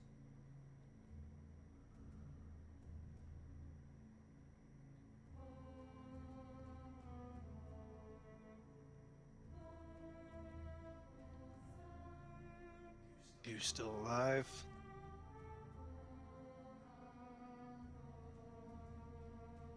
For me, yeah, I'm still kicking. I was talking to my partner. You shift, trying to move. Your back is against concrete. And as you do, you realize that the duster you're wearing, I guess that's the right word, is impaled into the concrete by glass shards.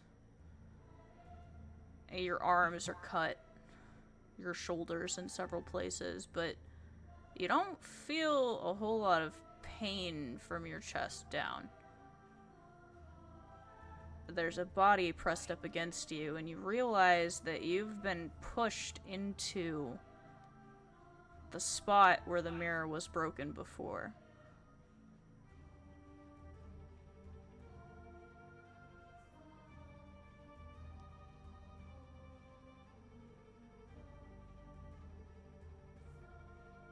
You fucking idiot.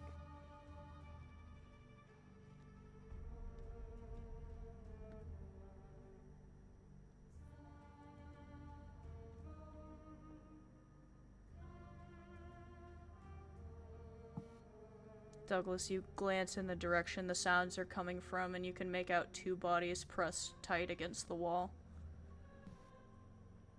The bodies beside you, the ones the blood is draining heavily from. At the top, you can see the red cloak, motionless.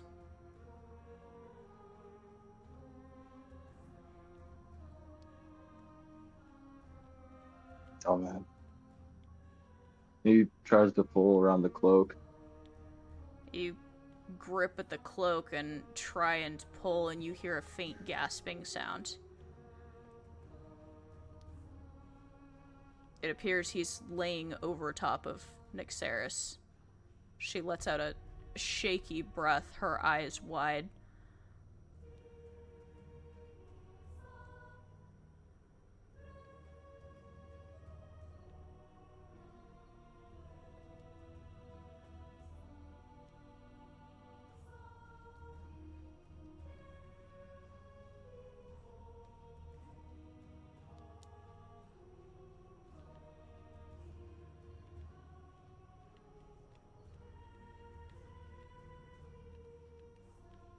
John, you still there? He doesn't say anything. You can definitely see there are large, like enormous shards of glass sticking out of him in various places.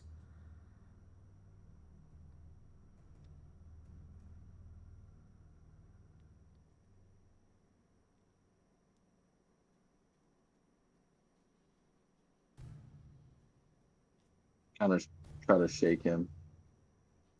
You try and find a place to grab on him that isn't covered in glass, slicing your thumb on the edge of one as you grip at the red cloak. You shake him, and there's a clattering sound as his mask falls to the ground.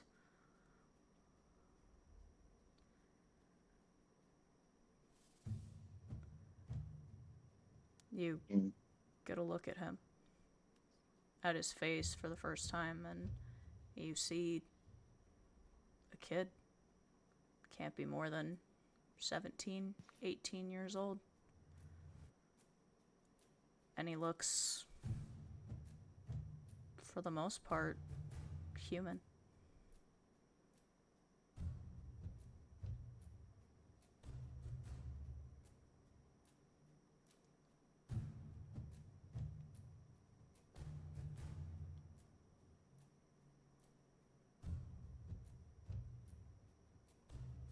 It's good working with you.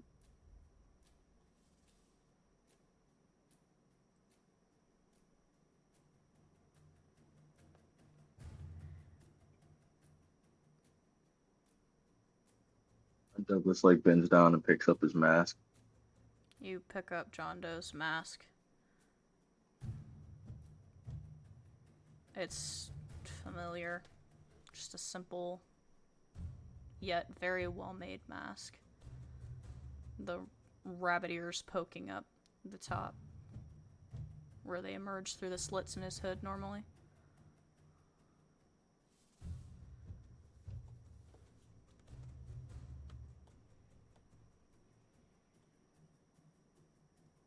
Arthur, you try to shift some of the glass free.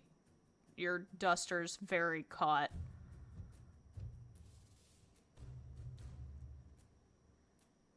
You can feel some of the shards have impaled, like, your shoulder and arms in a couple places, but for the most part, apart from the fact that they're stuck into the concrete, you can move. He's going to just start pulling them out of himself one by one. You start gripping the glass shards with your gloves and ripping them out, tossing them to the ground where they shatter. Ripping and tossing and shattering them over and over. The body pressed against you doesn't move until you free a particularly big piece that seemed to be holding the both of you in place. She shifts and then drops.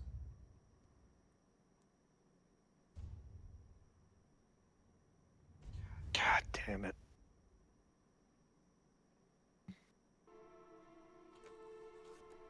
He's gonna kneel down next to her and say, "You're gonna get us both killed one of these days." And he's going to attempt to use Spring Break.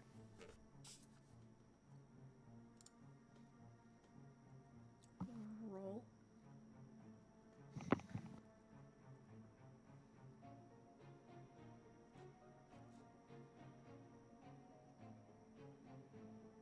$19.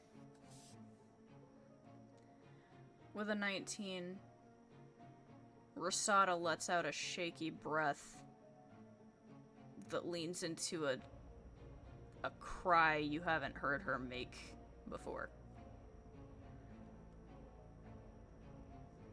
She shifts as her senses return, and you hear the crinkling of glass that's stuck into her.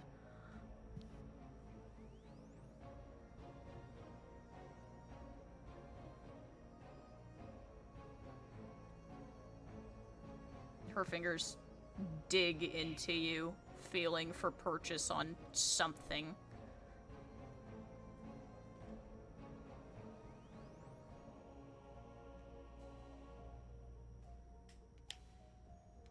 You're a goddamn idiot.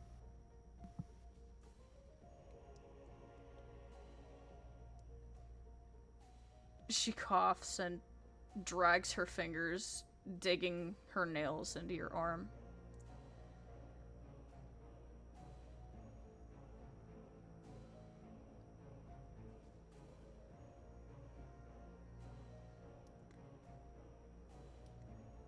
Wasn't fast enough.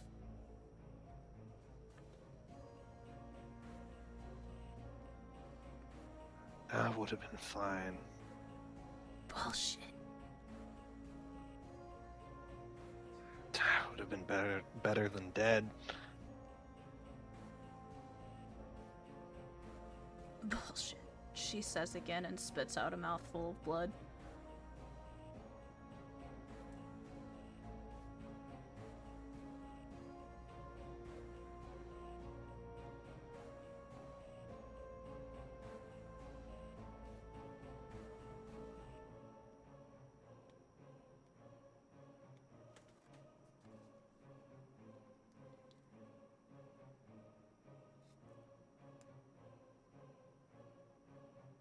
He's gonna try and help her up and say,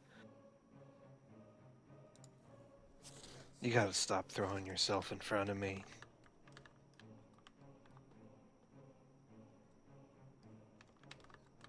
There ain't enough to save a second time." Don't tell me what I should and shouldn't do.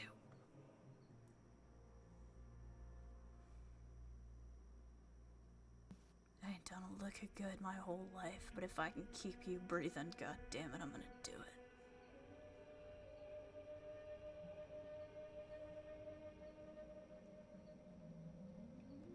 I wouldn't exactly call that a good deed. I'm your weapon partner, Arthur. It's my job to protect you.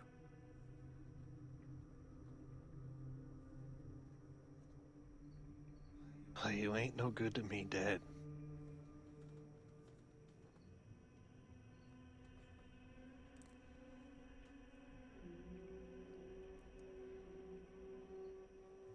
Neither are you.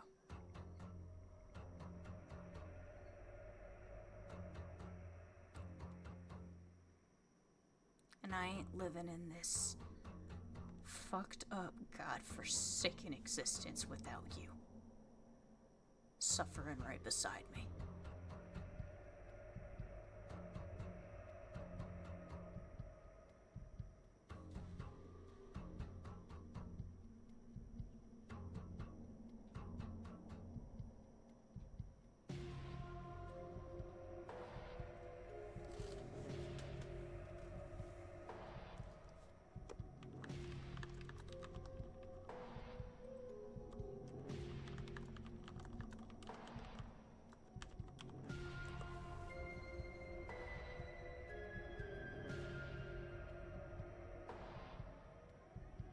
guys are in a room filled with shattered glass,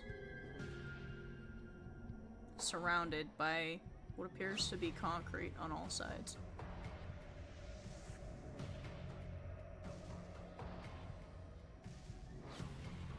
What do you want to do?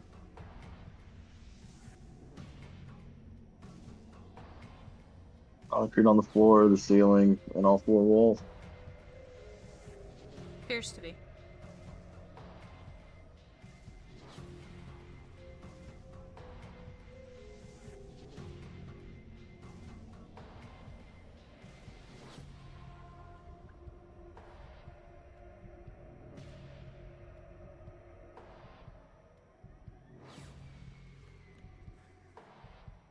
Arthur, do you got any ideas what we can break through concrete with? I mean, I could try and shoot through it, but I don't know how thick that wall is.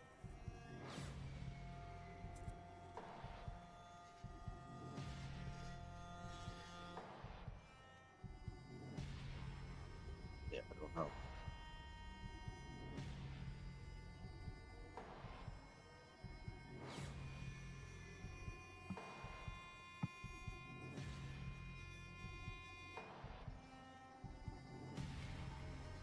Douglas like walks up to one of the shattered mirrors just right in front of them.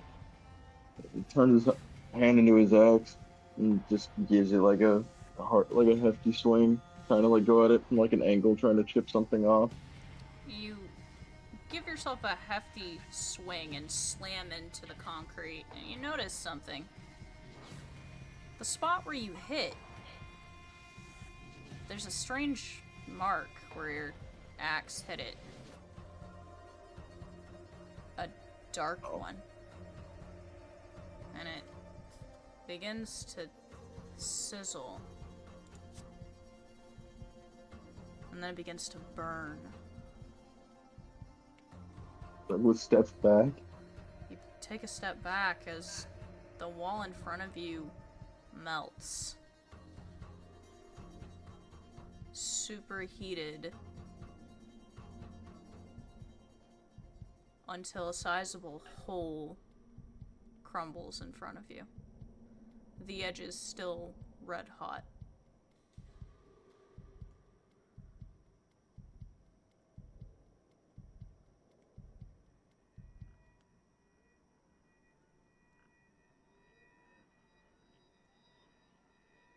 Douglas looks through the hole You look through the hole. cautiously.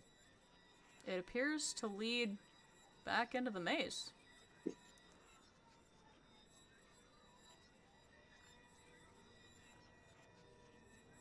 Did somebody say maze? God damn. Who the fuck are you?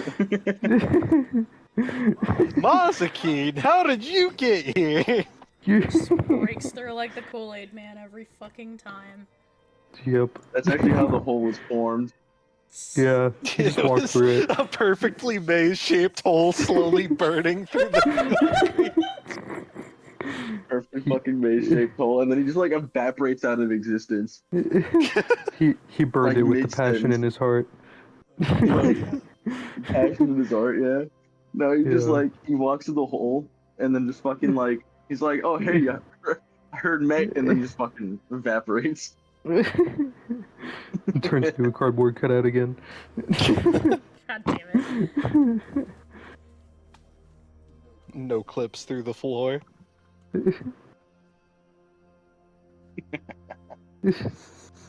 God fucking damn it. Yeah, guess Douglas just looks through the hole and just tries to see what the hell caused the burn. By all accounts, from the other side, you don't see anything that could have caused it. It just leads back into the maze. Okay. Douglas tries to hit the same wall, like a little underneath the hole with his axe again, see if that's what caused it. You hit the wall. There's no effect. Is it big enough for me to get through it? Mm-hmm. It's Okay. you-sized. We just go through the hole, I guess.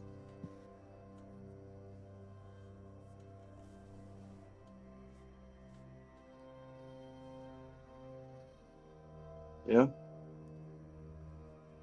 Do you say this looking back at Arthur? Yeah. It's like I guess I'm gonna go through the hole, I guess.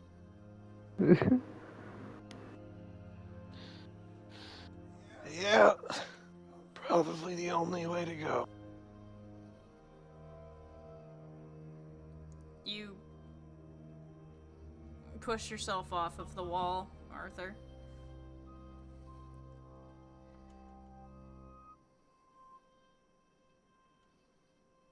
Douglas, Nyxeris gives you a worried look from her spot on the ground.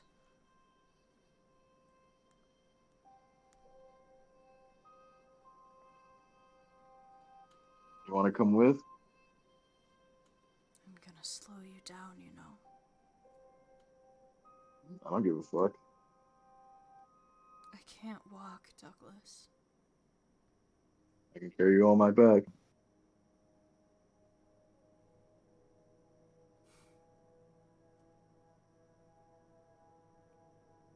You're an idiot, you know that.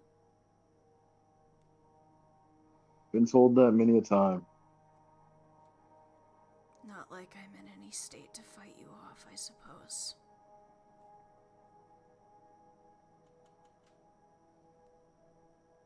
Douglas walks over to Nyxeris and just kind of like picks her up. You pick her up and you realize just how thin and wiry she has become. Not the muscled, very trained figure that you once knew. She's winnowy. It feels like you're So picking up a child. Great. Can I kind of like readjust her so she's like on my back? Yeah. Okay. Just have her hold on. You shift her around to your back and she does her best to grip onto your flannel. Hold on, I guess. Not much else of a choice. Yeah. Arthur, if you want to go through first. Arthur steps through, and as he does, you can see that there is blood pooling beneath him.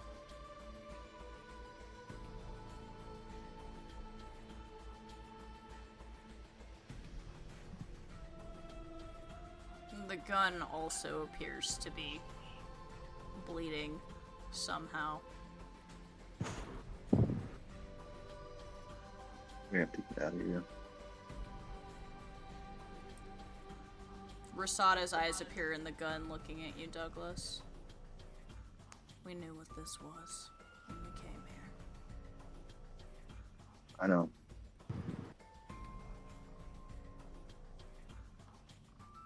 Douglas walks through the hole, kind of giving one last glance towards John. I'm killing that fucking demon if it's the last thing I do. Rest in peace, John Doe. Wait, John. Sorry, he actually died. Oh fuck. Damn. Yeah. At least, I think. You guys turn and look towards the maze. Take a deep breath, preparing yourselves to go forward, except you see a strange spot on the wall in front of you.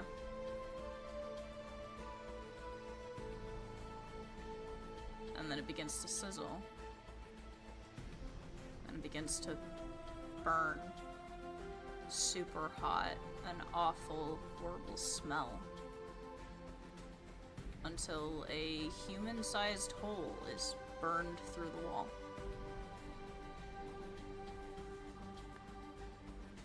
What the hell is happening?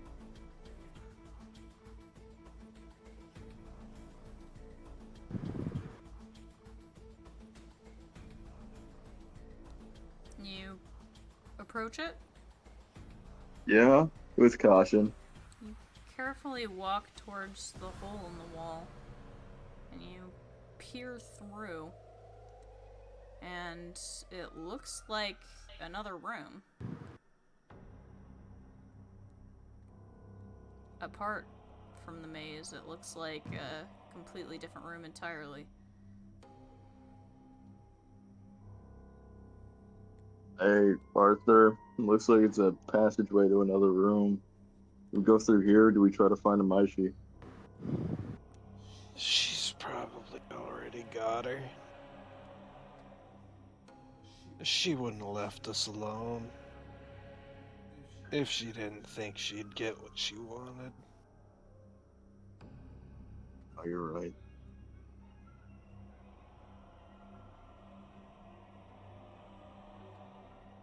Douglas heads through the hole. You clamber through the hole, and you find yourself in what appears to be a utility passage. There's definitely a lot of cables and electric work that's pinned to the concrete walls. Fuse boxes, instructional signs. Okay. Just walk more into the room. See if there's a way out. There's a door You or anything. go into the utility hallway. You walk a little ways and you see there's a branch where it turns left and goes towards the door, or it goes forward and leads towards a set of stairs.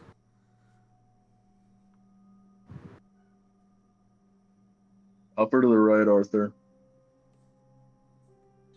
I don't fucking know. Okay. We'll head up. You go towards the stairs, and you start making your way up them until you reach a set of... It looks like two doors that are laying flat in front of you, almost like storm doors. Like a cellar? Yeah, like on a tornado shelter you'd see. Well, like they open outward and up. Does that make sense? Mm-hmm. Yeah. With Douglas's one free hand, he kind of just like pushes the doors up. You push the doors up. They move forward a little bit, and then they seem to hit something.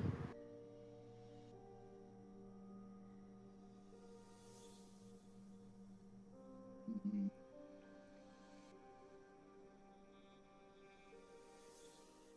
I guess yeah, probably just block it. Can he try to peer through like a little gap of it, what he can open? You peer through the gap when you push it forward, and you see a crystal-like structure on the other side. Oh shit. Okay. Just you turn around then. Go through the right hallway where the door was. I want out of here, Rasada says to you, Arthur, looking at the door. Yeah, that makes two of us.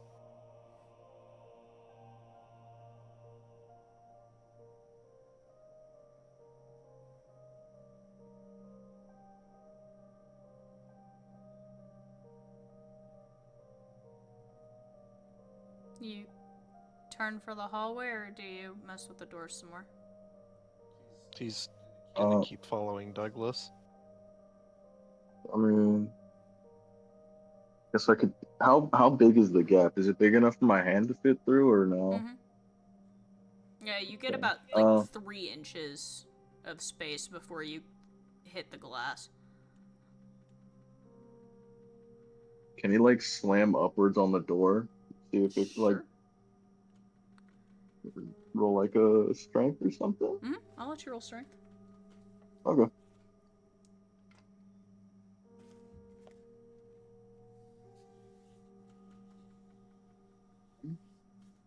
And plus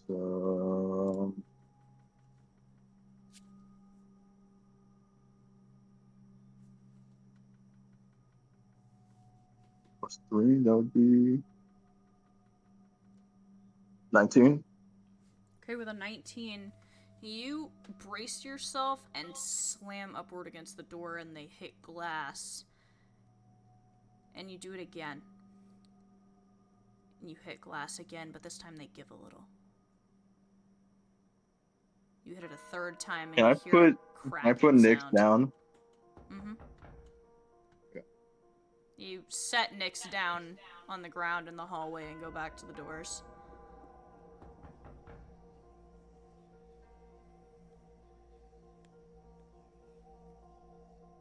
Go back at slamming the doors, I guess. You hit the doors harder. There's more shattering through the cracks that you're making down the center line. Glass shards tumble down on top of you. But finally, on your 6th or 7th attempt, you hit your shoulder into this thing and it gives and you tumble forwards. And you feel a breath of fresh air.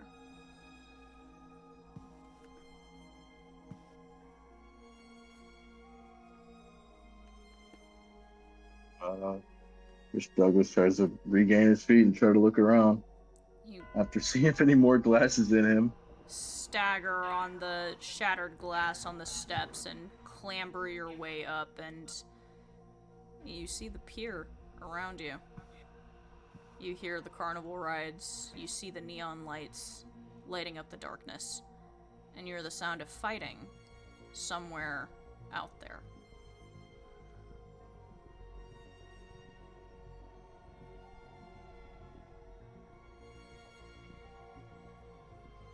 Douglas runs down the stairs and grabs Nick's. You jog back down the stairs and grab Nixeris, looking to Arthur.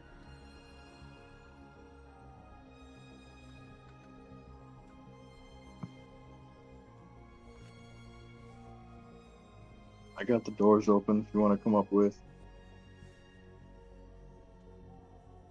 Well, if that's where we need to go. It leads out. Great.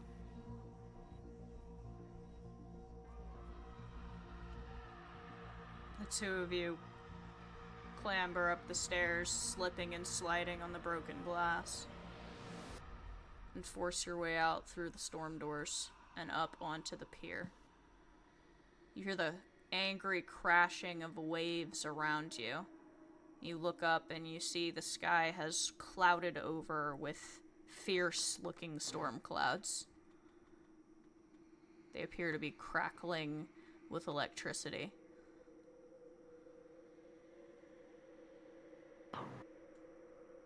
Douglas, this is not the first time you've seen the sky light up like this.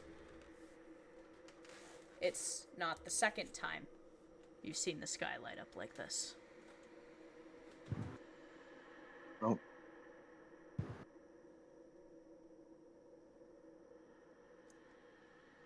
Nixeris' head tilts back a bit as she looks up to the clouds, and you see tears slipping down her cheeks.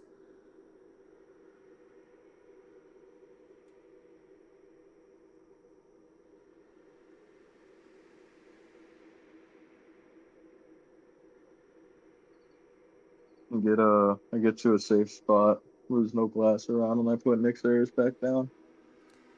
You stagger forward away from the glass, and you set her down on an elevated surface, and as you step back and look up, you realize you've set her on a carousel.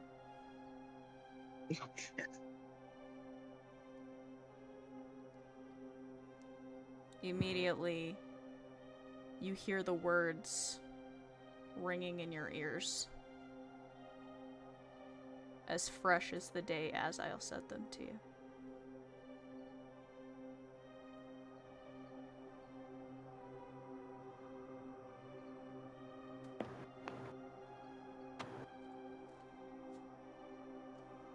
Arthur, you see Douglas pause, staring at the carousel as it begins to spin slowly.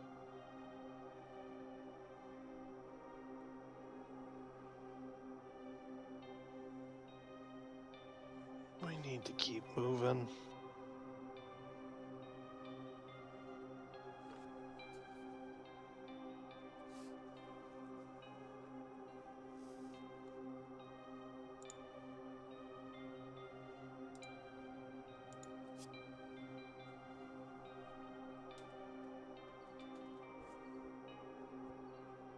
What do you do?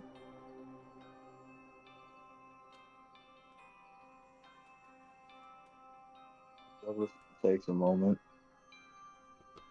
He tries to go grab next from the carousel. You make a motion to grab her, and the carousel just spins slowly like it always does, like it doesn't seem to realize what's going on. Spinning the same circle.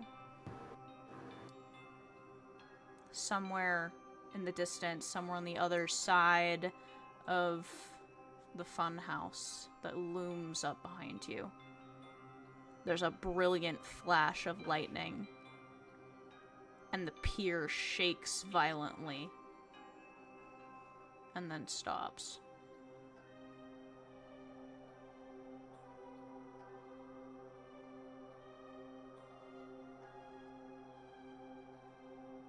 Damn.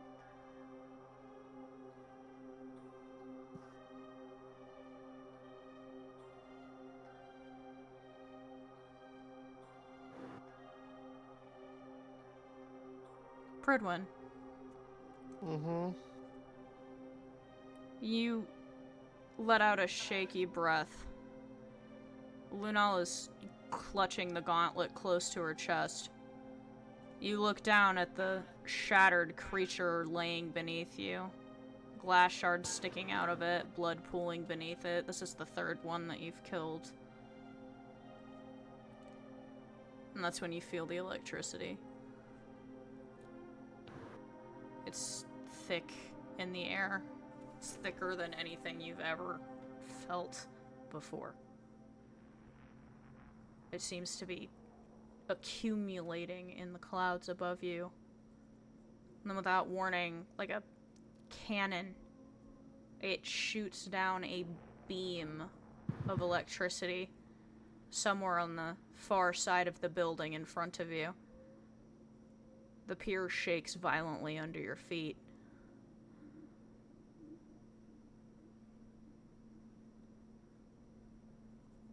Somewhere to your left, you hear the sound of a carousel. And to your right, you hear the sounds of kids screaming somewhere inside of the funhouse in fear.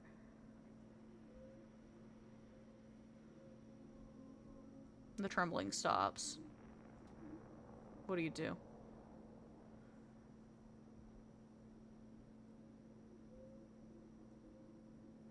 Is he able to gauge where the energy is coming from?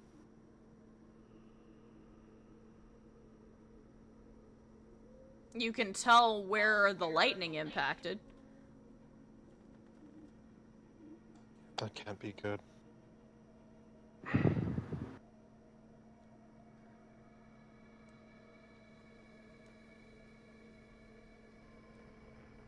Lunala lets out a shaky breath, more tired than usual. Bandit peeks out of her hood and looks at you worriedly.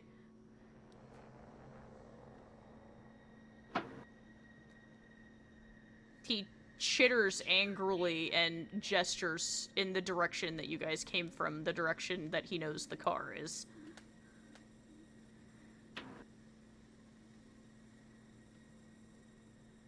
We can't leave, not until we have everyone back. Bandit huffs, buries himself into the hood again.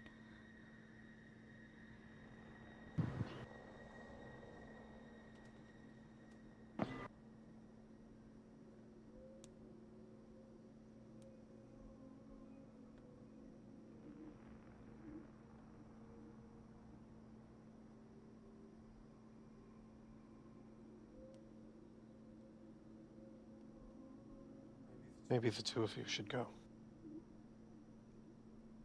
No, I'm not leaving you. Here.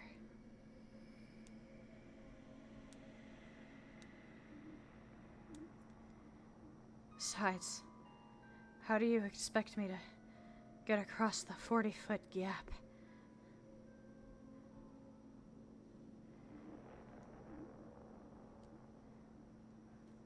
Water.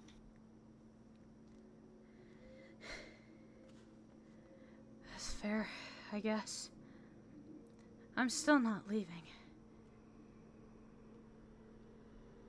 It's only gonna get worse.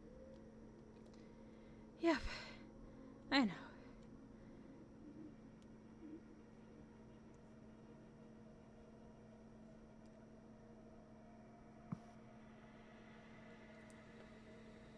Teeth Douglas, looks- you have made it outside. Are you going towards the sound of the fighting, or are you going towards the point where the lightning hit?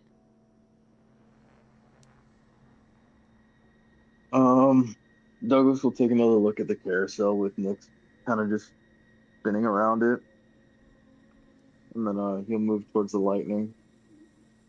You start walking, following the edge of the building. Pridwin, out of the corner of your eye, you catch movement along the edge of the building. looks over to it. You see the yellow-green flannel, which is torn to shreds. You see Douglas walking with intent.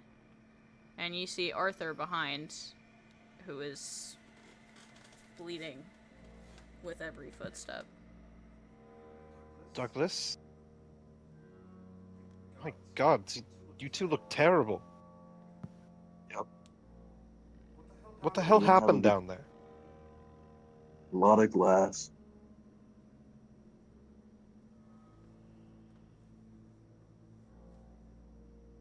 Where? I don't even need to ask that question. Where's Maishi? He looks over to where the lightning struck. I take it you were all separated. Just me and just us and her. She got stuck in a glass maze, or mirror maze, whatever it is. And she got chased down by her, and we weren't able to find her. Let me try and patch you two up. Catch up him. I'll be fine for now. Both of you. I have enough energy for both. But do we have the time? Rasada says. Want to patch up two people, patch up her and him. I'll have you all good to go in a flash. You say Need to find a this in a flash, and there's another burst of lightning. There's no time to argue. Let me get you in fighting condition. I can't go with you. I'll be fine. If you want to patch up a third person, if you're so inclined to go patch up Nyx, we found her. She's safe. I can take care of her after I take care of you. Like I said, no arguing. Fine. Pridwin's going to try and heal everybody back up. Okay.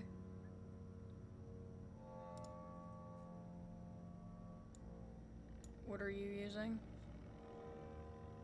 Hang on, I have to open Pridwin's sheet.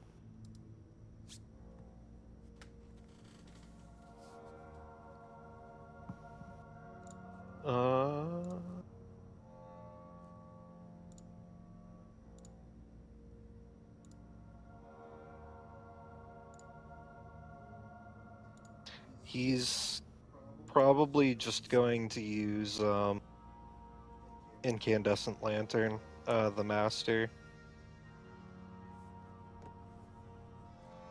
Okay. 5 bursts of 50 plus con for each, so that's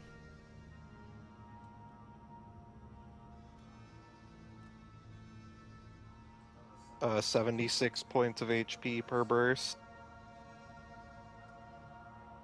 Cool. So, Douglas, you get 76, which should put you back at full, right? Yeah, back at full. Okay. The rest should be able to get Arthur and Rasada back into fighting shape.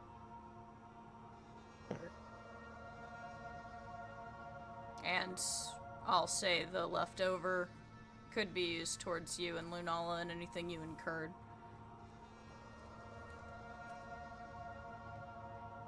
I'm going to go take care of Nyx. You two, be careful. Do our best.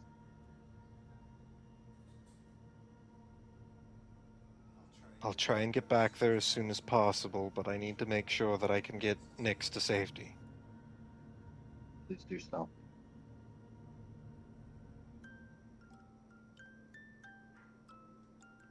Go. You see, as you turn back towards the corner of the building you need to round, that more lightning crackles into the sky violently in a burst and gets ready to drop, and then it stops.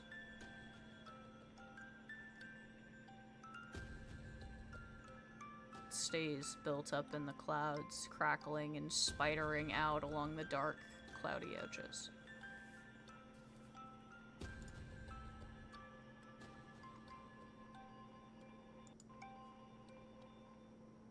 Right.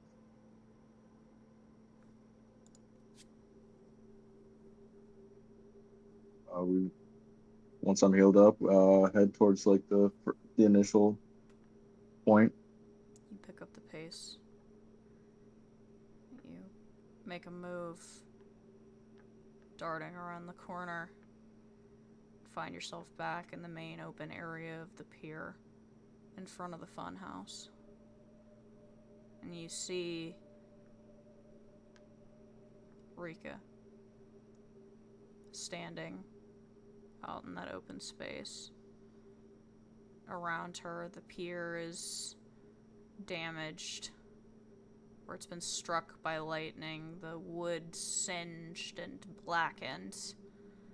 The electrical devices nearby completely burnt out. The lights, the mechanics, all of it. And you see that Rika's fingers are curled around something that she's staring intently at, that she's holding up in front of her face.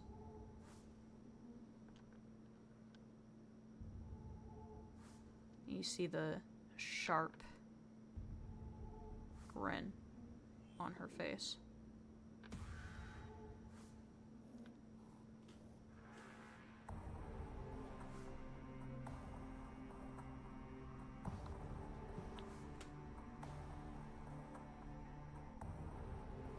Can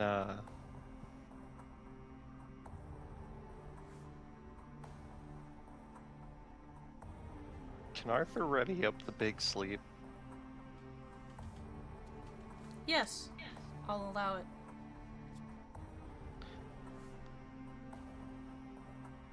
Can he, take aim on that eyeball? Yeah. Can he pull the trigger? You sure you want to do that? She was after one thing. Mm-hmm. And Arthur really fucking hates her. Mm-hmm. And Arthur is willing to die despite the people he hates. Mm-hmm. So I guess the question is, how much would it piss her off? You want to find out?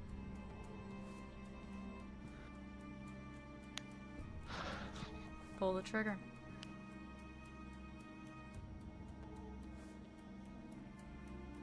Hey, Douglas? Arthur. You might want to get out of the way.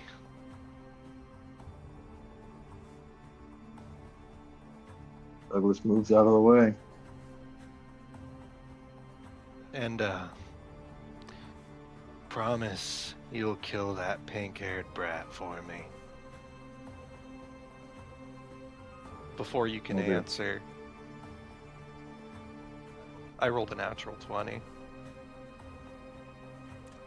Without missing a beat, without breaking eye contact from Douglas, you pull the trigger. You're not sure if it's you and your rage guiding your aim, or if it's Rasada locking in at just the right moment. But two things happen in the blink of an eye. One, both the eye that she's holding and the hand that it's in shatter in an explosion of glass and viscera. And two, at the speed faster than light, faster than you can process, you feel something slam into you as a ear-shattering scream rips through the entirety of the pier. And you feel yourself being thrown, the world blurring entirely as you slam through the doors of the funhouse.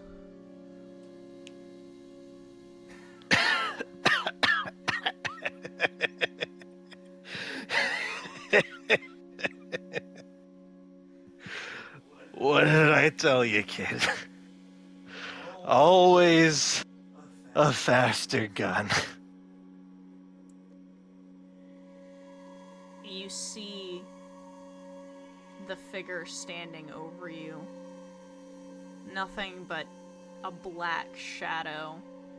The shards gleaming and glistening, singed and burning, and you see red-rimmed eyes filled with rage. What's the matter, kid? Not fun anymore? I thought you liked to play. You can see a tremble running through her hand, and you see that her hand is connected to a glass shard, and you see the glass shard is connected with your abdomen. You didn't even feel it. The piece that went straight through you, that's dug a foot into the ground behind you. You don't know where Rasada is. You hear terrified squealing and screaming of the children who were waiting just beyond the doors, faithfully, like you told them to. Scrambling backwards, scrambling away from her. Douglas, you perceived two things in the span of seconds. One, there was a loud gunshot, and Arthur was suddenly gone. Two, your eyes flickered to the left where Rika was standing, and you see a body slumped on the ground.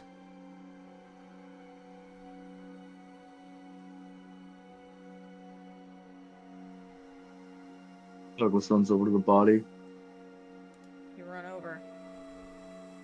There's blood pooling beneath her. You can see that the socket where her eye was is empty.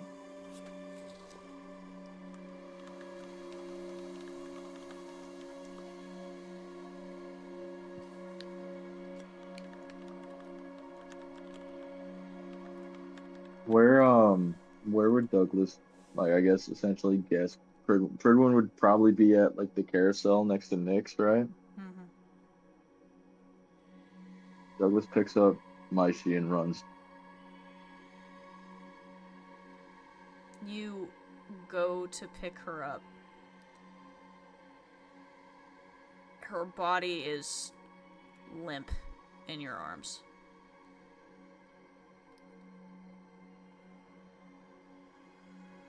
As you pick her up, you can see that there is a deep gash from one ear to the other.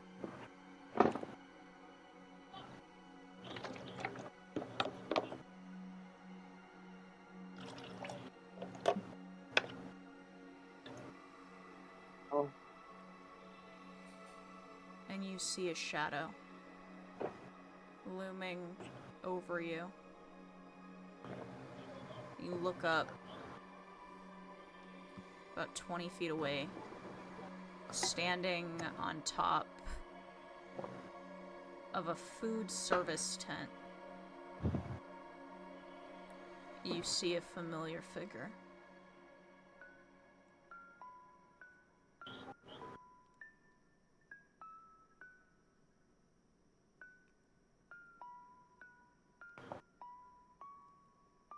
What I see?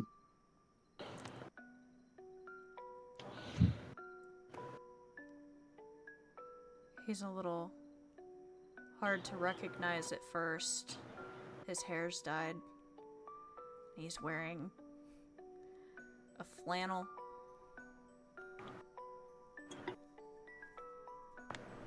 Clothes that you've never really seen him in before, but you know that face the second you see it, Douglas.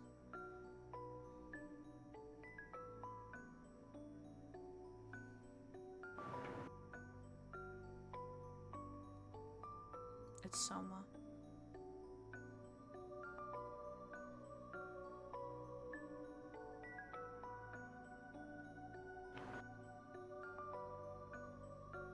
Thoughtful friend.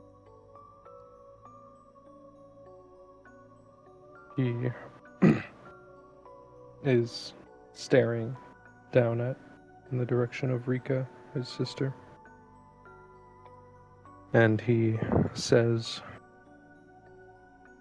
"For a long time, I've tried to pretend to be someone I'm not. This time, Well. I'm done running. I'm done putting this facade on my face. This is who I really am. Not a demon, not human. Just me." I cosplay my style. What'd you say? Trying to take Copying my style. He chuckles at that and looks at you and says, "Long time no see, Douglas." Long time no see, brother. Hope the tunnel helped out earlier. Sorry I was late. It was you. Of course it was. I appreciate it.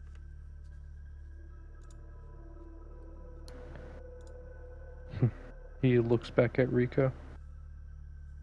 She doesn't even seem to notice. She's fully focused on Arthur. You can see the aura of rage emanating off of her. It's almost tangible.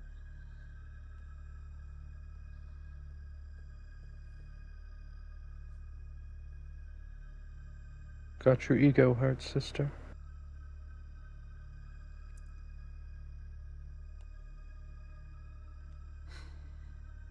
You never listen, do you? He jumps off of the top of the kiosk he's on and says, "I'm done with your theatrics, sister. Too many lives have been wasted on our mother's whims. How much more blood will you spill before it's enough? What will you have in the end? Power? Maternal love? Pathetic. I've felt the weight of the suffering I've wrought. But you blind yourself to it, clinging to her lies like a child scared of the dark. We're both just scared children, aren't we? We're just lashing out at the world.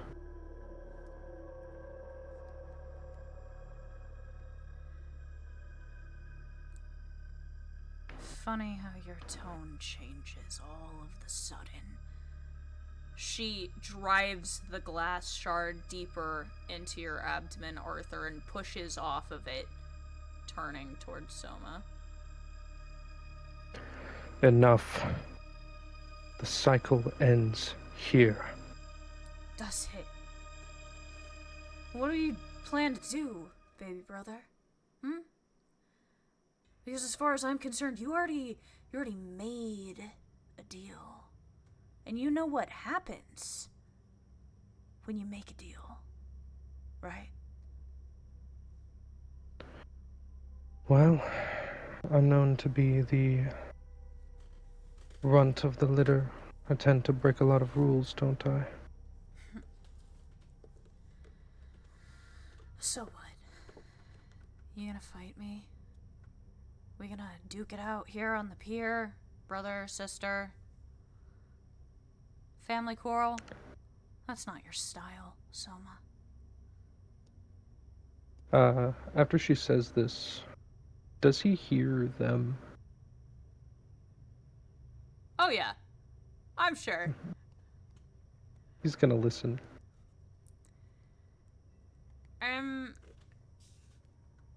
I'm sure you're hearing both of them. Because on the one hand, the girl is there. She's telling you, well, she's telling you that you're out of your league. But that's what happens.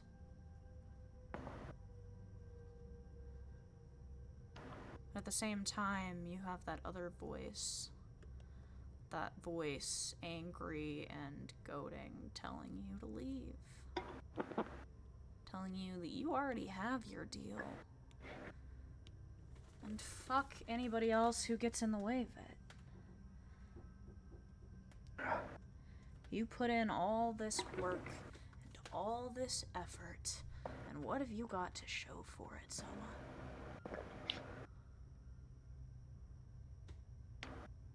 Just take your winnings and go. Why risk it all on a double or nothing bet?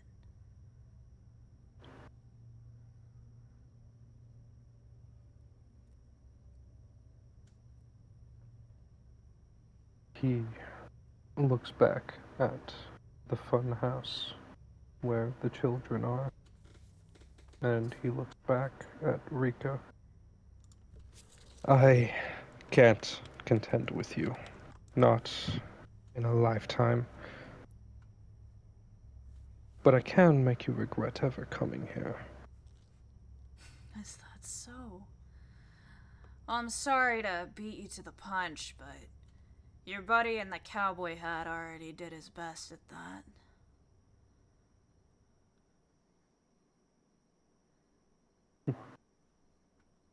I'm done running. As I promised before, he says as he looks to Douglas, I will fool the world. You Sure, shall, I'll bro. let... What was that? Just that you shall, bro. He enters a standoff with Rika. If you'd like to, play anything else out before Soma does his thing. Pridwin, you're able very easily to find Nyxeris on the carousel. And you're also muted. Yeah. Pridwin's going to rush over to Nyx and attempt to help her as best as possible. She's in bad condition, Pridwin. I mean, apart from being cut up and completely exhausted, it appears that her legs are broken.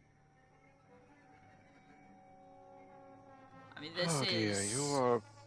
like, this is advanced levels of being in terrible condition, and on top of that, as I described to Douglas, she's half the person she once was. She's lost most of her muscle mass. It looks like she's malnourished. She has the weight of a child. Probably the second worst state I've ever had a patient in. You flatter me, Rhizostoma. If it makes you feel any better, the worst condition was dead, and I managed to fix that. Outstanding.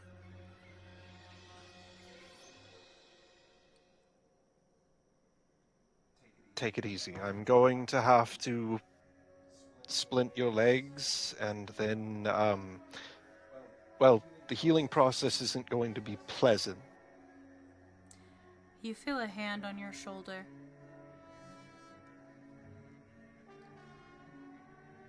He looks. It's not your wife. You see a figure cloaked in black, a white mask covering their face.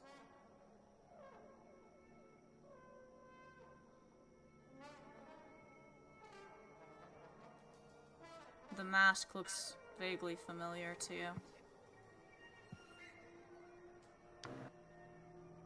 He goes silent.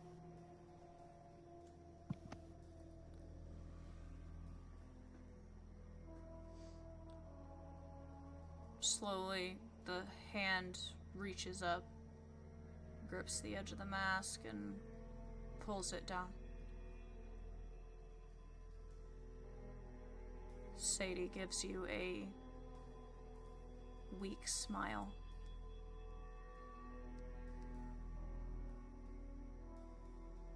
And then her expression turns more serious.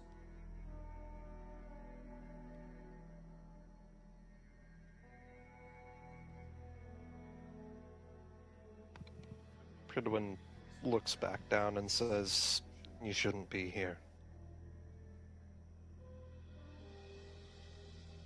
I know.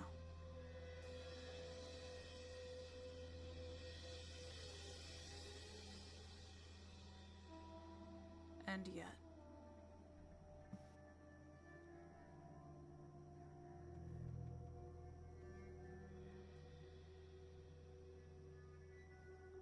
You can see in the corner of your eye your wife, about 10 feet away, is bristling, her teeth becoming more jagged, her eyes flickering into slivers, luminescent.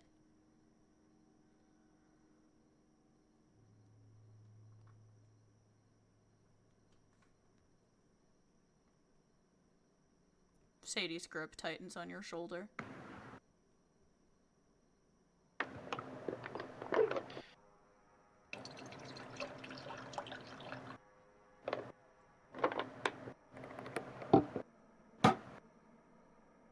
You know, I wrote something for you. For all of you. In case something happened to me. Though the way I see it, I doubt that most of you will ever lay eyes on it, so I'll just tell you.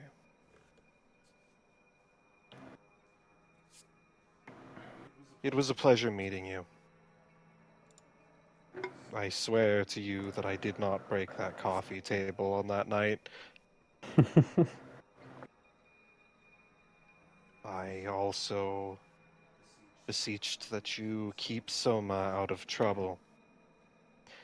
He's stubborn and brash, but you do a good job of grounding him. That's what I wrote before all of this.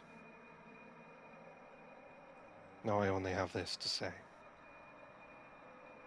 I understand the choices you made, but I've run out of sympathy for those who enable the wicked.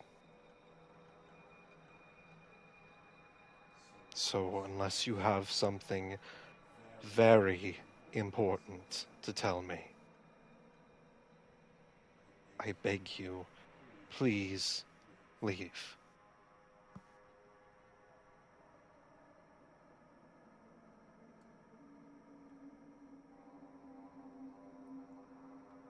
Sadie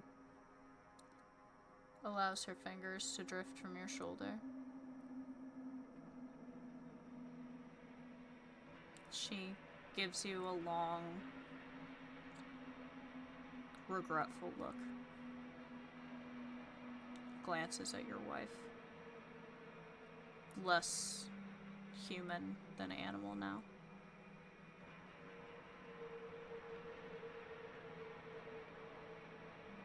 And she doesn't move.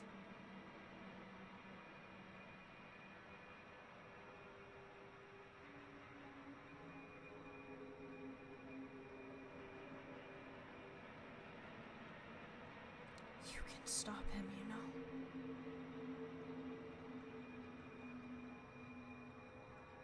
Soma, You can end this.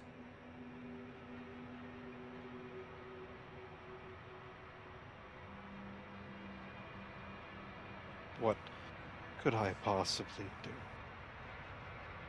I tried everything. I didn't have the strength before to try the final But you do now. consequence. It shouldn't be me.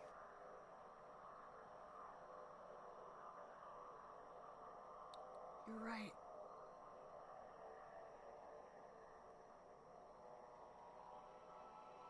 Shouldn't. And yet.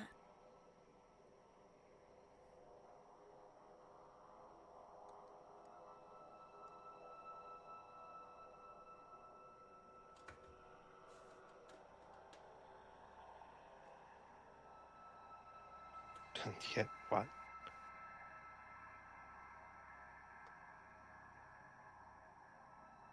You have a job to do.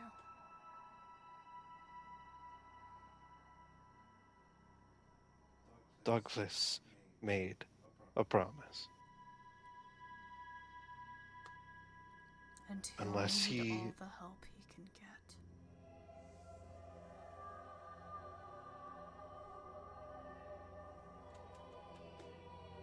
I have a patient to attend to. Let me.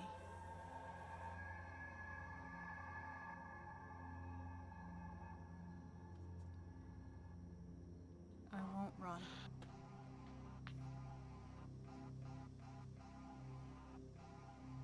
I know you won't.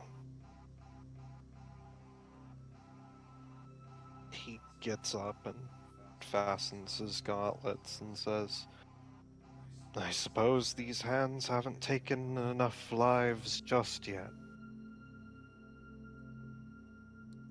You see a large shadow looming behind you. He turns around. You see your wife. In her other form. Her eyes are predatory and angry.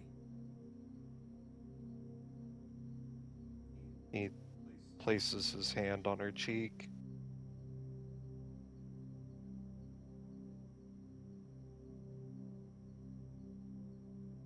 Her eyes flicker towards you for a moment, darting back to her. This isn't her fault.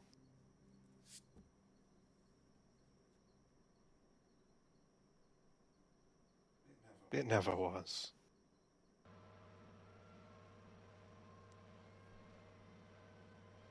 She looks at you and then slowly moves her eyes in the direction the lightning landed.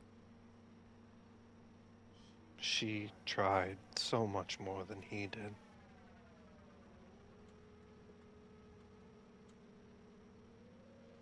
They need help.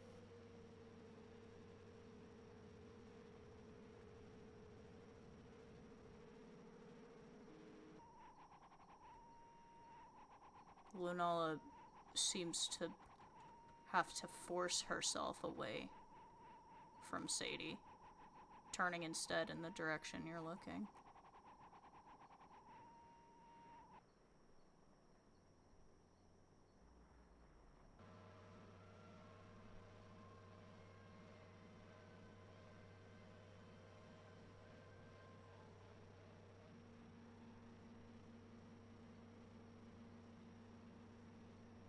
She looks at you and nods.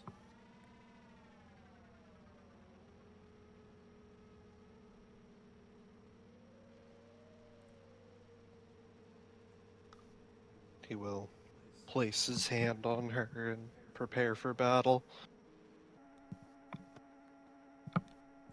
You place your hand on her and she seems to regain control of herself. Gripping you, flashing back into her mostly human form. Her teeth and jaws still elongated, her ears pointed, her eyes still slivers. And she begins moving quickly towards the front of the funhouse. And there is something Arthur would like to do before the end.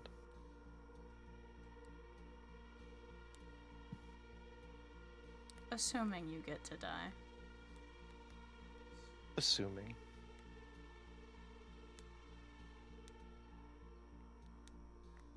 Arthur grips the blade still impaled into his chest, initially seeming to try to pull it out of him, but instead he takes a ragged breath and he grips the blade tightly, pulling himself forward.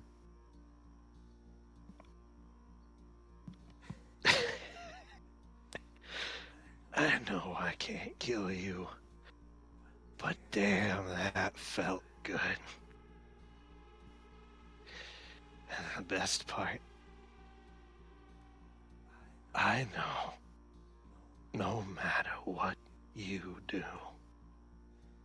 every time you look in the mirror and you see that nasty little scar that I left for you, you'll remember that death can still touch you.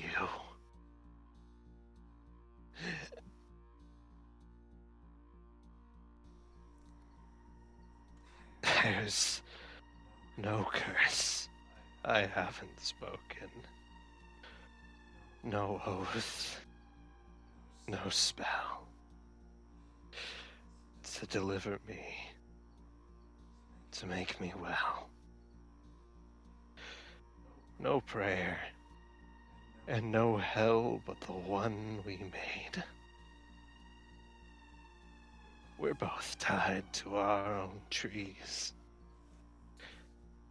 So cut me loose. Cut me loose.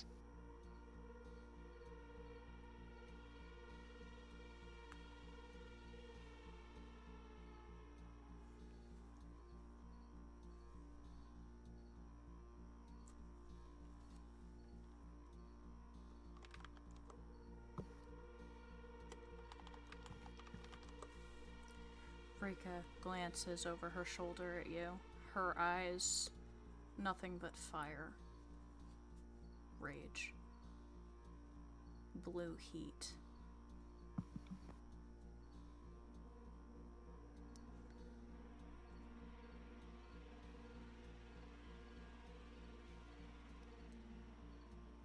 What's wrong, sister? Cat got your tongue? She slowly looks back to you. I have no quarrel with you. Oh, but you do. Because the only way in this scenario you come out on top is if you kill me first. So that's how it has to be then. Regardless of who wins, our mother still loses something precious to her. A win in my book. Precious. See, here's the problem with that theory, little brother. Something she told me outright. We don't need your cooperation, little Soma. I just need your body. I was trying to be nice and let you be a part of something. But if this is how you want to play, then let's play. She grips her wrist on the arm Arthur shot her in, and jagged shards of a glass burst from the muscle and the tissue, forming a long, pointed end that looks sword-like, sharp on multiple sides.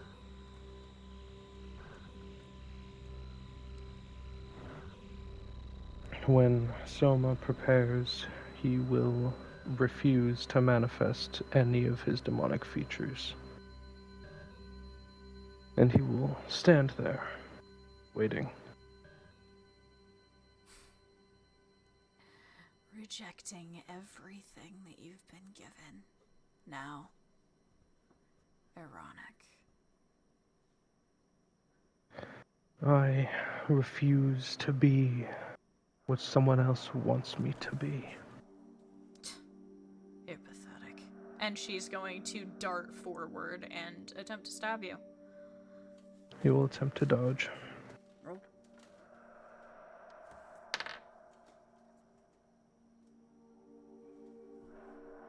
What's his... Oh no, it's just a dodge. 17. Okay. You narrowly, and I mean by like 1 point, avoid getting impaled immediately. He will go for a flaming slash on her. Go ahead. 15. She also narrowly avoids, by 1 point, getting hit by your attack.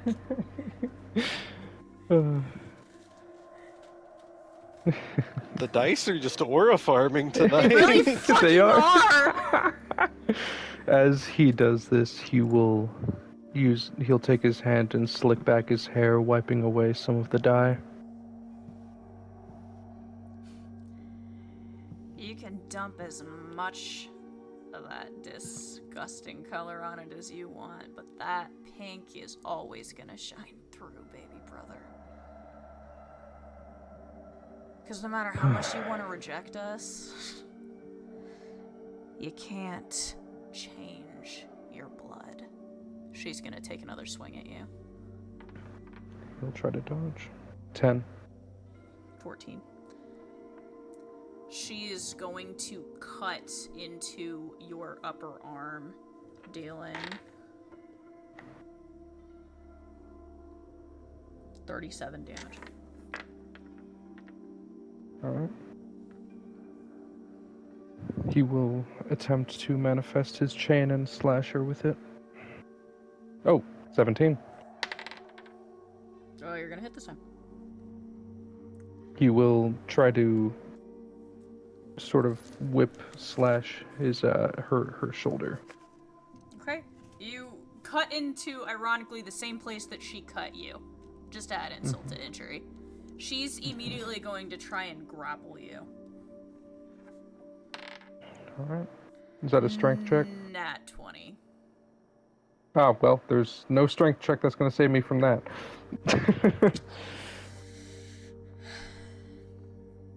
She is going to grab you by, like, a fistful of your hair, lick her fingers, and rub them over the dye, wiping some of the fresh dye off of your hair to reveal more of the pink.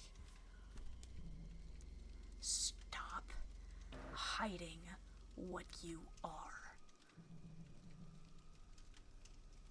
He is going to... Where is it?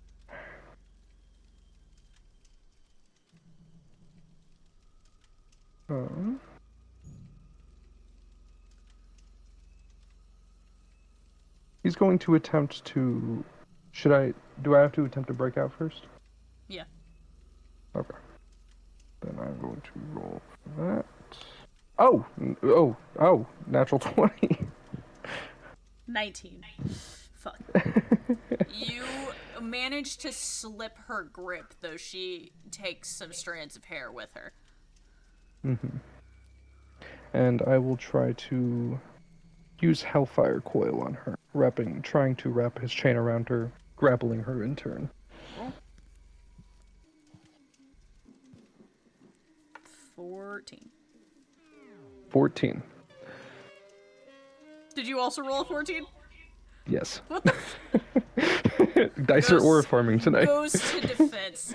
She Yeah. narrowly avoids your coil as you try to wrap it around her, and she instead goes to grab it. Okay.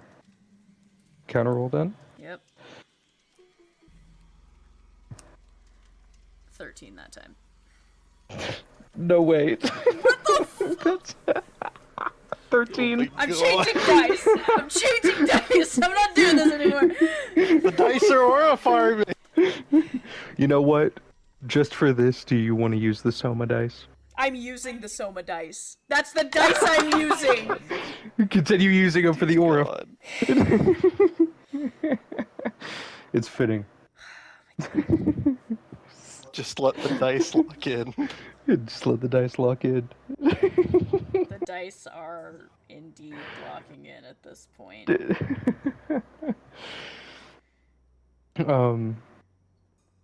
As this interaction happens, I want him to listen into the voices in his head once more.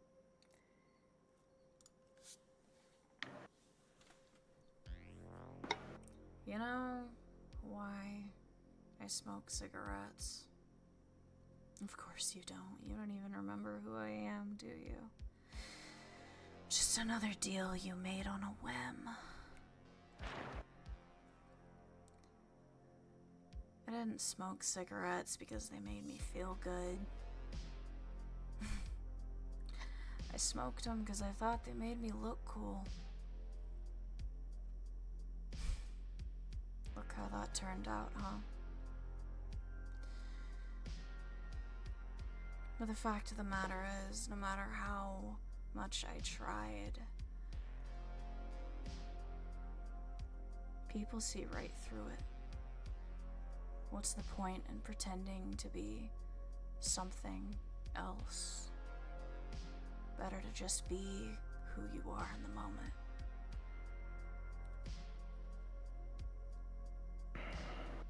You know who you are, Soma. You can't run away from that. Not anymore.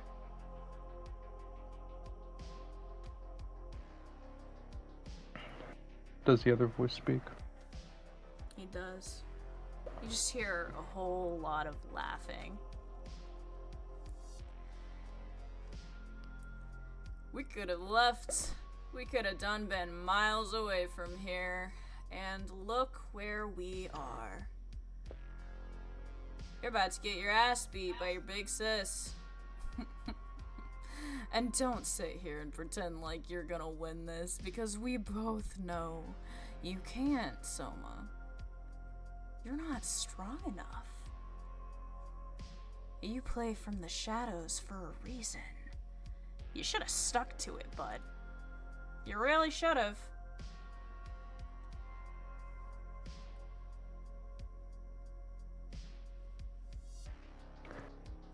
He is going to he's going to use ice bullet projection and shoot them at her. Okay.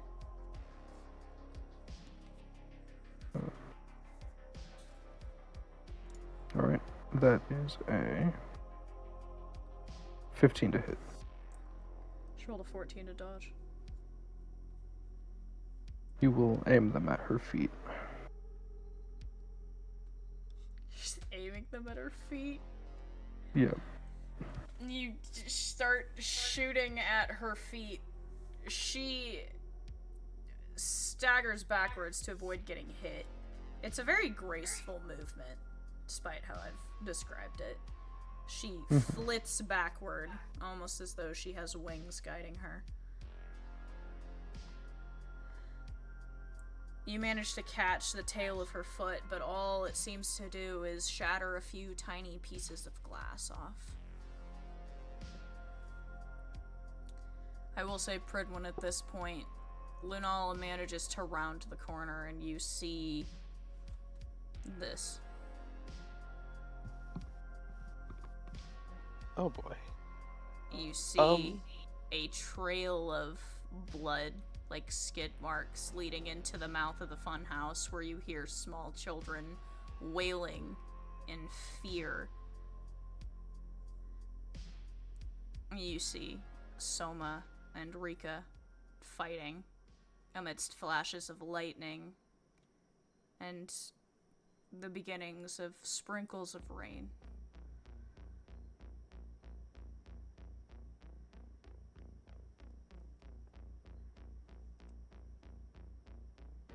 You hear ragged, raspy breaths coming from somewhere in the darkness inside.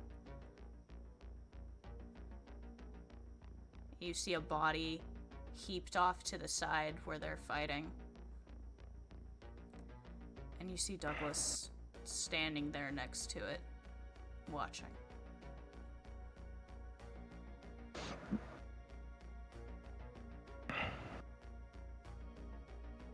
What are we supposed to do? I don't know. We can't beat her, Fredwin. She's too powerful.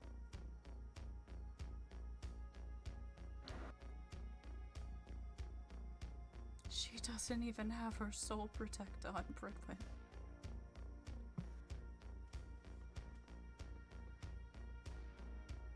She doesn't care.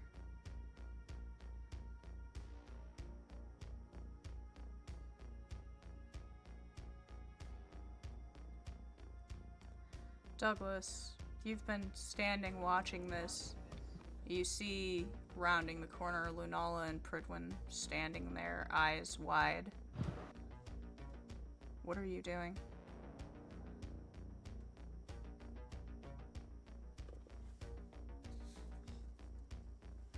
If Douglas is alive.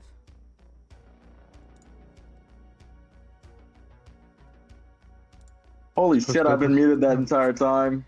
You have! I haven't heard you say anything in so long! Well, god damn it. Okay, well, I've been here, listened to everything. God.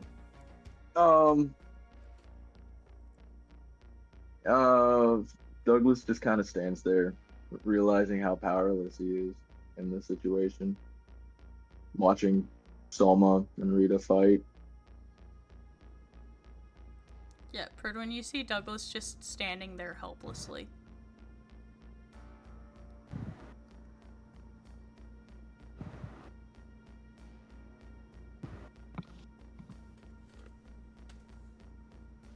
Soma, out of the corner of your eye, with the minute amount of your focus that you can manage to spare, you see Douglas just watching. Pridwin and Lunala, all of them staring at you.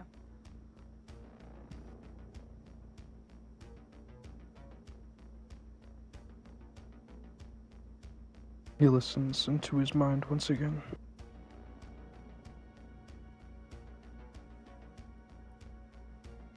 Never thought we'd be here, huh? Never thought you'd see your friends stare at you like that. Like you're some kind of wild animal.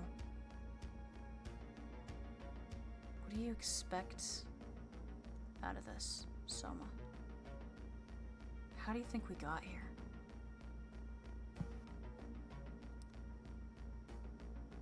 You made your choices. You made your bed. Now you gotta lay in it. Broken like Douglas.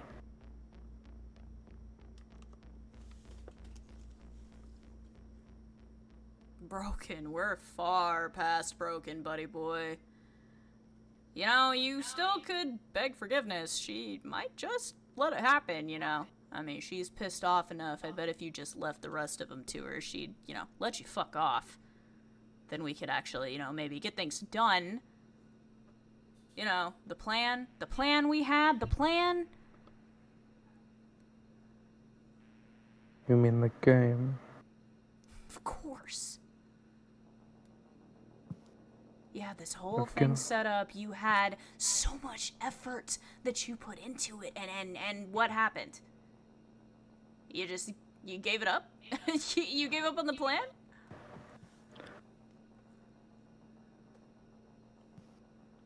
I gave up on trying to be someone larger than I really am. I'm no hero. I'm no king of anything.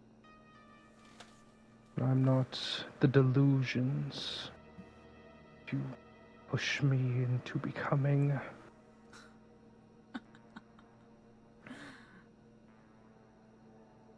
You can't call yourself a king 1 minute and then turn around and take off the crown when it's convenient.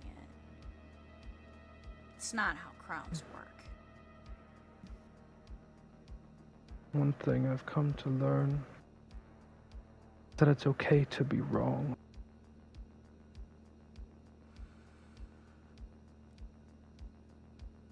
To take responsibility to end the cycle. You wanna know what's funny about that? So much. Killing yourself isn't taking responsibility, it's running away from it. And isn't that just like you? Running away from responsibility. That's your specialty. Isn't it? I'm facing the consequences that I brought upon myself. No, you're picking a fight with someone you know you can't beat to escape the real consequences.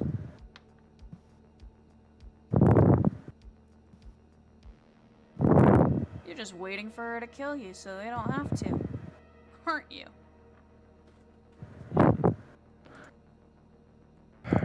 Maybe I'm being selfish. Maybe I'm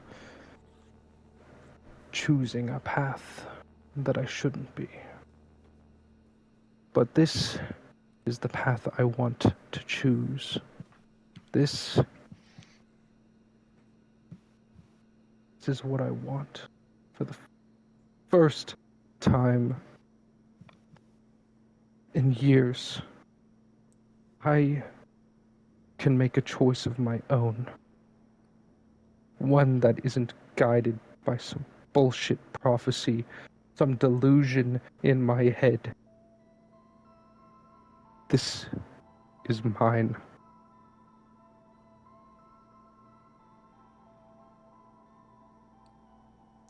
Then what are we doing here, Soma? You don't need me. You never did.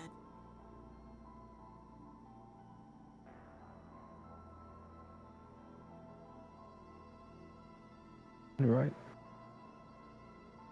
Both of you are just two sides of the same coin that is me. One preaching humanity with the voice of a broken person I might have known. And the other, some creeping shadow that lurks. Neither of you are me. You are a facsimile of the facade I wore on my face. I am me. And no matter the consequences, no matter the choices I've made, this is me. And I will face that. He begins to speak out loud. I am Soma Ashford. I am not some demon prince set to destroy death and wreak havoc upon this world. I am not some demon weapon hero on a path to become a death scythe. I will carve my own path in this world. And you, sister, are just a stepping stone.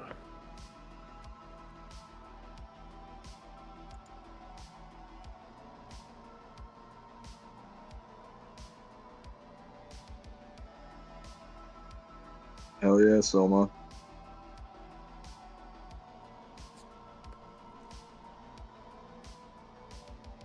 He's gonna go for a slash on Rika.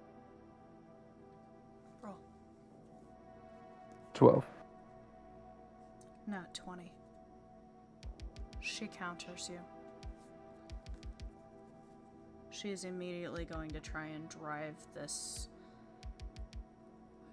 glass shard that has become part of her arm straight up into your torso.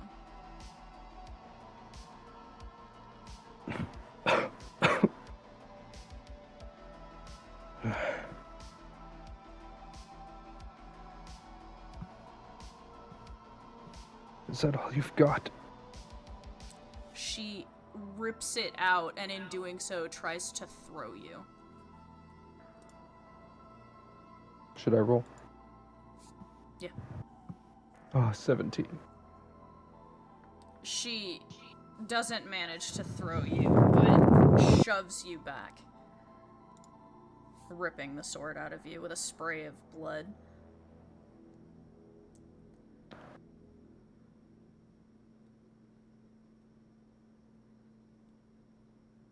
I have an idea. I'm listening. We can't win this fight. No. But look at her. She's wounded.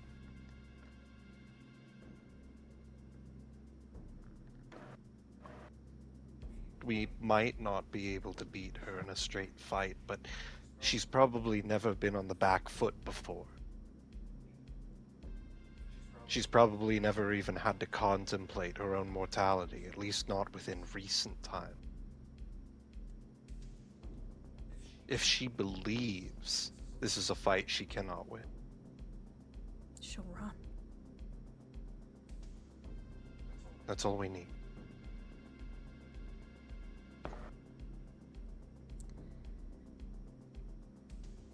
He's going to call out, Soma Ashford. Never have I been more disappointed in anyone. If you are not dead before me, I pray you will follow soon after. But for now, he raises his hand, a spectral banner materializing in it. We fight together. And he slams the banner into the ground. As you do this, Soma looks to you with a smile and tears rolling down his eyes, and then turns back to face Rika.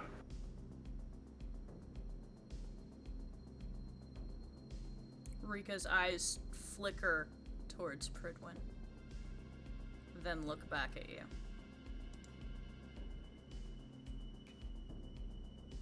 You Soma, no brother of mine. He looks back. Fucking kick her ass. He'll give thumbs up. And then Douglas tries to make a what is it? I forget. He tries to do quicksand underneath Rita. With Banner of War, I can reorder the entire turn order. Yep. And because this is reworked Banner of War, the party can reorder the turn order and decide where in the order they will be. You can order yourself ahead of enemies, but you cannot rearrange their order. And the party is buffed for the first round of combat, having an additional action and advantage on all rolls, and the ability to move at double speed. This power can only be used once per day. So, who wants to go first?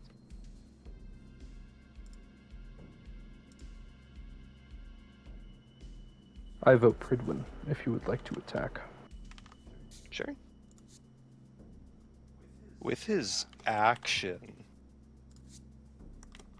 his second action.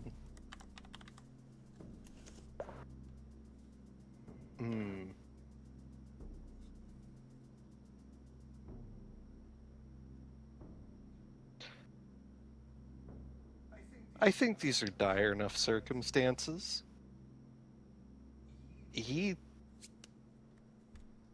Lunala points at, oh god, why am I forgetting her name? Rika. Lunala points at Rika, and there is this dark, shadowy energy that envelops the shield as black tendrils creep from the shadow cast by the shield, reaching out towards her before coiling around her foot, and she feels a chill as he uses Abyssal Agony.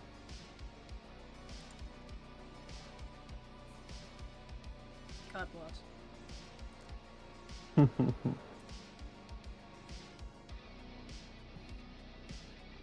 Rika grinds her teeth together in a snarl, turning towards you. Who's going second?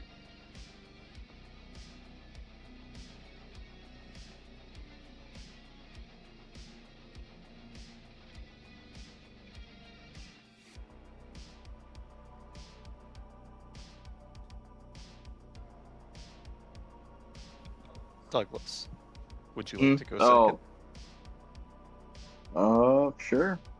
Why not? Douglas? Am I muted again? No. I'm not. No, you're good. Okay. We hear you. Okay. I want to try to use domain expansion. You haven't tried to use this since Eliza. Mm-hmm. You're gonna have to roll. Alright. Just a straight 20. Yep. 18. With an 18, you pull Eliza's blade out, manifesting it, just the bit of it in your palm. And you focus. You really focus. This is out of your depth, and you know it, and yet.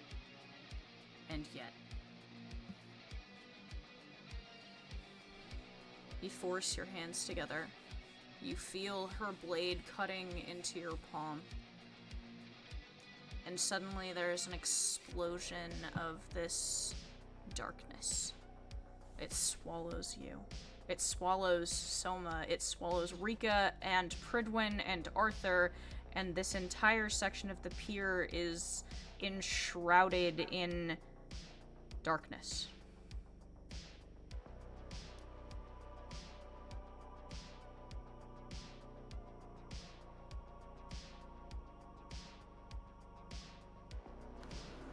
And as you come to your senses, you're not on the pier anymore.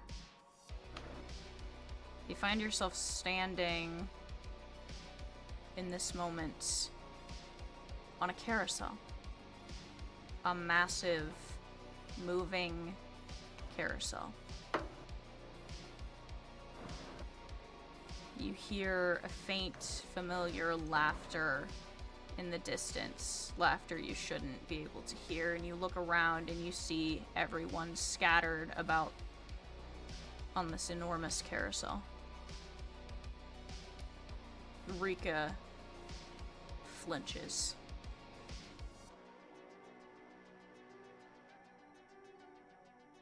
Soma. Soma, could you say that he's near Douglas? Near enough. He will put his fist up in the air towards Douglas and walk towards Rika. He is going to...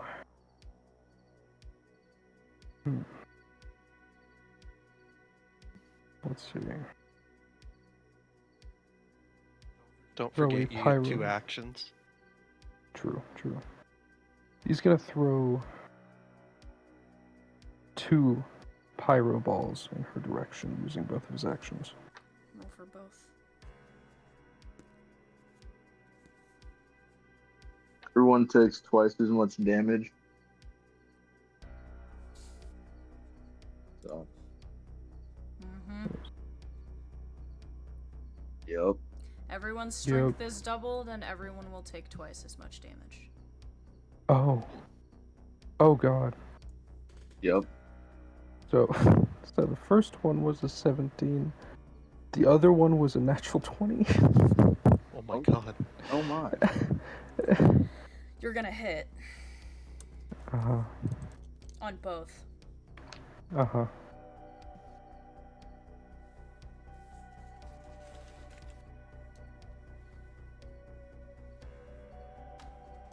He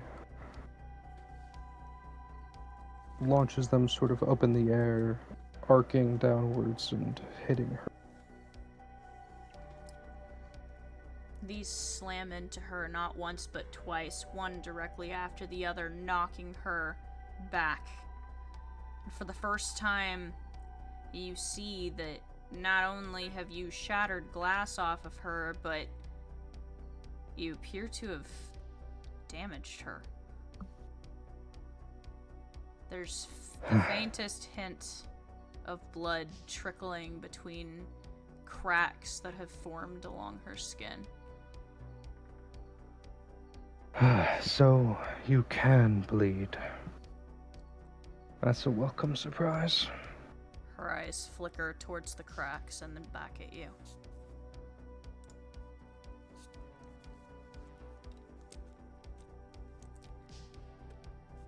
She's going to glance between the 3 of you. Was that Soma's turn? Yeah. Arthur has a turn. Can Arthur find Rosada? Roll perception.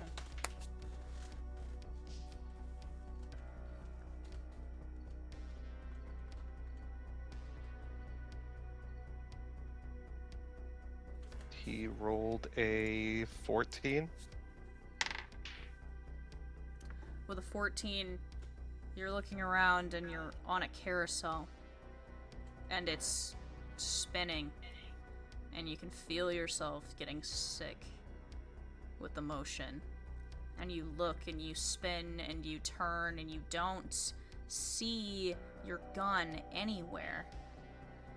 But you think maybe you make out a hand laying limp in one of those benches that they have on carousels sometimes for the adults to sit on.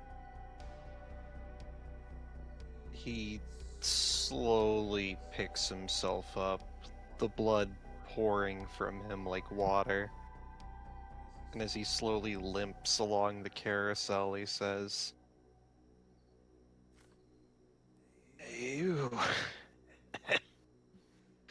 You're no hunter. You're an animal.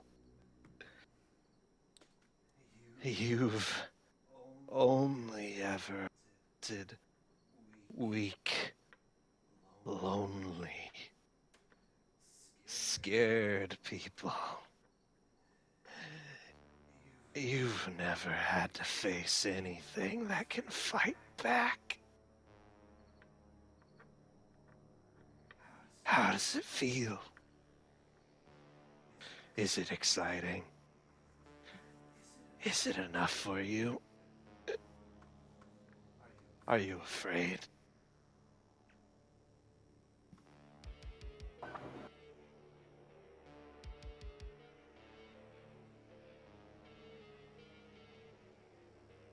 You see the fangs in her upper jaw piercing at her lip as she grinds her teeth together, a tremble running through her of frustration.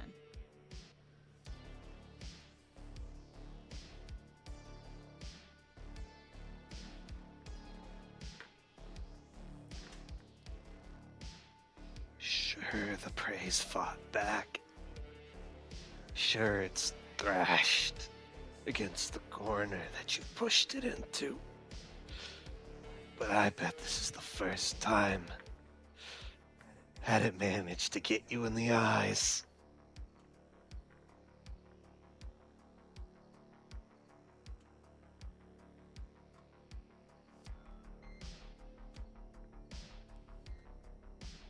Is that Arthur's turn? Yeah. Rika, in one fluid motion, is going to snarl and move. Douglas, make 2 dodges. Anything? Just dodge. She's cursed.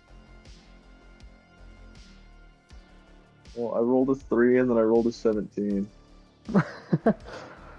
Oh god, hang on, where is it?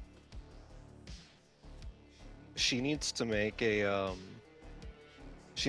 straight roll against me. Just a straight roll? Yeah. 19.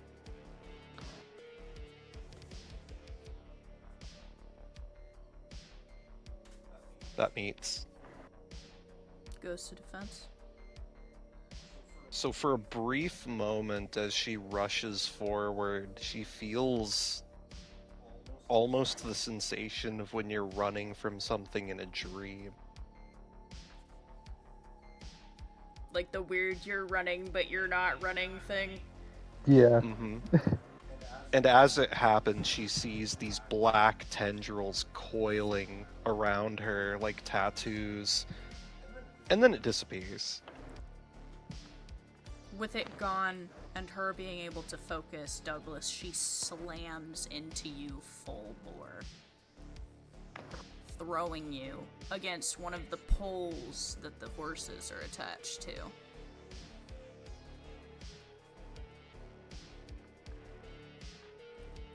You're gonna be taking 25 points of damage as she grips you by the jaw, shoving you back against the pole and snarling, "Let me out.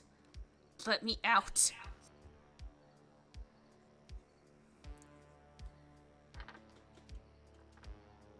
No. No, I won't let you out. You had fun in your your area. We're gonna have fun in hours. She's immediately going to stab you.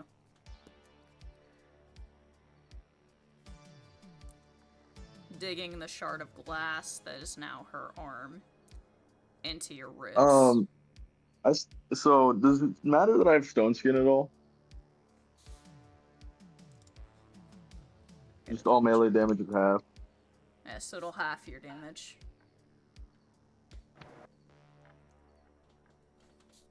Wait, do I take 25 then? Of force damage, yes. Yeah, I would. Of the damage you're about to take, you will take half, which will be 29.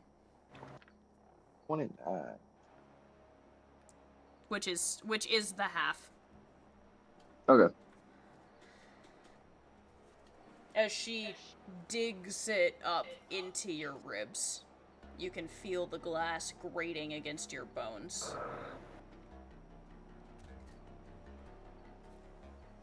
Pridwin. Mm-hmm. Rika has now got Douglas in her hands.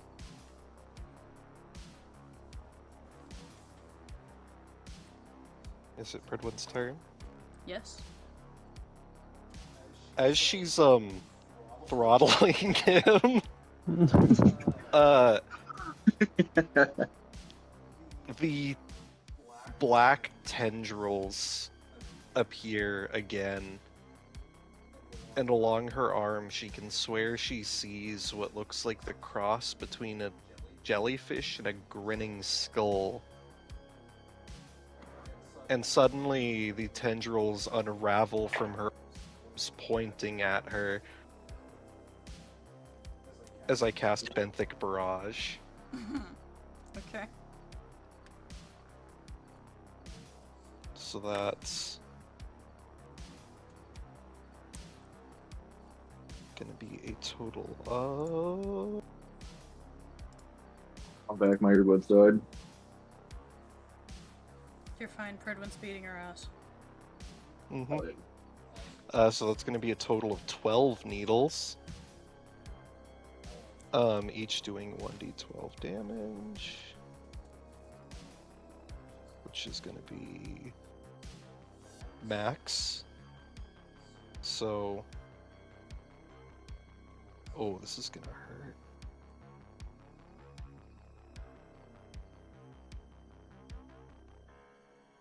So she's taking 144 points of poison damage as she is... Essentially, these tendrils rise up and point at her, giving her just a moment to react before she is pin-cushioned.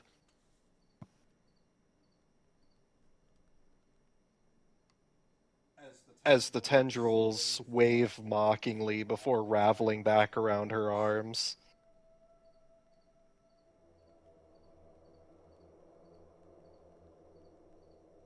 And she is at 14 stacks. Okay. Douglas, Yeah. it's your turn.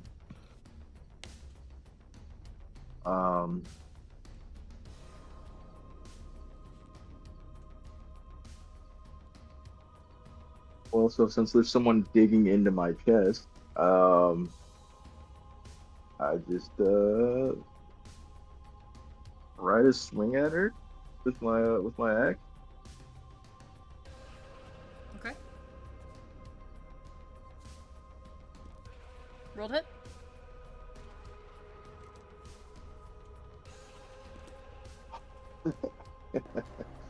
That's funny. You're gonna hit. Roll that double damage. Oh.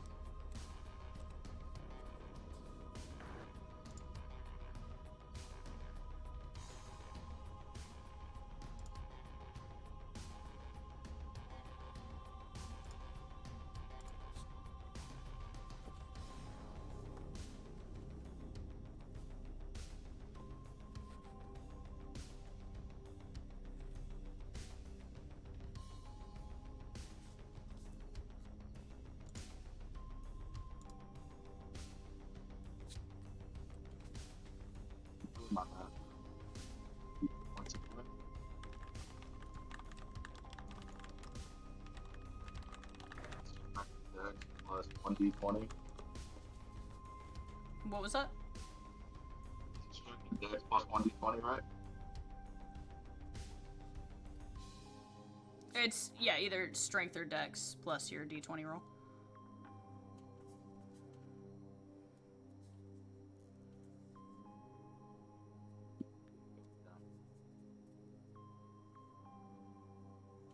Oh god, what is happening? He's gone again. No. Douglas, no. You sound like you're in a tunnel. Yeah, you sound like you're like on the other end of a tunnel. Hello. What? Hello? Douglas, if you hear me, come towards my voice. I hear Douglas. Hi, hello, Douglas.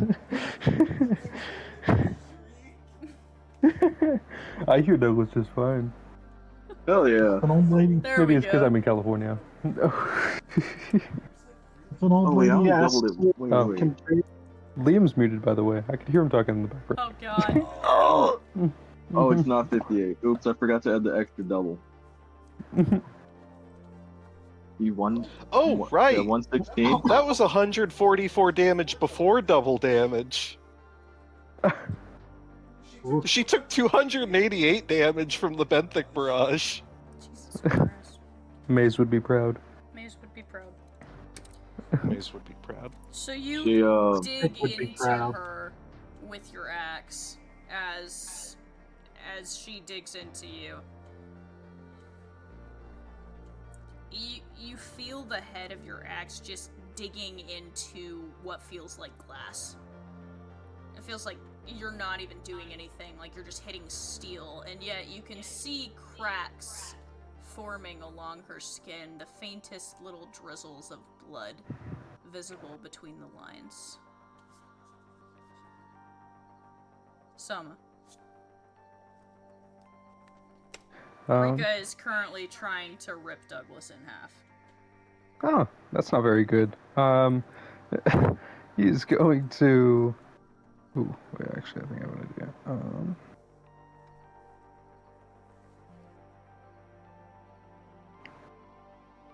Is she currently grappling him? Mm-hmm.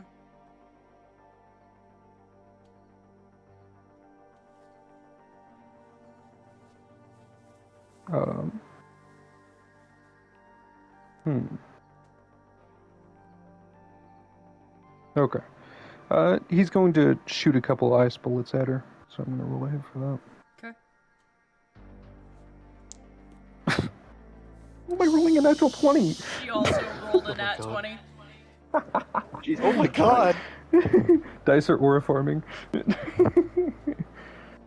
I imagine she just kind of like, yeah, counter. This has 16. gotta be like the most Metal Gear Revengeance ass fucking fight scene in the entire world. 18. So I imagine she like, you know how in Elden Ring Radigan, anytime you shoot magic at him, he just kind of swipes it away. I imagine she does that. Yeah. That's pretty much Yeah. exactly what happens. Yeah. You hurl some shit at her and she literally just smacks it away without even looking at it.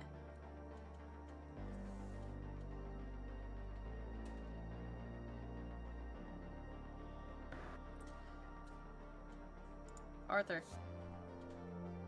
Mm-hmm. Rika's currently trying to rip Douglas in half. You're staggering your way along the carousel. Does he get to Rosada? You find someone laying in the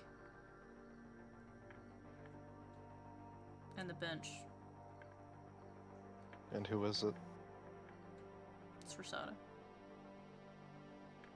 Is she breathing? Breathing barely. Get the fuck up. We're not done yet. Arthur. I don't have much left to give you.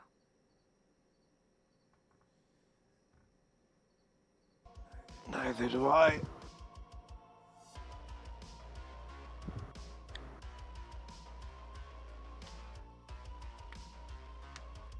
But she's scared. Ursada, laying limply on the bench, covered in blood, smiles.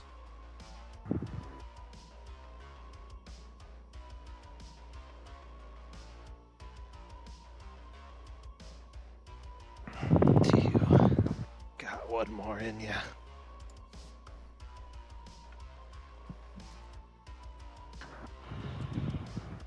I'll manage.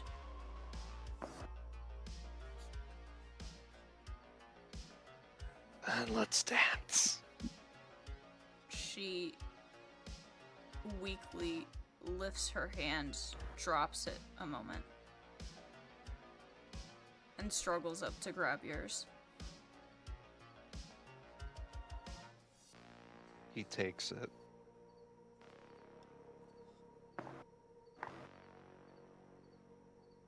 And as he does, with the little strength he has left, he is going to activate Desert on Fire.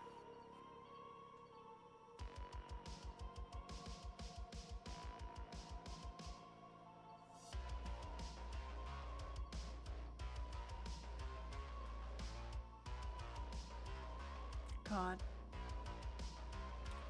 Roll. Alright, let's see how many copies that is.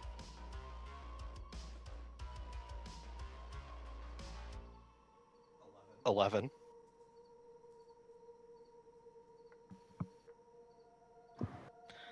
Now let's see what they rolled to hit.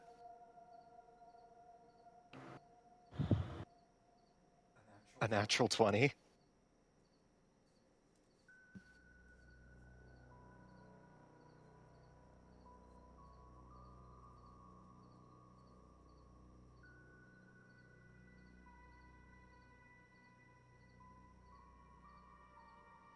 Totally. Let's see.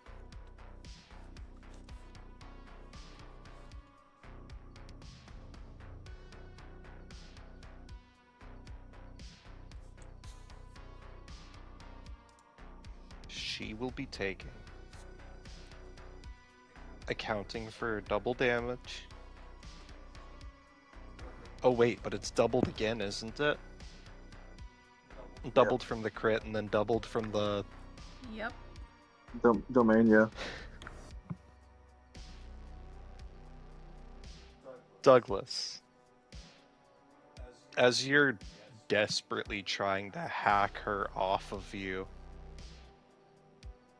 you see flames beginning to billow up from the ground around you. At first sparks that then grow into blazing pyres. And these pyres take shape, becoming humanoid. And each of them points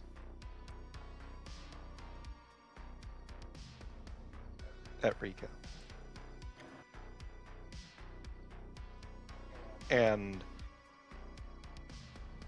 in a flash, just like the light speed shot that Arthur made before, just like the split-second crack of the rifle that took her hand, you see light, one flashing straight through her, then another,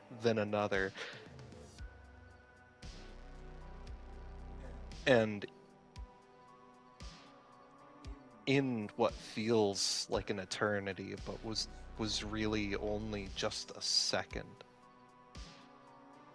there is this burst as she takes 560 points of damage, and she is blinded, deafened, and pinned in place for 1d4 turns.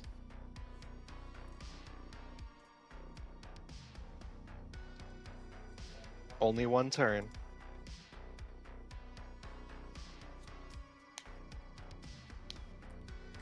Douglas, she is let go of you in this moment. And it's your turn. Okay.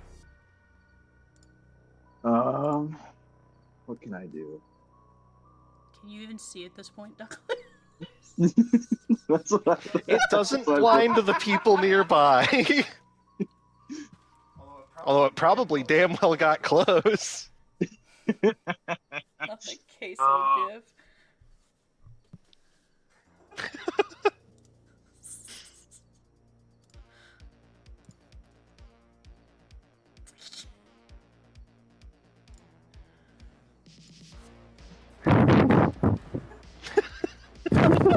The cat.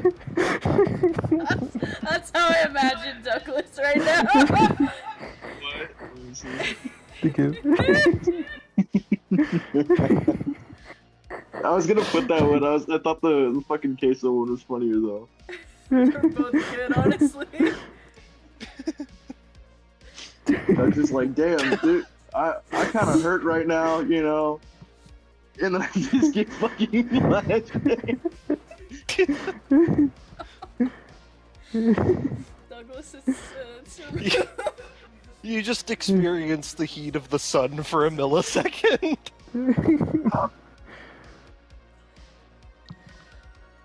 Trying to figure out what I can even do.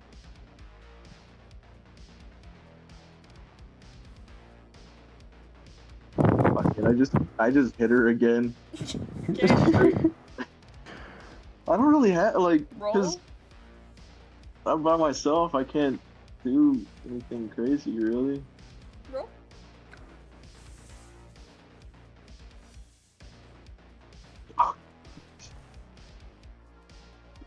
Another nat 20. You're gonna hit. Roll.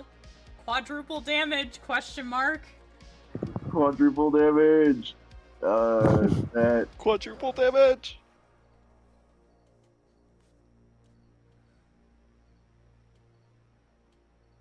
I feel like the stick would be proud of all these quadruple damage hits.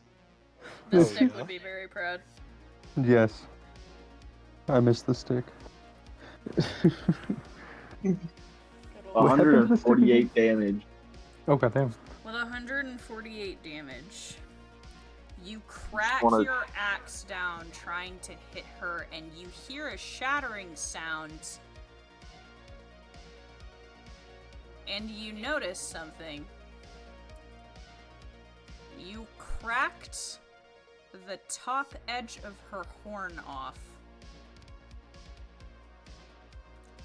Rika Oh, fuck. freezes. Reaching up slowly, feeling up the edge of her horn, feeling the broken bit, the jagged pieces, and she lets out a scream. A scream that immediately deafens all of you. And as she does, she arches forward, digging her nails into her skull as she screams violently, and you see shards beginning to emerge from her body, all sides of it, all faces of it, dozens and dozens of shards of glass. I need all of you to roll at disadvantage. Oh, I rolled 2 15s. Well, Arthur's on the floor, so does he need to roll? you're not gonna be able to roll, and it's probably not gonna matter based on the rolls I just made. Oh boy. Rolled a 14.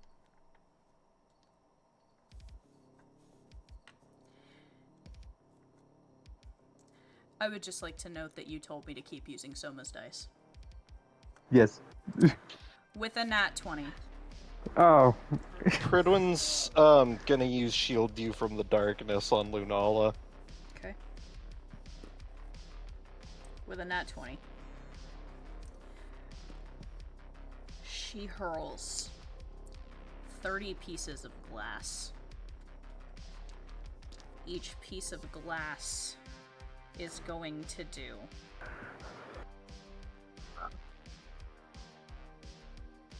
A lot. 32 points of damage. Oh, That's, I think that's more damage than Oh. most of us have health. Oh, that kills that triple kills Pridwin. However, it's divided between you. You're not all each getting hit with 30 pieces. Oh, okay. okay. Because that's Much less horrible. I thought I'm that, gonna die I was if I gonna get say hit. that's over I am 1,000. That's like doing 2,000 damage. I think I still fucking die. Divided by what, like 5? Is it counted as melee damage? Well, Hang on, let's let the 30 let's let the DM do their thing, I guess. Yeah. Because that's 384 damage. 30 with oh god, how many is that? Like, so there's Soma, there's Douglas, there's Arthur and Rosada, and then there's Pridwin and Lunala. So that's 6 people. So 30 divided by 6, that's 5 blades each. 5 blades each, yeah. Times 32? With the math that I've done, you're all taking 160 points of damage. Yeah, that's the math that I got too. And I'll Pridwin's accept gonna be that. taking double that because he's taking the hit for Lunala. Alright. Yeah, Douglas is fucking dead. Pridwin's still alive, barely. Yeah, 160 is his max health. To be fair, you're not dead, you're down. Downed. Yeah. Douglas is fucking gone. Well, with that, domain expansion stops. Correct.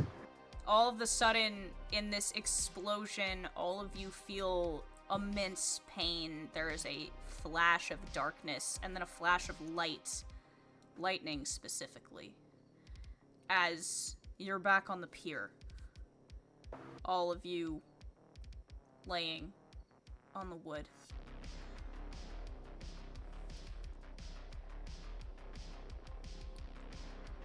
Douglas, your eyes flicker. You try to push yourself up and you can't move. You're so tired, but you refuse to close your eyes as you try to push yourself up again. Pridwin, you did your best to shield her,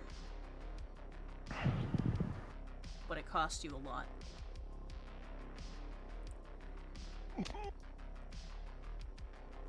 Soma. She got you good. And you can't deny it. And eerily, the voices in your head stopped.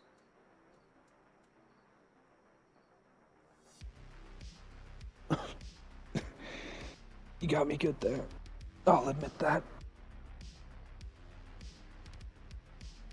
You look up and you see standing in front of all of you Bloody Mary, standing firmly planted on 2 feet, her eyes blazing with blue fire, glass shards growing back out where they were ejected moments before. The only sign of real damage, apart from the trickles of blood coming through the cracks on her arms and her body, the shattered horn, broken halfway, and the tremble of rage in her fingertips. But it seems we got you pretty good too.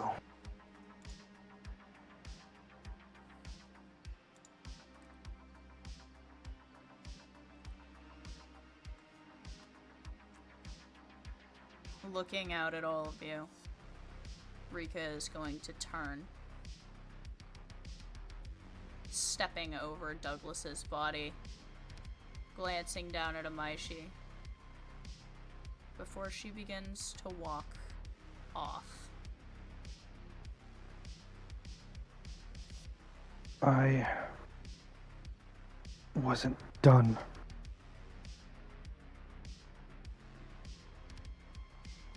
He tries to pick himself up to the best of his ability.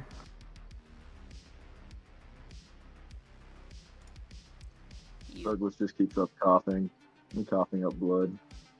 try to stagger yourself to your feet. She's stopped, not turning to look at you, but listening.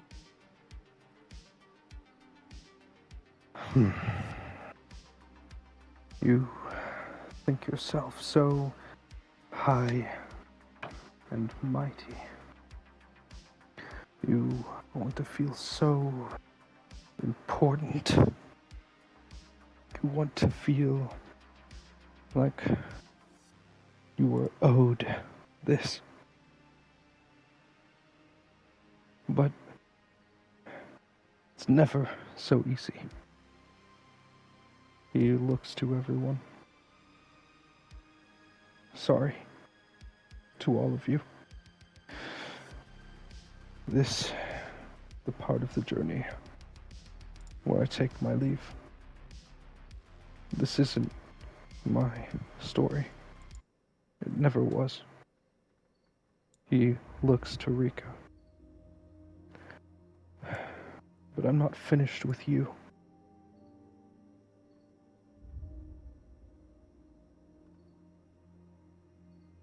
She slowly turns to look at him.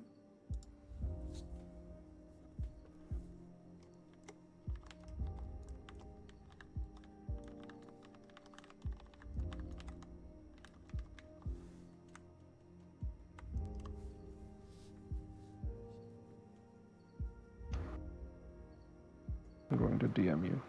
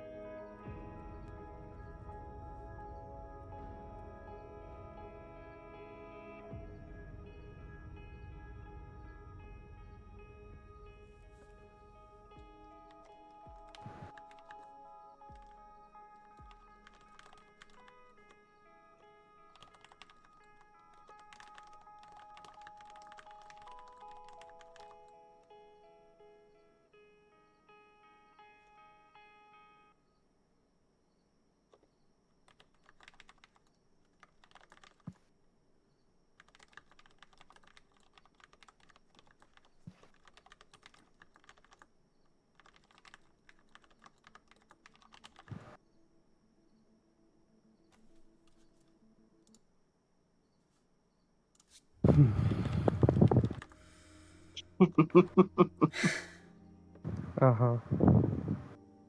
I've thought about this for a very, very, very long time.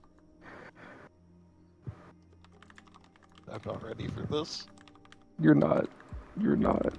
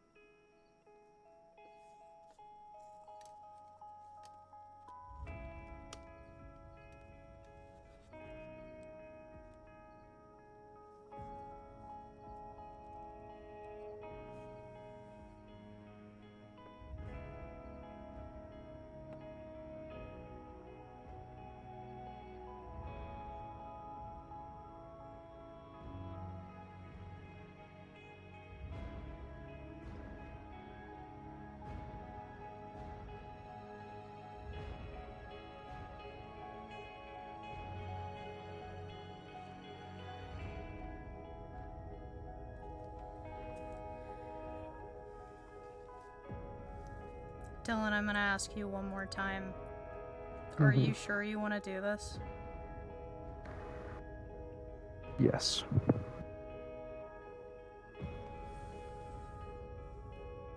Okay.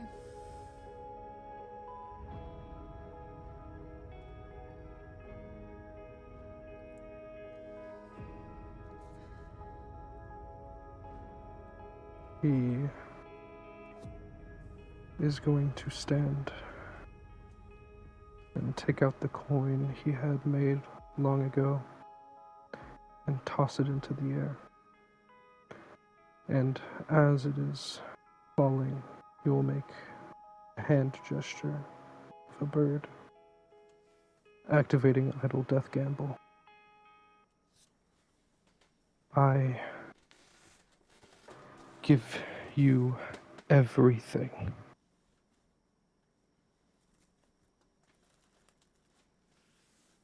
All. So I can take this from them.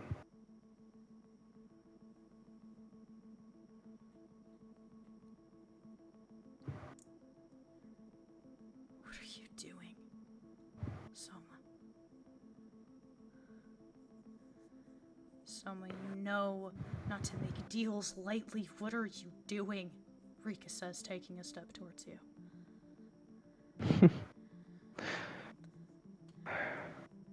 All it takes is one to get what I want. to protect those I love, even if they don't know what I did.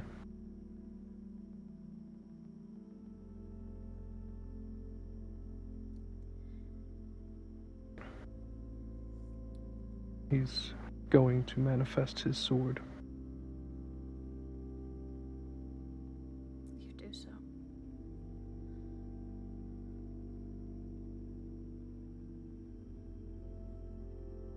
One final attack is all I need.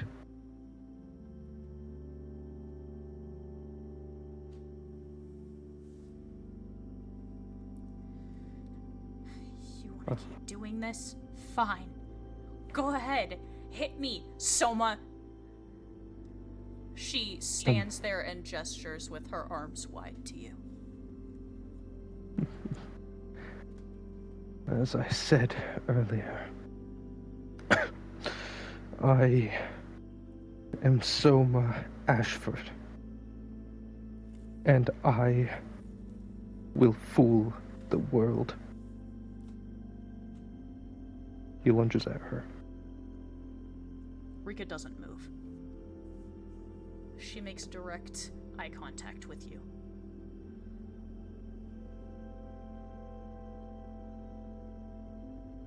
He strikes. You hit. You hit glass. And then you go through it.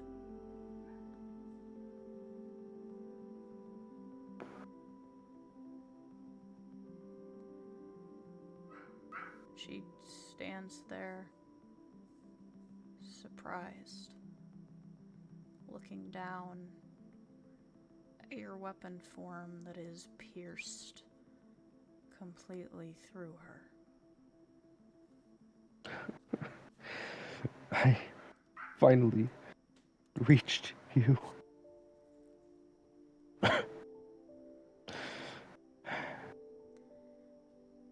Too bad.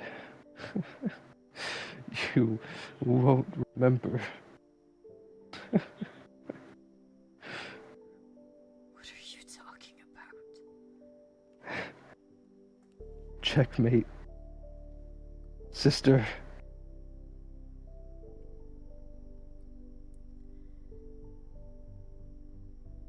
She takes a step back, gripping at the edge of the sword that's pierced through her and looking at you. Unsure.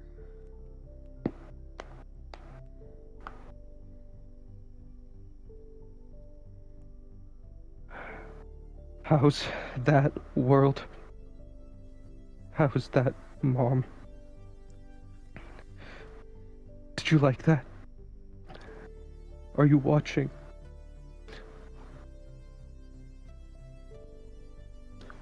Soma, what did you do? What did you do?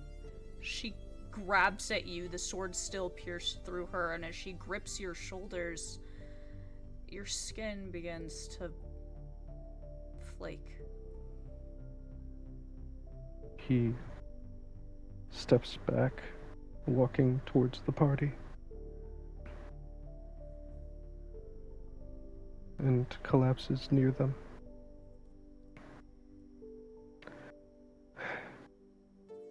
I sure hope you were watching.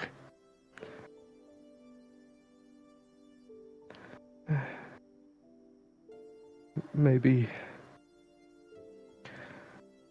I am a hero, the kind I dreamed of as a child.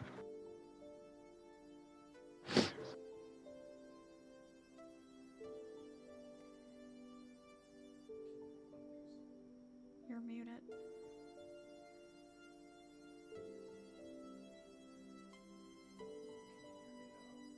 You're still muted? No. Unplug it, plug it back in. Turn off, turn back on. Oh, There you are. There you are. can Pridwin do something? I did ask the DM for some time for you guys to interact with him before. Pridwin slowly picks himself up, the glass in his back still jutting out as he staggers towards you and then falls to his knees in front of you. And he says, Soma. He reaches into his bag at his side and he pulls out a strawberry candy and holds it out to you. He takes it and says, You know me too well. I was just about to ask for some.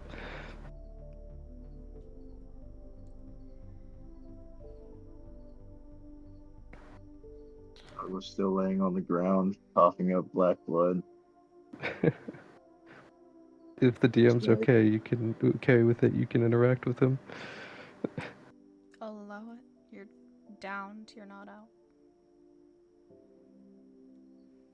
I was being pinned on the ground by glass. Bill. He reaches out backwards and says, "Oh, I'm sorry, brother, for everything that we've caused together. I shouldn't have ended like this."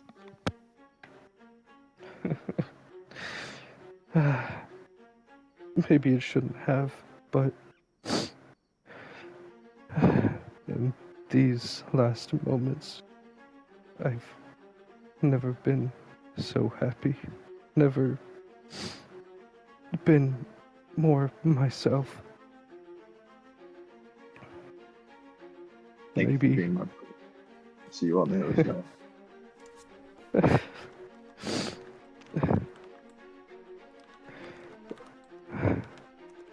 I hope so. He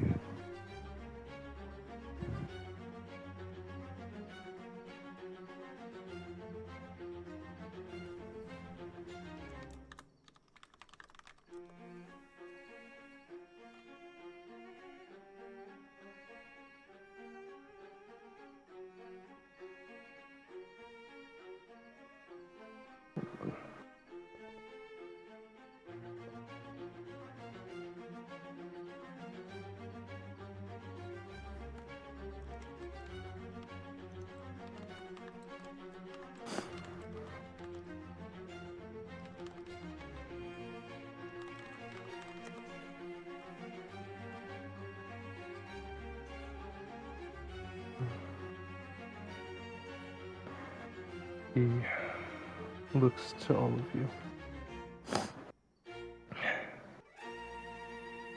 I'm sorry, Pridwin, for not listening to you. I'm sorry, Douglas, for dragging you around on my whims. But thank you all for being my family.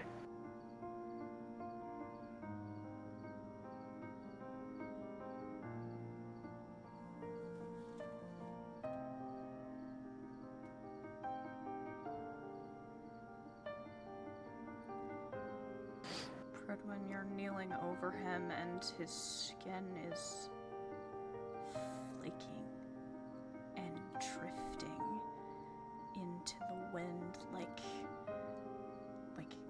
ash. One last thing. I'm sorry, Katya.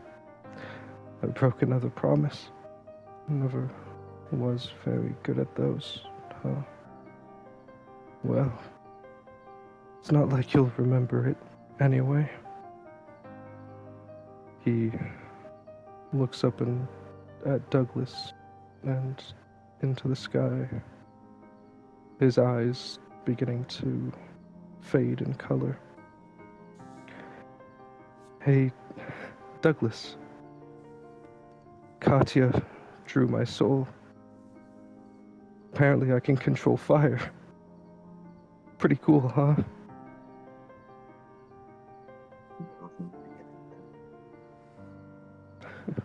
Badass. He drifts to Pridwin and he says, "Oh, Pridwin, I've been meaning to talk to you. I think we should go to your home, rescue that girl you talked about. Our group is a little weird, but I get the strange feeling that she'd like them."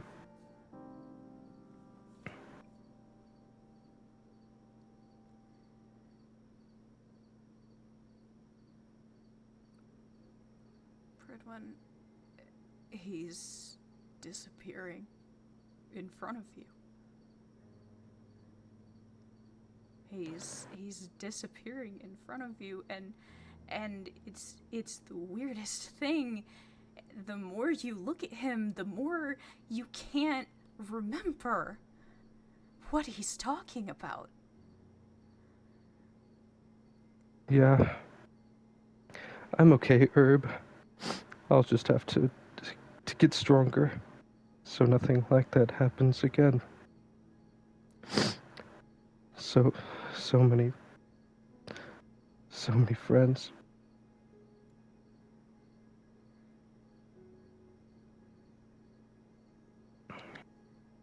Rika is staggering behind you, and the sword that is pierced through her is flaking and disappearing, and she shrieks and she grabs at it, cutting her hands on the blade, but the blade isn't there anymore. The blade is nothing, and there's just a gaping hole in her chest where it used to sit, and as you look down, there used to be a body. There used to be a body there of somebody that was important to you. But you can't remember who they were. Pridwin, you can't remember his name. You can't remember why you're here.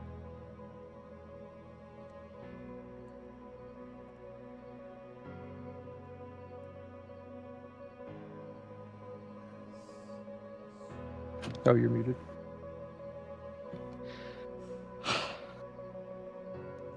As Soma was beginning to disappear, Gridwin frantically flips through his journal to a page in which most of the words have been scratched out. And he says, "You are the most reckless, foolish devil I've ever seen. Aside from maybe Abaddon, but you're a good man. Better than most. Keep everyone safe. But don't forget you need to live too. Despite what I may have said, you're a good leader. And a better friend."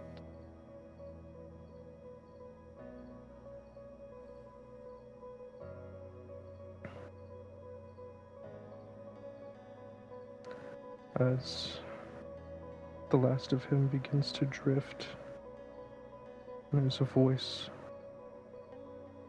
who says, "Did you see that, Sadie? I really put that bully in her place, huh? Me and Herb really gave her a nice haircut."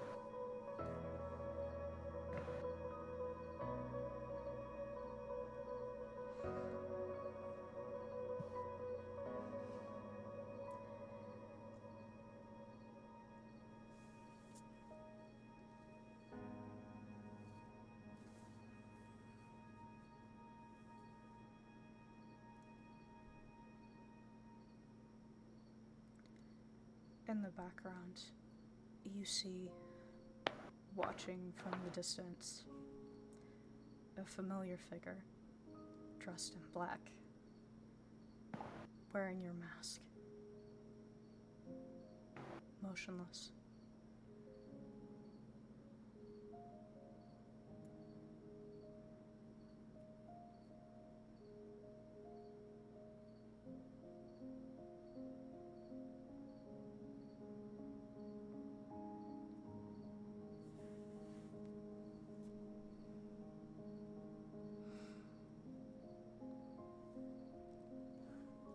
Pridwin, you look up and you see Rika staring at the gaping hole where the sword was. And you see it click for just a split second.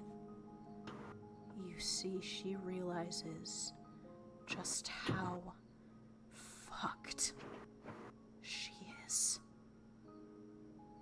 And then she staggers to her feet. She turns with a look of abject terror, like a little girl about to face her mother's wrath.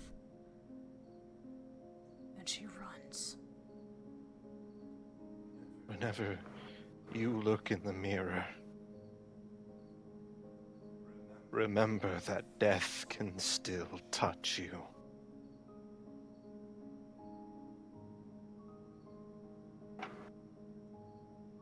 She runs and dashes past the figure in black, darts around a corner into the shadows, and disappears.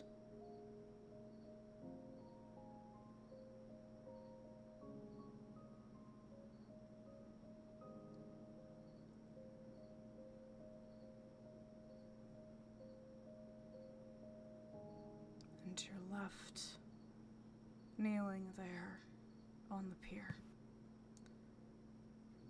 with a hole in your memory.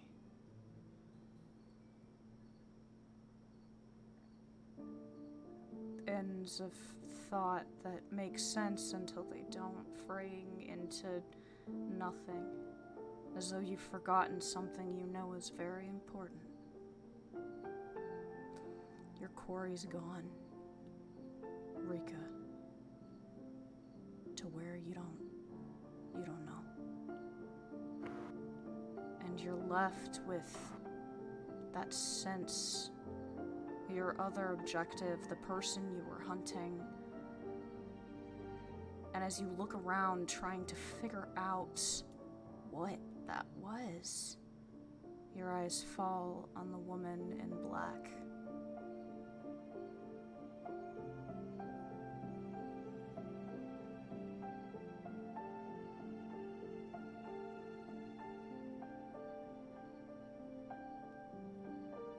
Does he remember her name? Yes. Sadie. She looks at you. And then lowers her mask, drops to her knees, and bows her head and waits. You know, it's the strangest thing. For some reason, I have the lyrics to a song stuck in my head.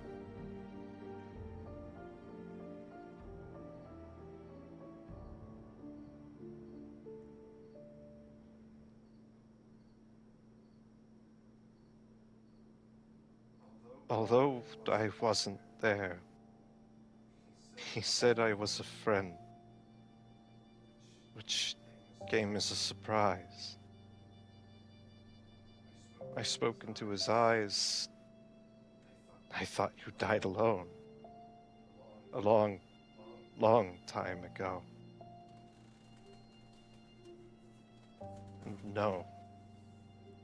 Not me. We never lost control. You're face to face with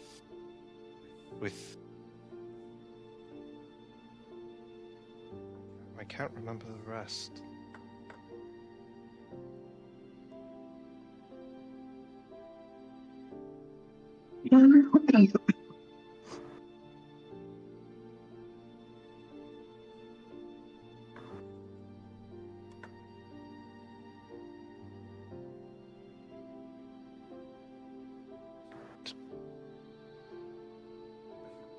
Are you all right? Are you hurt? She lifts her head and looks at you. Confused.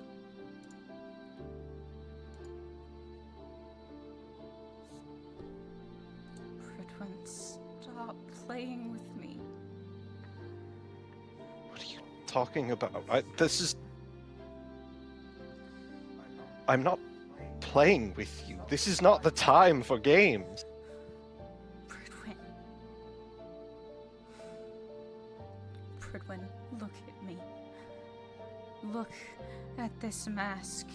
You know what that means. Everything that happened in Japan.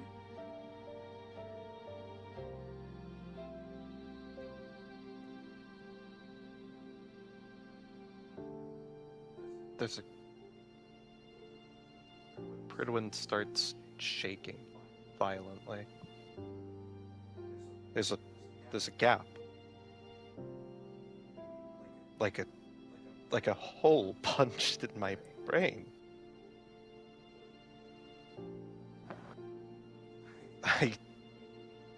I remember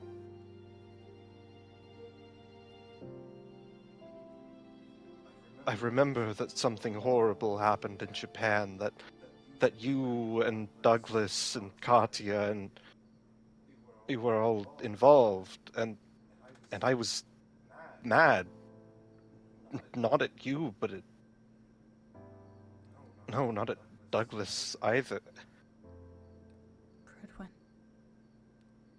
everything that happened there happened because I allowed it to.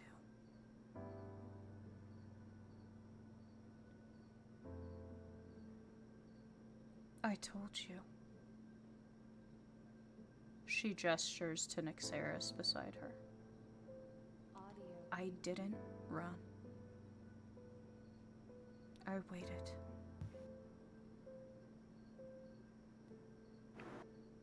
And now I'm here, expecting you to do what you need to do to get justice.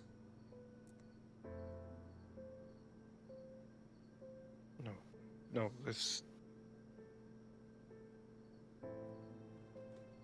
I don't remember, but I know it wasn't your fault.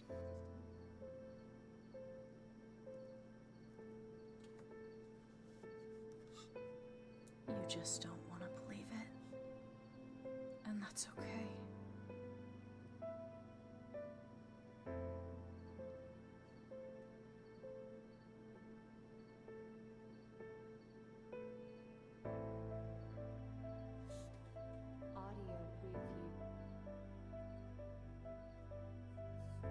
You'll make the right choice. You always do.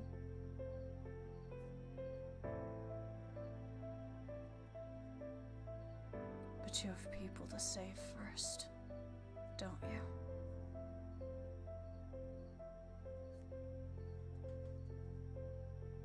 I do.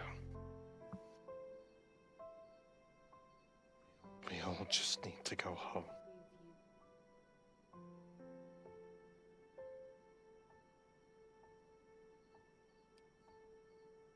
You turn around. You see Douglas laying just a few feet away from you. He's barely hanging on. And further up, Lunala. You shielded her from that attack, but you You can tell she's not good. And further in to the left, the cowboy has gone, laying motionless. So Arthur's at 0, right? Yeah.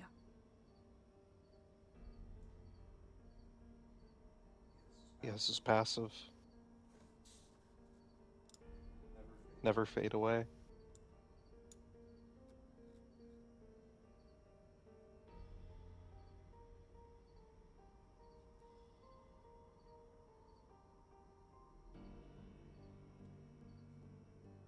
Okay.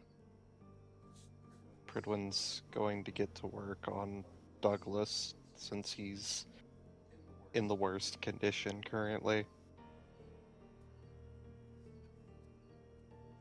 Arthur slowly picks himself up, coughing out blood.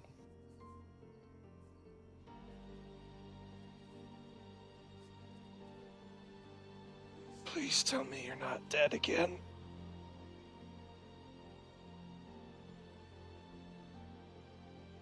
Rosada's laying on her back in human form, staring up at the rain.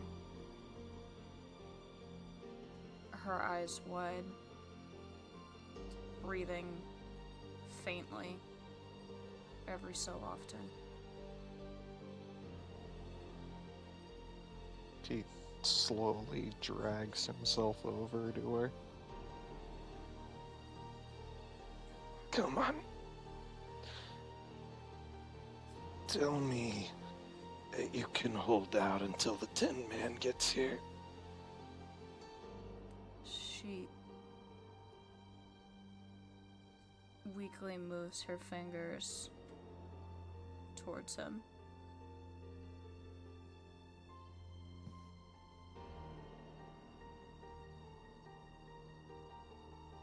Don't leave me.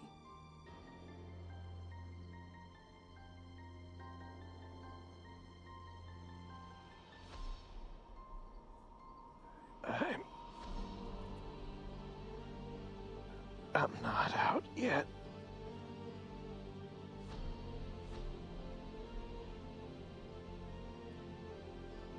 Are you?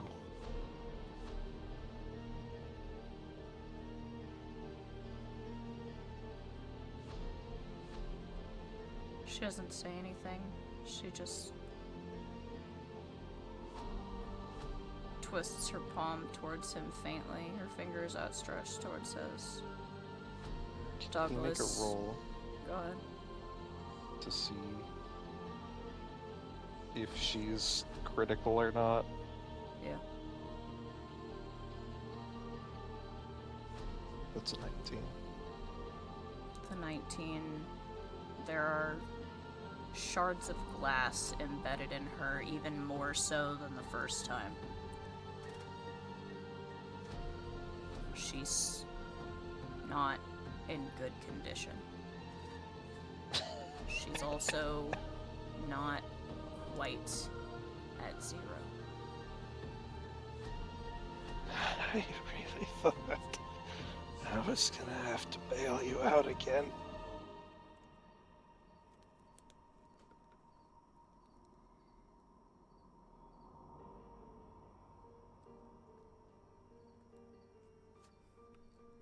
Douglas, you feel Pridwin's hands moving on you. Douglas tries to open his eyes. You open your eyes to a golden glow as Pridwin hovers over you, desperately trying to get you to some semblance of stable.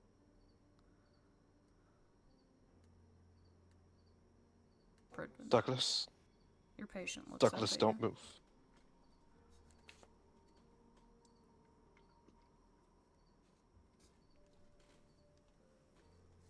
I guess I'm happy about you healing me. Well, I'm happy that you're alive.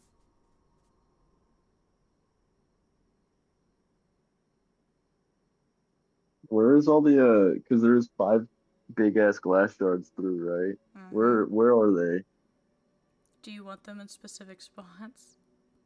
No, I don't care. I was just wondering where they were at. One's in your shoulder, two are in your chest, one is in your hip, and one is in your shin. Like through your shin. Nice. Pridwin is currently literally healing the area as he's pulling the glass out.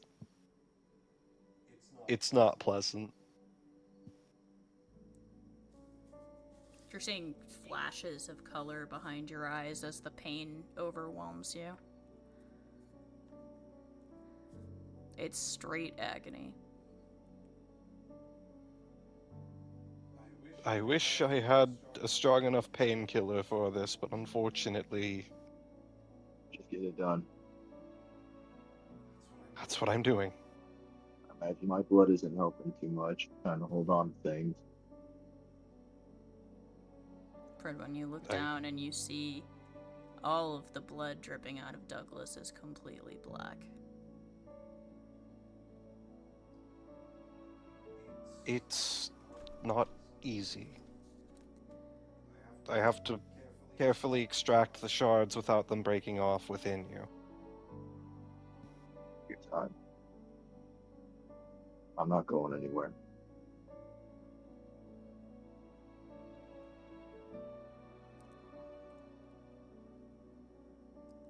Are you okay with me leaving you here after I've stabilized you? We have more severely wounded.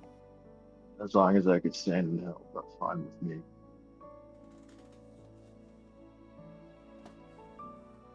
Just get the one out of my shin and we'll call it good.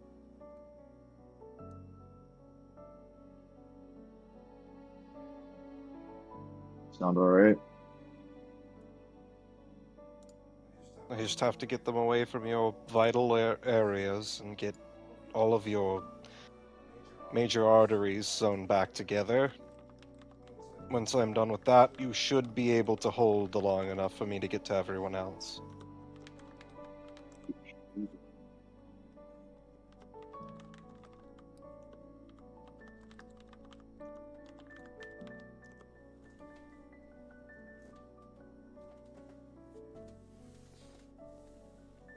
Fred, when you do your best to stabilize him, your wife hasn't moved.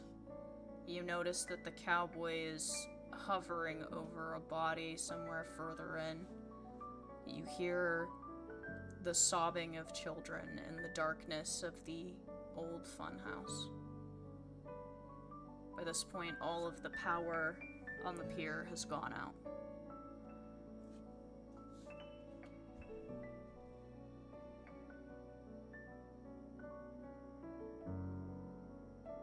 Once he's done with Douglas, he's gonna move over to Lunala just to make sure that she's stable.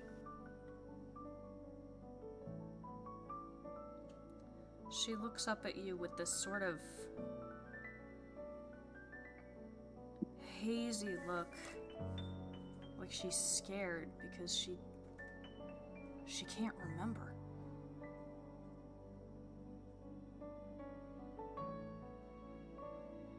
You feel it too. She nods.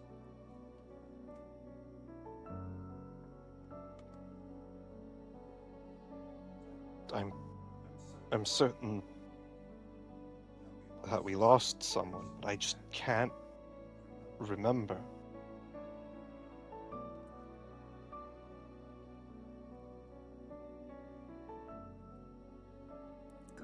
Go, she says, waving you towards Arthur. I'm Right. okay. We're okay. She rests a hand over her middle.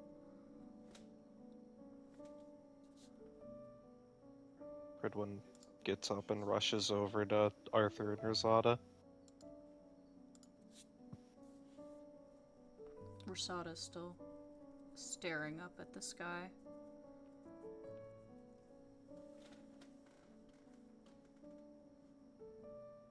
He initially starts with Rosada, but then realizes that Arthur is in much more severe condition.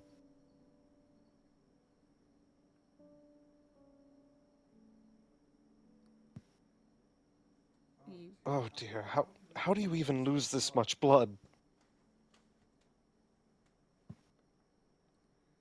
Arthur's built different, Rosada says weakly.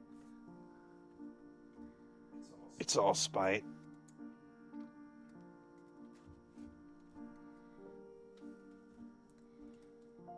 You mean you're not dead yet? Lunola says, coughing up a mouthful of blood from nearby.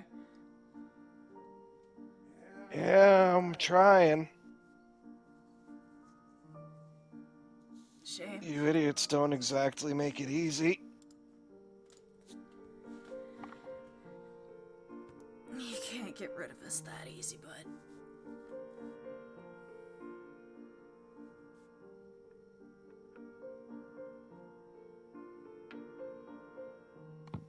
Prodwin, as you're trying to stabilize Arthur, you glance up and you see a huddle of children all watching you from the darkness of the clown's mouth.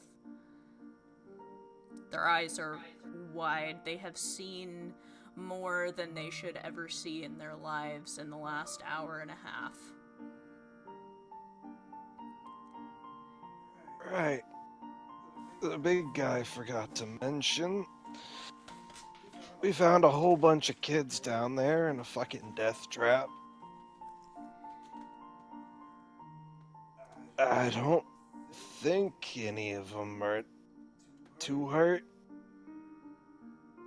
Their teacher is, though. She's gone. There was that one kid that got stabbed a bunch, Rosada says. Yeah, a couple of cuts. They were bad, but I don't think he's gonna die. Prodwin, as you and Arthur glance at the kids, you notice, for the first time, a figure hovering behind them. You see red robes, a whitened mask, the bunny ears, and their arms are outstretched protectively as the children keep close to them. And they're watching you silently.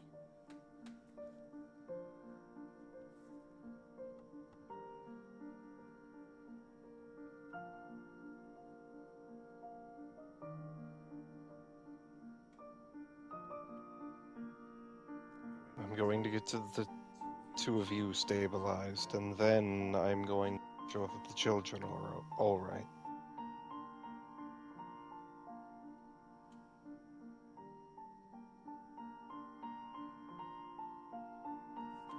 You work until you can stabilize Arthur. And finish stabilizing Rosada. It's enough for a field trauma surgeon, but there's plenty you'd like to do back in your own medical wing. For the moment, it'll do.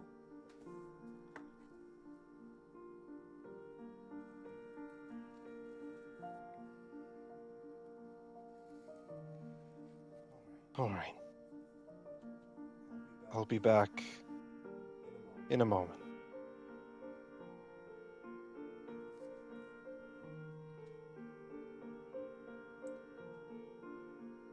He's going to begin walking towards the kids. You walk towards the kids, and the figure in the bunny mask defensively draws them closer for a moment, studying you. Unfamiliar.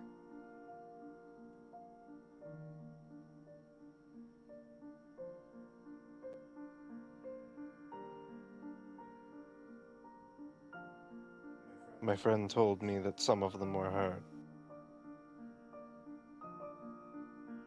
The figure tilts its head. then reaches back behind their thigh, grabs the scruff of a child, and moves them forward gently. You see a little boy in a hoodie that's far too big for him. The hoodie's got many holes in it, each hole stained around with blood.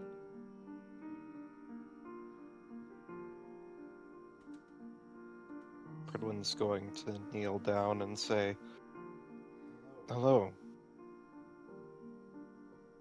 I understand you got hurt pretty bad." He stares up at you, this massive metal man with a weird hat. And with his eyes as big as saucers, he slowly nods.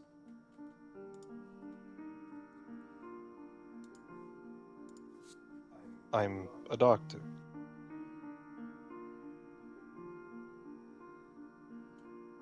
He just nods again slowly.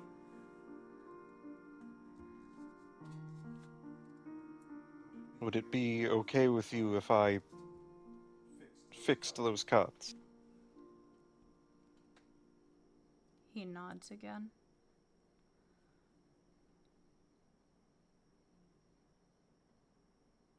Pridwin will hold out his hand.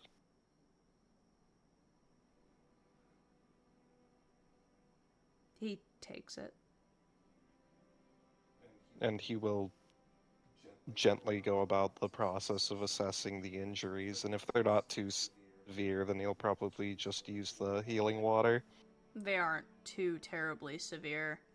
He got lucky with the way he landed. Most of them are through and through wounds. Doesn't appear that anything vital was pierced.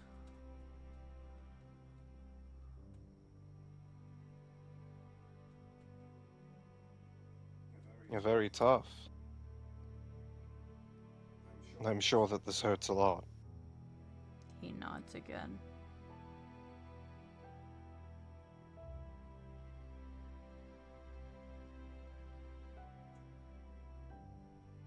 Well, all I need you to do is drink this, and you should be... well, they should stop hurting.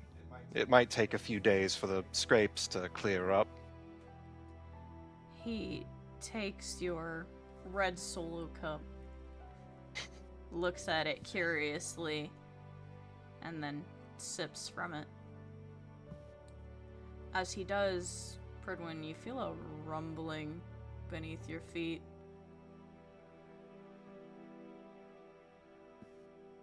He's gonna look. You feel it again. A rumbling and a creaking. It seems that all of the beating this pier has taken, it's starting to lose its stability in the storm. He's gonna look over to the masked figure and say, "We need to get everyone off this pier." The figure observes you for a moment, then nudges the children towards the open door.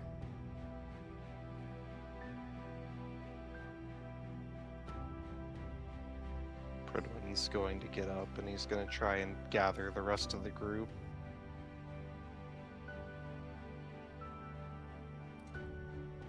Douglas, you are awakened again by Pridwin shaking you and a rumbling underneath of you.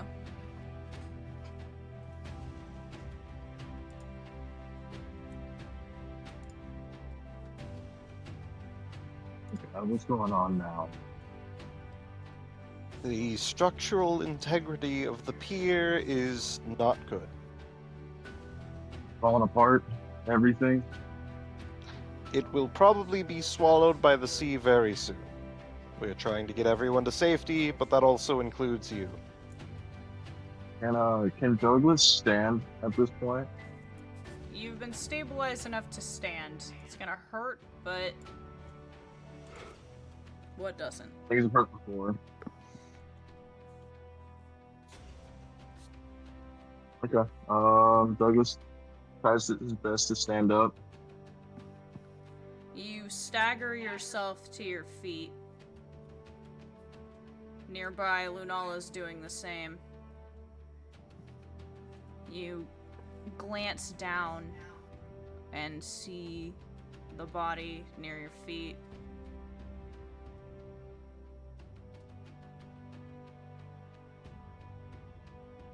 My shoes. Yeah. There's nothing Pridwin can do for her, is there? No.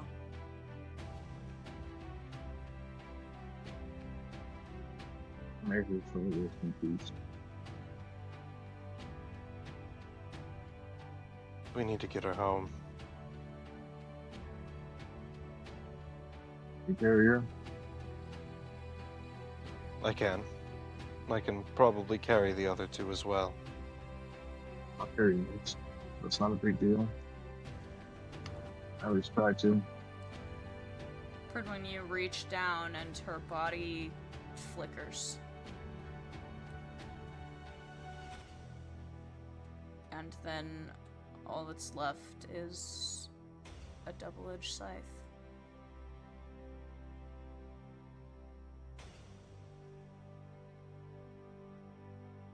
Still holds in up. one piece. He holds up the weapon. You pick it up. Normally it should be singeing your palms, but there's nothing.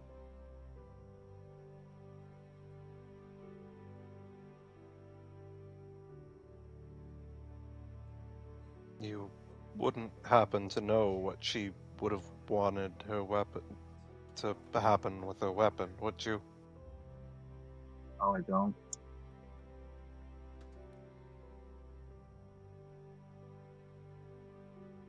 Never close to you like that.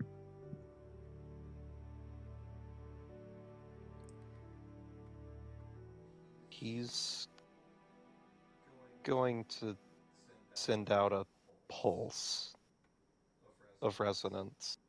Just a prod, like to get an answer.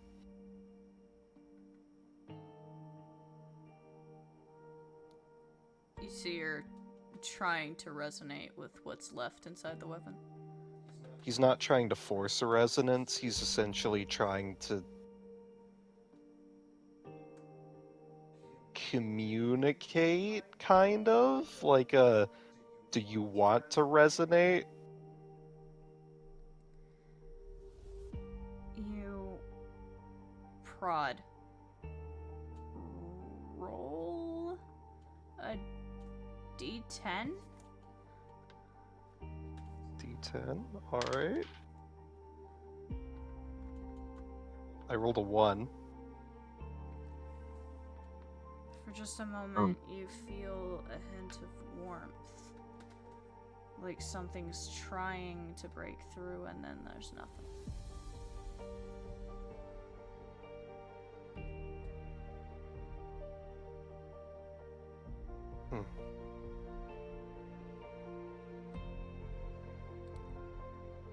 You glance back down where her body was, and you see a soul hovering.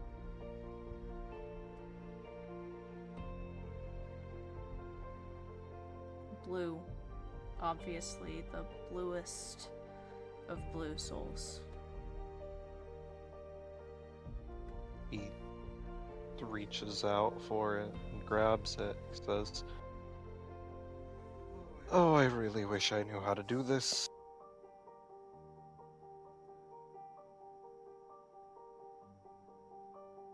Or if you would be okay with it.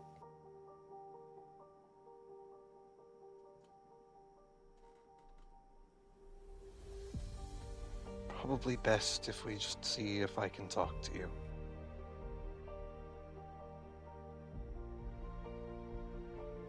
The soul just floats above your palm. He's going to place it in his bag in a safe spot. You glance back up and you see that the red-cloaked figure has ushered the children towards the main gate.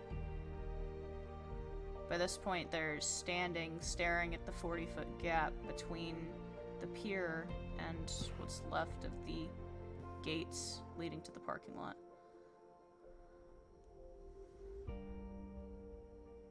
Come on, Douglas. We need to get moving. Yep. Let me go grab Nick's. Get going. Sadie is kneeling next to Nexaris. She glances at you. I'm gonna see Sadie. Sadie looks at you sadly. Nexaris looks up at you hopefully. Douglas, what's going on?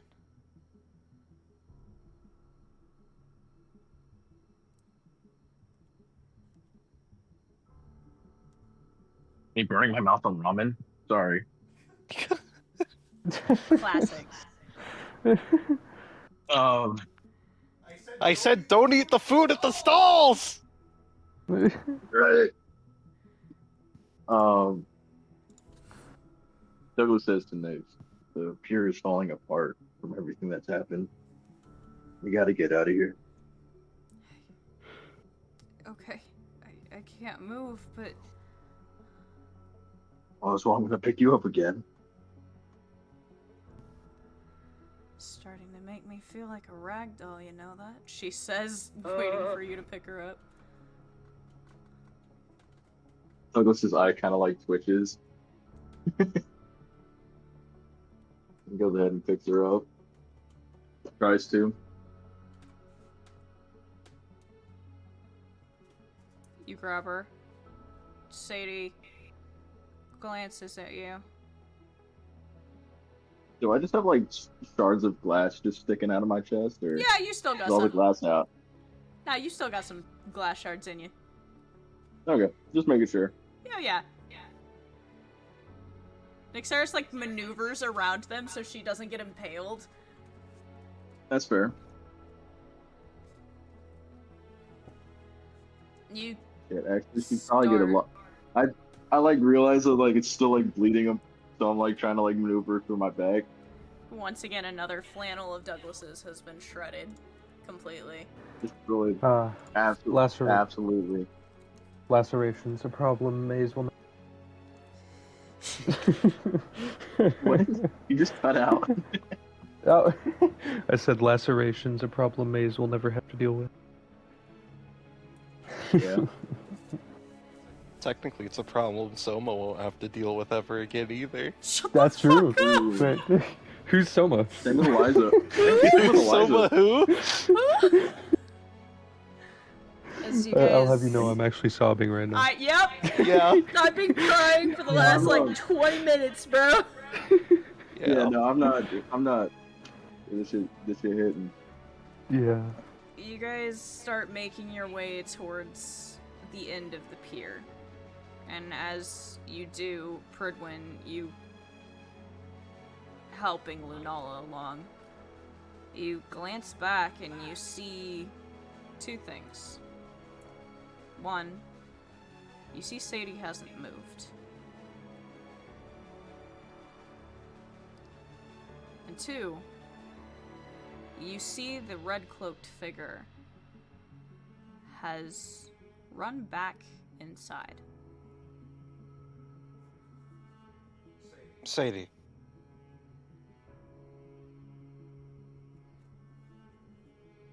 She doesn't look at you. Sadie, you need to go with us. No, I don't.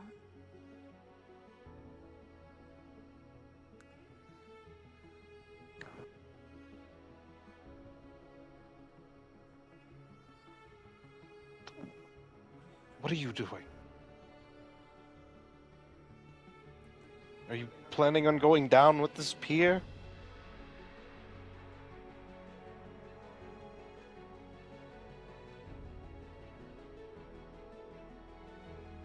Yeah.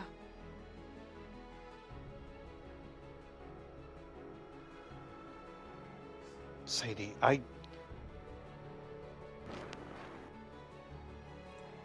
The pier rumbles under your feet. The children in front of you gasp, startled. They're whimpering and talking about the gap and pointing at the parking lot. whatever you deserve, this isn't it.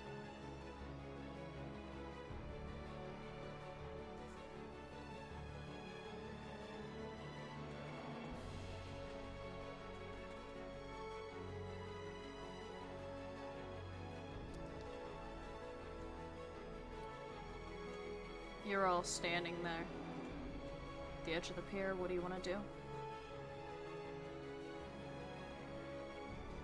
I'll be back.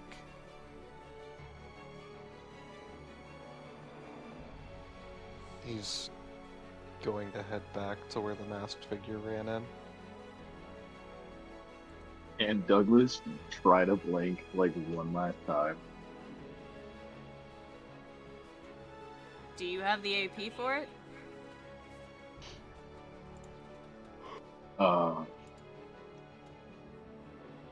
No, I don't. Well, yeah, no, I don't.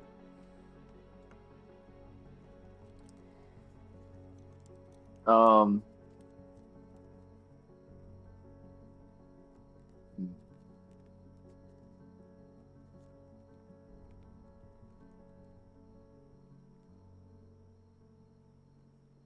I don't think Douglas can make that jump, especially with the state he's in.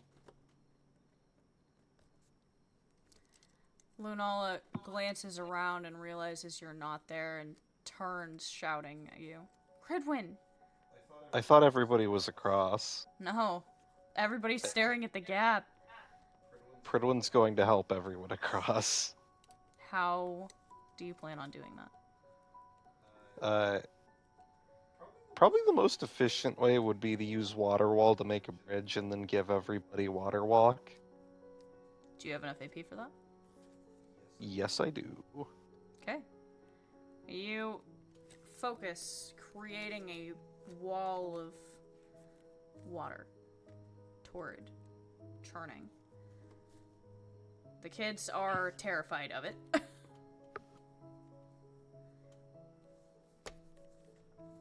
It's alright. Here, watch. Pridwin's going to step out and walk on it. You step out onto it. The kids glance at each other warily, and then some of them hesitantly put a foot out, and then another, and then they excitedly jump on it, and then they're running. All the way across, all the way to the parking lot. Cheering and giggling and laughing. In that way kids do. When they can forget what's happening.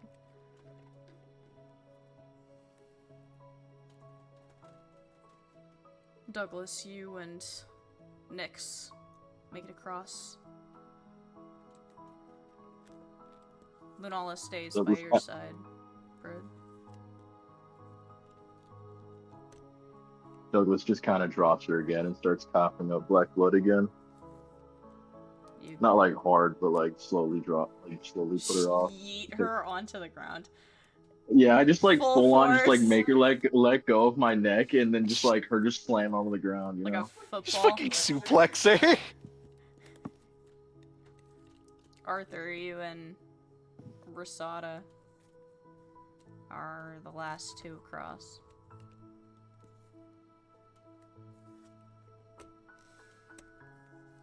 He'll stagger, practically dragging himself across. Rasada's in no better condition.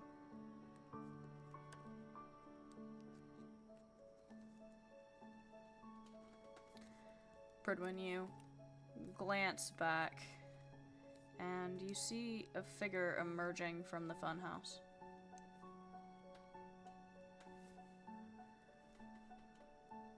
He's gonna look. The red-cloaked figure is carrying another one over its shoulders.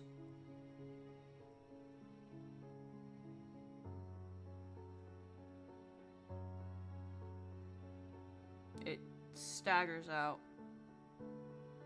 and darts towards the edge of the pier as it begins to tremble. He's going to come over and help. You walk over. The one carrying the other looks at you warily and takes a step away from you.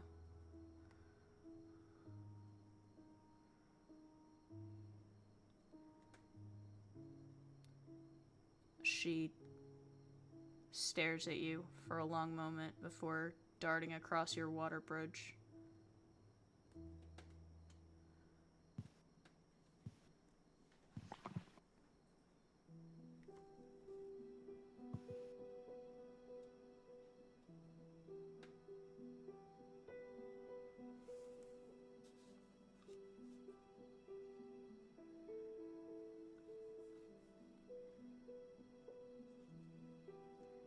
You're standing on your water bridge next to your wife, Pridwin. The pier is trembling and threatening to crumble. Once everyone's across, he's going to hold out his hand to Lunala and help her cross. She grabs your hand, looks at you, and casts one look back in the direction of the pier.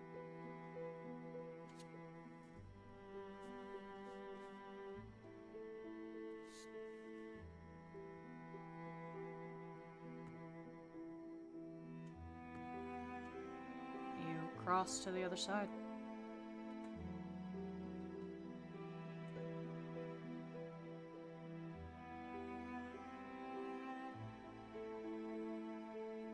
And as he does, he'll allow the water to fall down into the gap.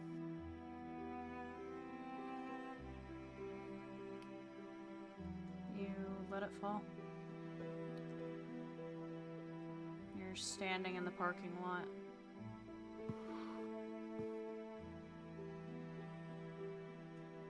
Holding a silent weapon for him.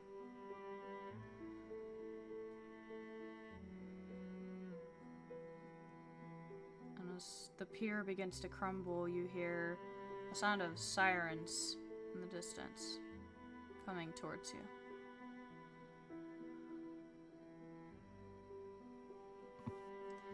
And all you can think to yourself is, what took them so long?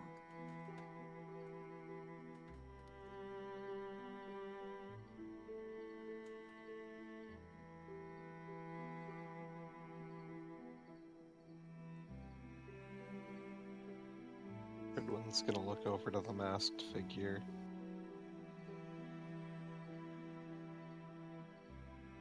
She turns as if feeling your stare and makes eye contact with you.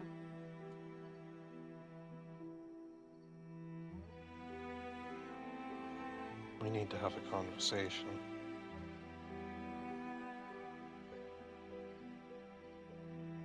The figure glances to the one dangling over its shoulders, looks back at you, and shakes its head. In exchange, I will make sure that the two of you manage to leave this place.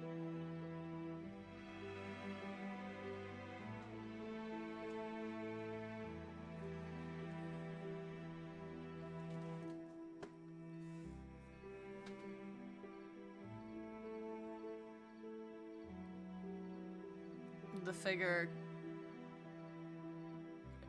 glances towards the open parking lot, glances at you, and appears to be considering its options.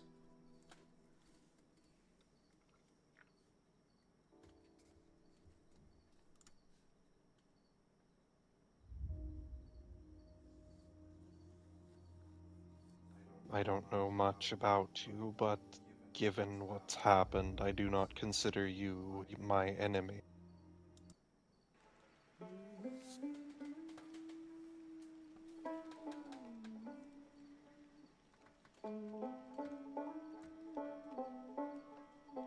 But you know things that I need to know. And I need to confer a message. figure considers and reluctantly waits.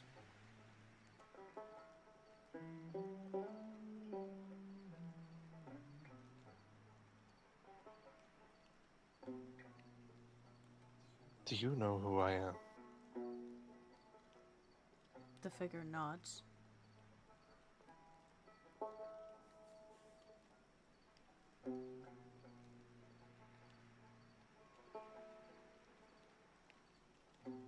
Do you know what your organization did to my family?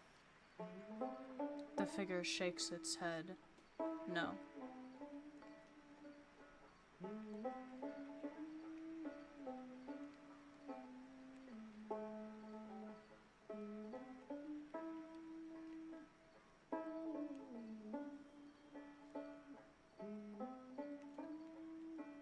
Can you speak?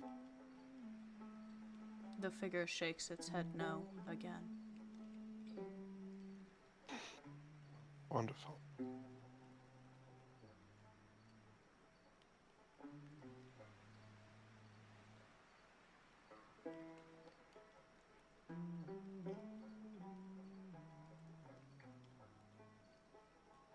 Then convey this message.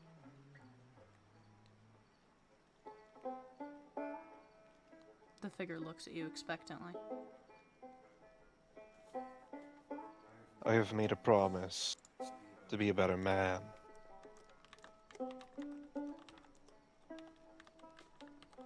But for your leader, I have made an exception.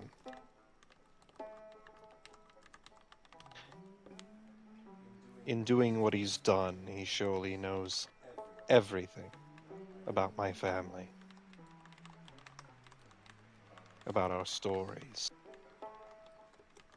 And so he will know this. The Red Wolf will never stop.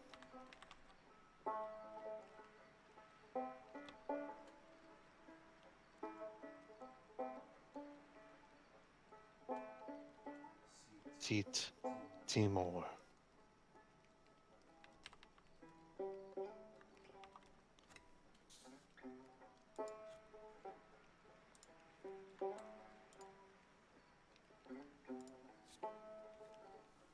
The figure waits dutifully.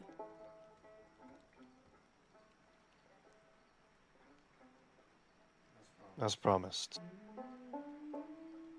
I did not see you. I do not know where you went. The figure stares at you for a long moment and then looks past you. Looks at Douglas.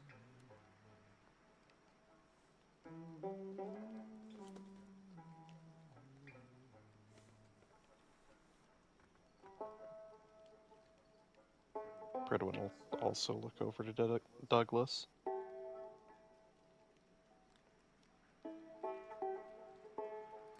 She looks at the mask, Douglas, sticking out of your pocket.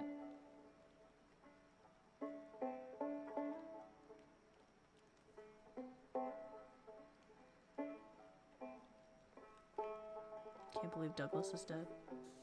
Oh my god. I'm just trying to think of what to say. I'm sorry. Douglas is just in the middle of slurping noodles. We're all just riddled He's with in the middle of heartbreak. like burning his mouth off with the noodles. No. Douglas is just continuously coughing, like through bouts of like trying to breathe. It's just black splatter each time he coughs.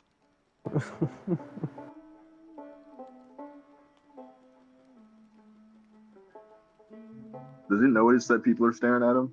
Oh yeah, it's pretty hard not to. After he coughs again, he like looks up. What do you guys want?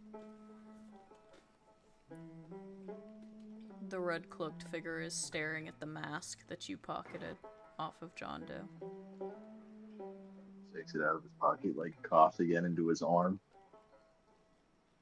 This thing? She stares at it for a long moment. I worked with him for a long time. And I guess he was looking for you. Gave his life to help one of us. You see the gloved hand that's holding him on her shoulders tightens onto him for a moment. On his mask to remember him. She stares at you as if trying to tell you something, and then turns and starts to walk away.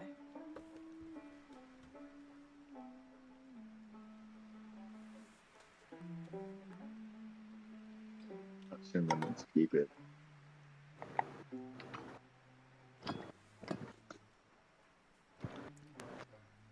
Several first responders roll up into the hauntingly empty parking lot. The kids immediately bolt towards them.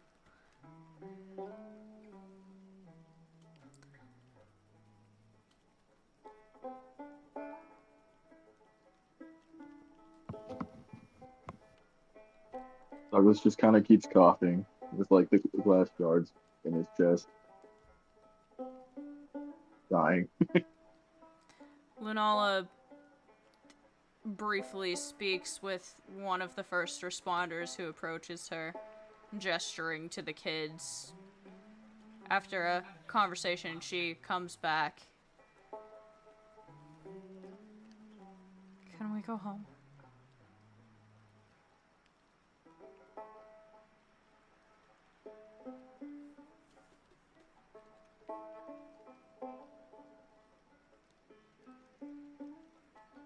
We should.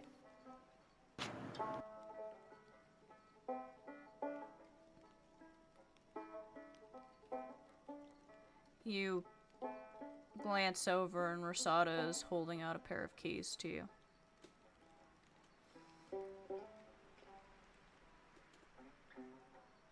Are all of you going to be able to hang on until we get home?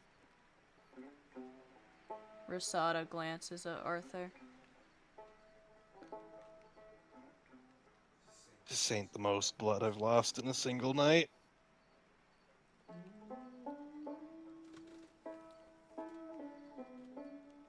I'm good for now.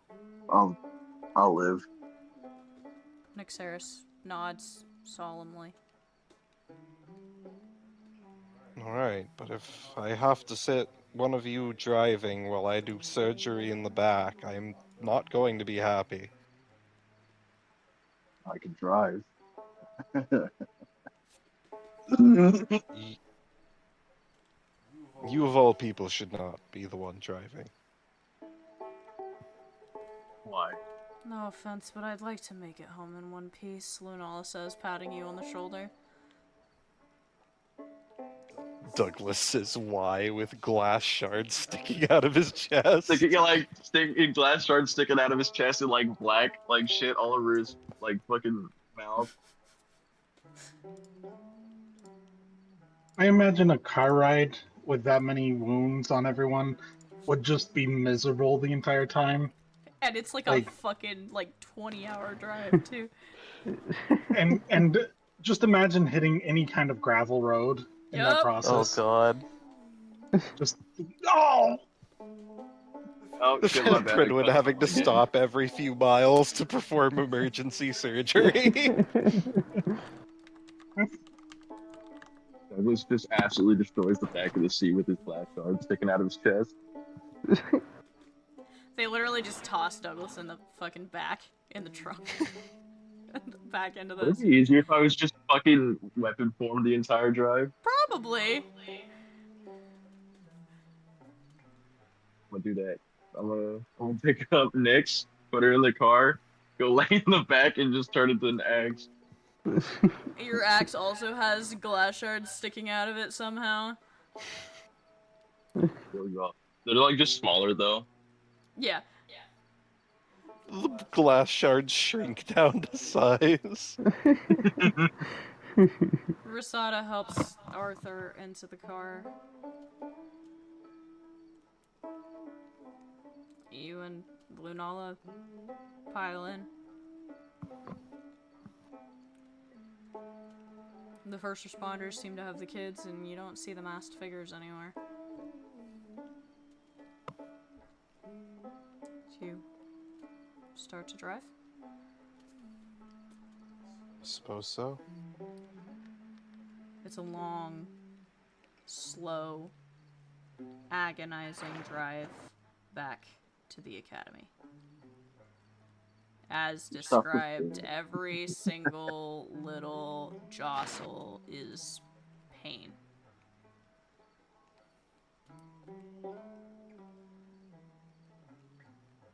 And those stabilized are still not doing well. Impacts in the fucking trunk. No It's- seatbelt. It's all you can do not to pull over and conduct surgery, much less deal with your own wounds, which you've yet to even look at.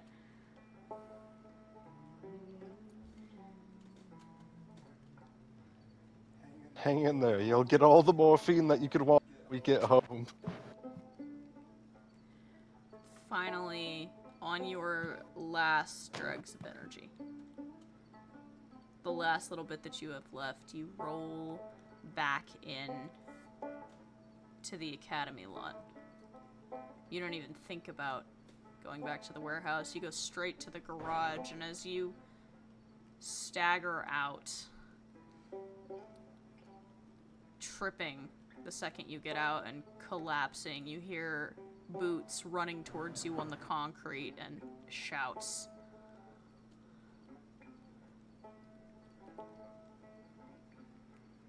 Hazy motion. You've forgotten something, but you can't remember what. And you finally, all of you, come to in a white-walled room. All of you together. You're all laying on what appear to be cots, makeshift. Fred, when you recognize this room, you're in the quarantine wing.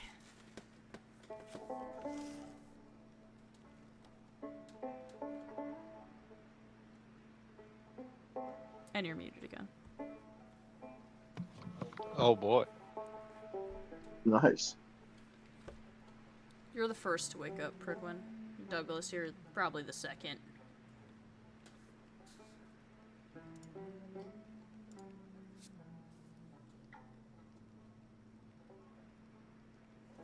Douglas checks his chest for glass shards. Your chest is minus the glass shards. Good. And bandaged heavily. Figured. Pridwin, you push yourself up off of the cot and hear Douglas mumbling to himself beside you.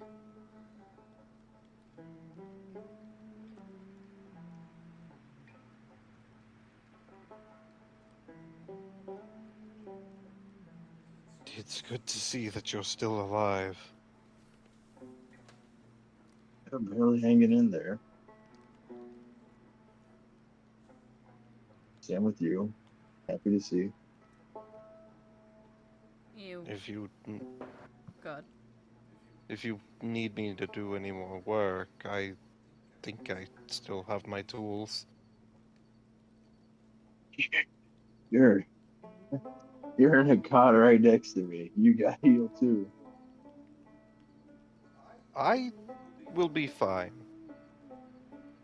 As much as I'll be fine then. I can soak in a tub of water and heal most of my superficial injury. Pridwin, I will add, can you're come- not in your armor.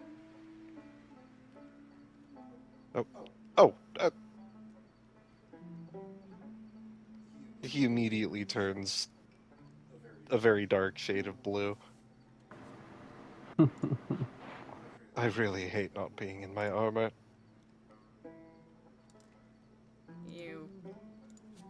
look around the rest of the room, you can see Nyxeris laid out on a cot on the far wall. In the corner, you see 2 more cots, the cowboy and the gun. They haven't moved or said anything. And next to you, her back to you, shifted onto her side, you see your wife.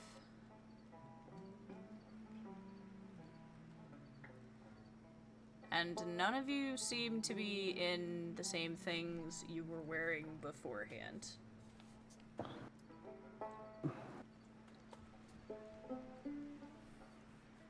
Probably because all of our Pridwin in clothes his got absolutely regular fucking clothes, or is he obliterated. in like a hospital gown? All of you are in hospital gowns.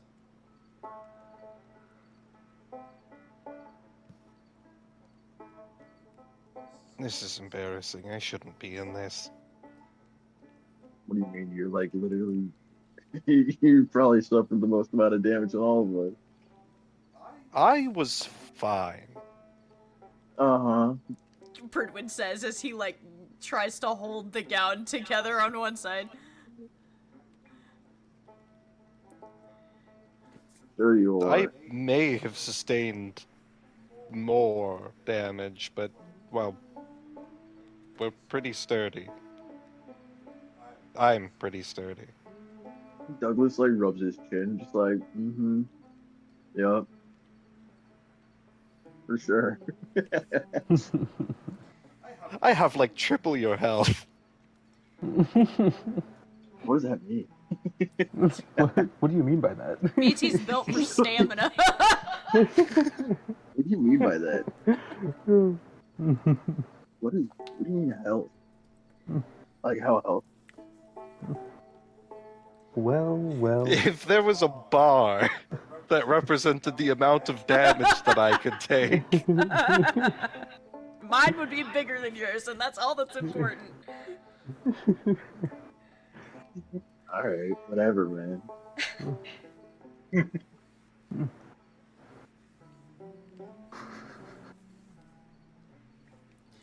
Arthur, I'm you surprised I hear Douglas and Pridwin arguing somewhere nearby.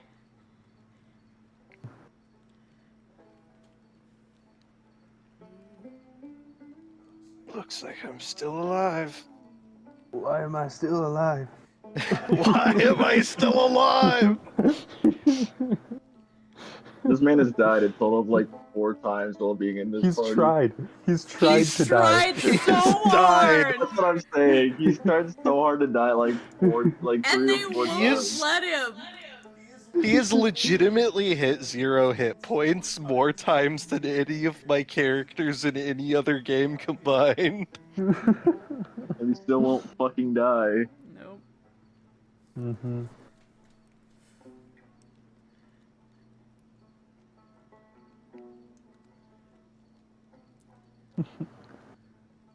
Could Apollyon jump in on this?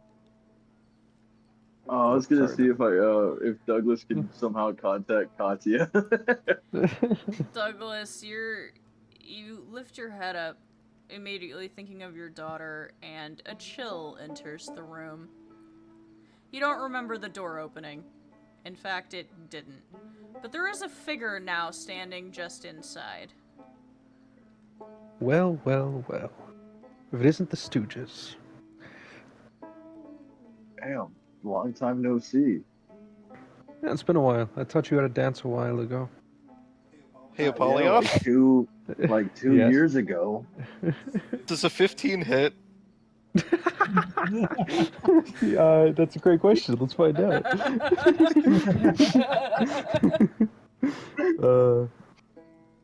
Yes. You are tackled into a hug. Well, I missed you too. Is Fridwin just butt ass naked? Yay! He's wearing You a hear Nick Sarah gown. say in the Yay. background. Yay! I missed you too, buddy. How are you guys feeling? Terrible. Absolutely terrible. I can tell. Well, Why aren't both of you crying? Because I can. Fred, when you reach up and you feel that your cheeks are wet.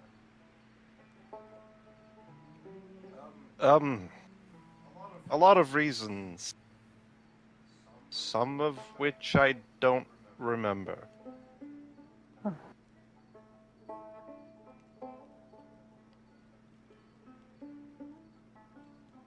Hmm. I have an interest. You know what? Actually, I'm gonna message Kira about this. Mm-hmm.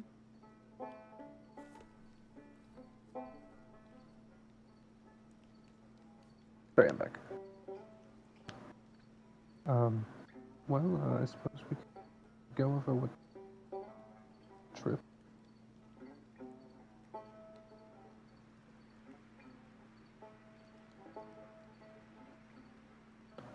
I was quite worried about you. I, sort of felt the presence of forbidden magic and found you guys, well, in your condition. You found us. Well, they found you, and then I came. You get it. I suppose.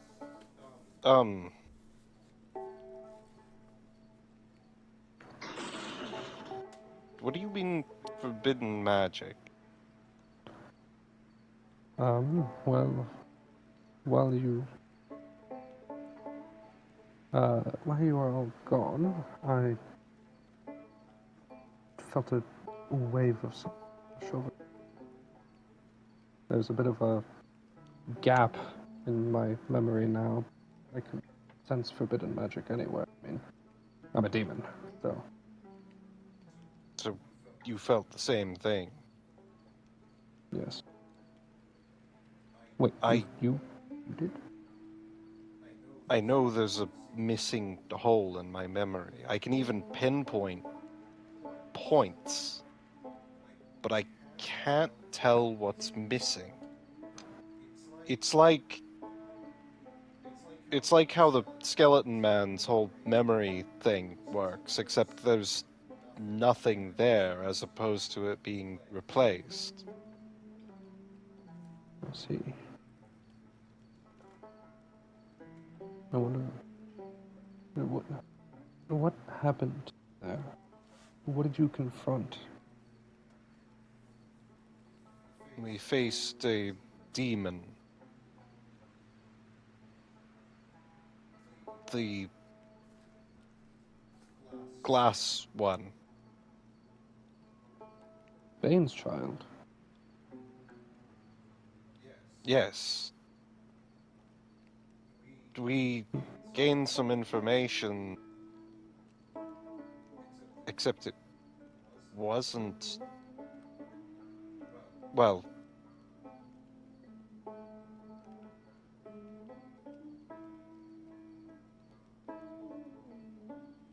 we went there because she had, um,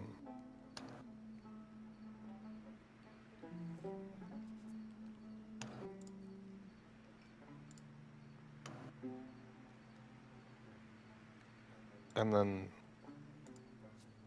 well, then we rescued them, and then we lost someone. Who? I don't know, but I feel like they were extremely vital to the entire event. Hmm. Hmm. If it is the same gap in my memory, then I can think of points all the way back to when I first joined the academy. But I can't pinpoint what it is. A person? Someone who was here, but we can't remember them.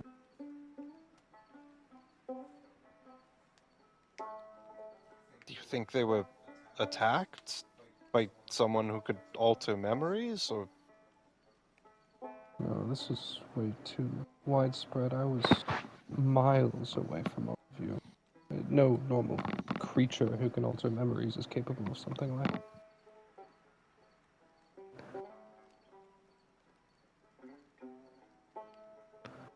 Well, this was a massive spell that was cast upon everything.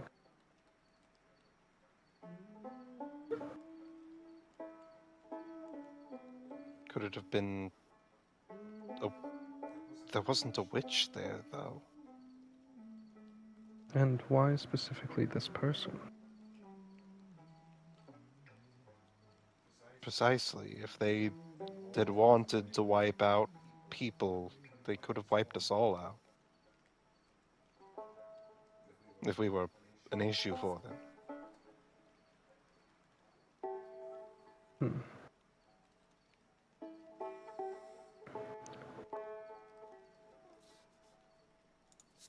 But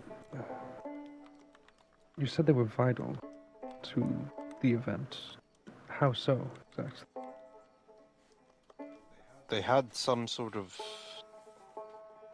connection to the demon and events in Japan and the academy and a whole bunch of other things. Hmm.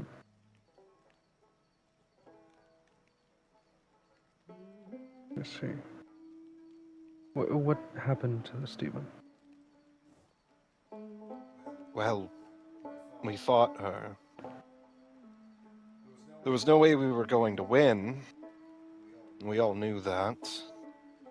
The cowboy was, well, he got a lucky shot, which destroyed her hand, and also,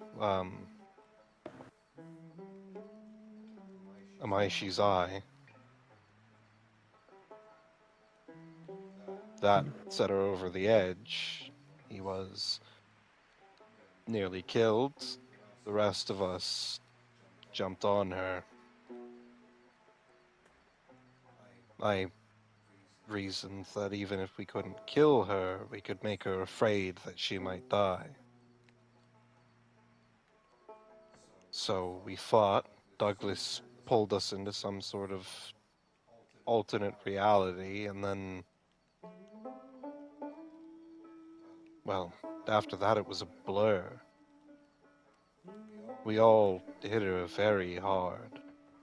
And then, suddenly, Douglas was dying. I was very hurt.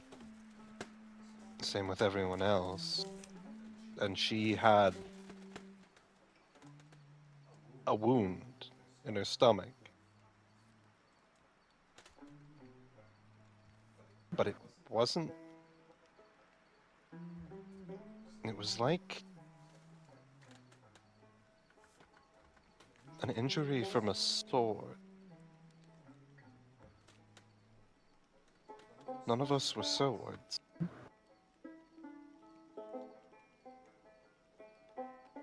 Hmm. Something lost, something gained.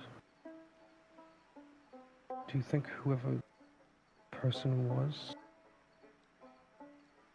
sacrificed their entire being to land a hit like that? But who would be insane enough to do such a thing? That would be well,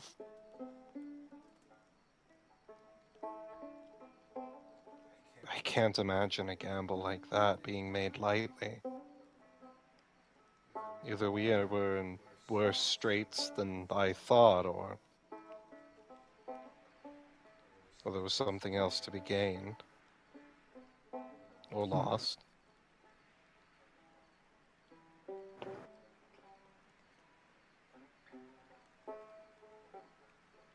I'll investigate this, but the effects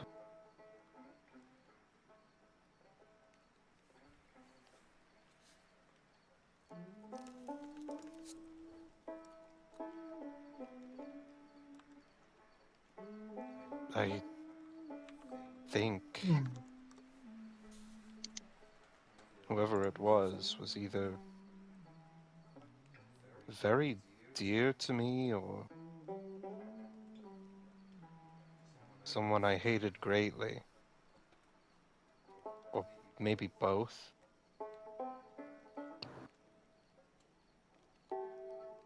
Strange how emotions work like that. Indeed.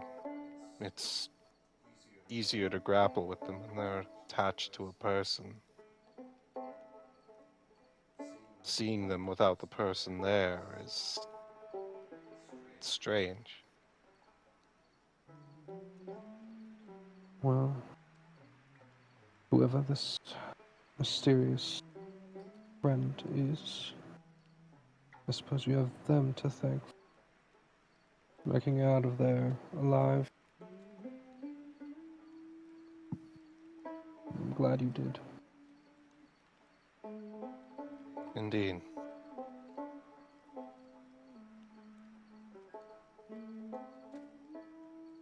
Thanks to them, we've put a major hole in demons' plans.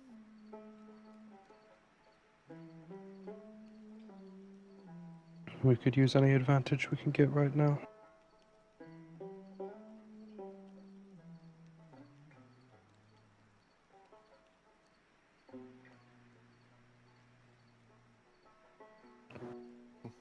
Indeed.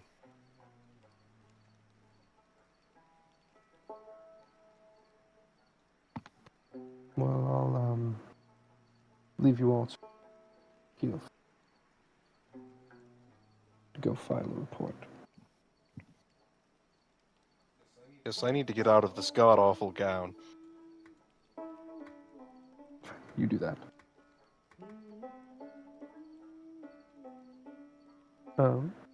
This is actually where I'm to head.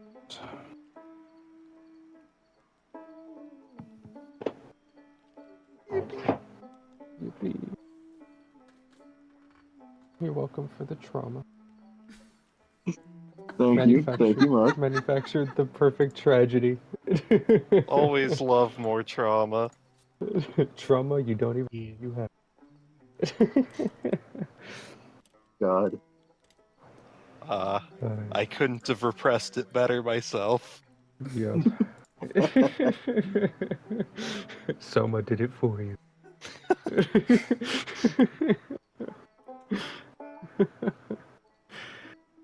How are you all feeling after that? What was going through your mind when all that? Horrible. Yeah?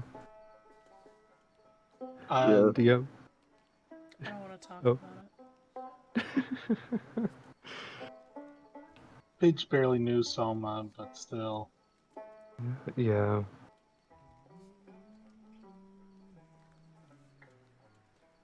Like they were all there still. When she joined. Yeah. I spent a year trying to figure out the most impactful way to send Soma off, and I feel like I manufactured the most heartbreaking tragedy I have ever had for a character. Yeah. Yeah. Yeah. Yeah. Knowing that, is there anything you guys would like to do now that you're back at the academy? I'll let you guys do that. I'm going to take my leave. Deuces, bro. Deuces, see you guys. Later. See you. There's Just probably basically, all I wanted to do left was like, Katya, know I lived.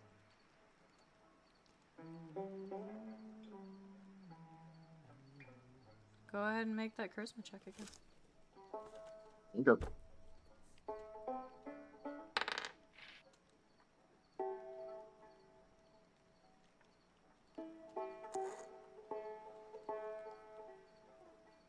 Nat 20. Jesus fucking Christ. Douglas, you're laying there listening to this conversation that Pridwin and Apollyon are having, and all you can think about is your daughter and the fact that you almost just died. You almost Again. broke your promise to her again. And Yep. in that singular thought, the connection snaps into place. And you hear crying.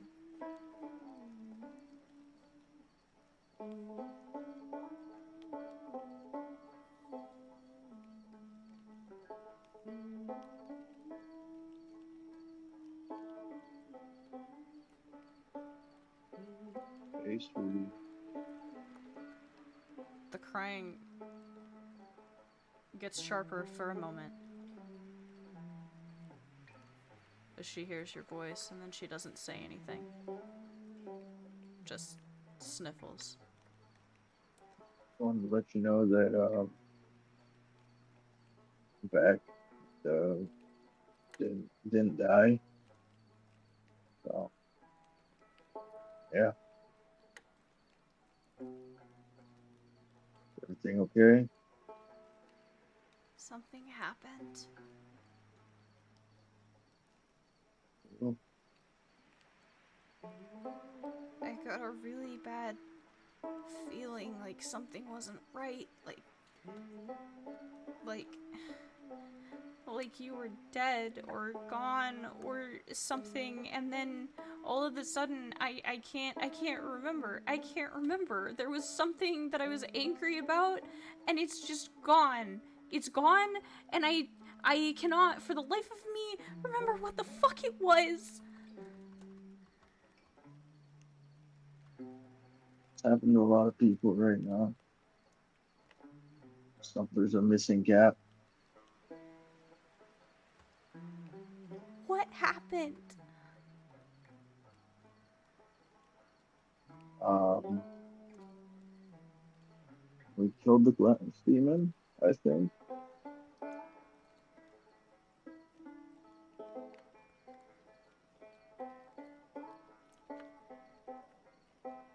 Is Pritwin But okay? yeah, he's okay. And Nala? Yeah, And everybody else made it back? we lost one.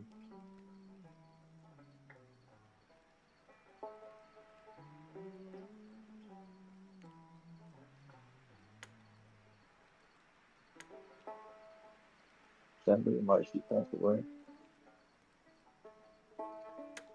You hear a violent, shaky exhale come out of her.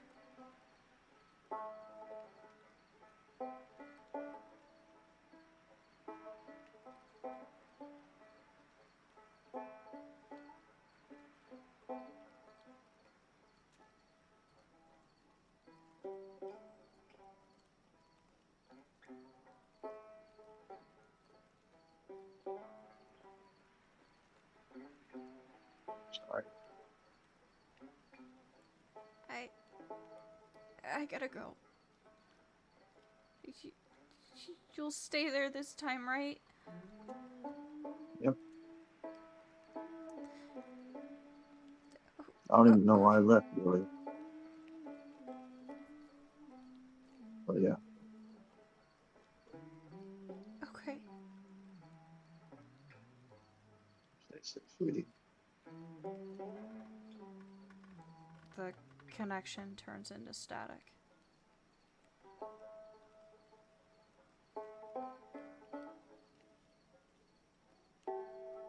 Great.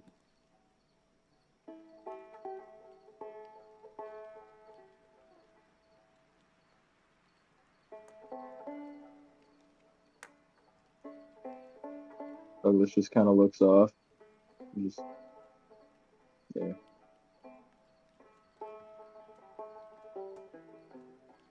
Fred, when you glance back at Douglas, who's staring off into the distance, Arthur, who's probably staring at you,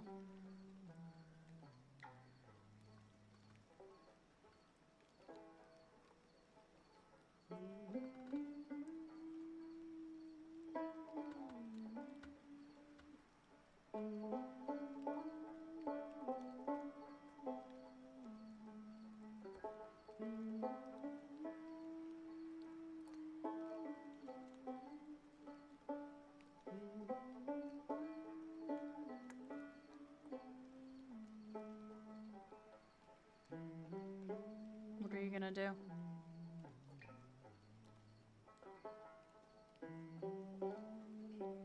Who, me? Either of you? You're muted again. I can hear him barely through your mic. I am sobbing.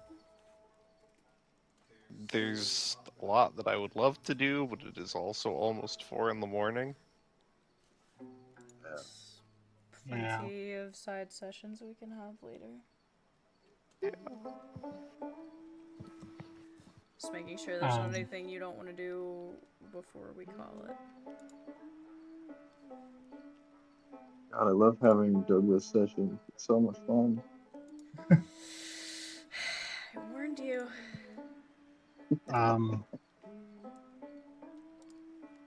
Would it be all right if I had Ein come in? Or... Yeah, if you'd like. Okay. I'm gonna head out though. Oh. Okay. Never mind then. If that's the case. Pridwin can have an interaction if you would like. I think Phil wanted to have a conversation with Douglas. Oh, Yeah. what? Did you? Oh, okay. I'll stick around for like another 15 minutes, 10 minutes. Okay. It should be short. It's nothing No much. worries. No worries. No worries. But Pridwin, lying on your lap the entire time that you were out was Ein. He'd been sitting there with you the entire time. But once you got up, he does sort of walk over to Douglas and lay his head down on Douglas's lap. Douglas, there's an And then electro corgi staring up at you. and he does I that know dog Steve thing that they too. do where they rest their chin on you as if concerned, Yeah. you know? Oh yeah. And just with the worst audio quality possible, like full scratches, full Sounds like a fucking and 1920s. yeah. And all that plus the sound of it seeming like created by a computer voice. You just Okay. hear a short phrase go,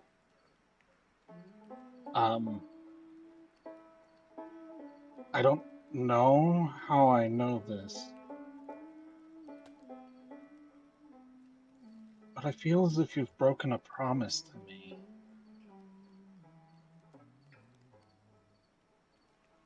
Promise to you. I, I'm just glad you're alive and we're able to make it home. And then click and silence.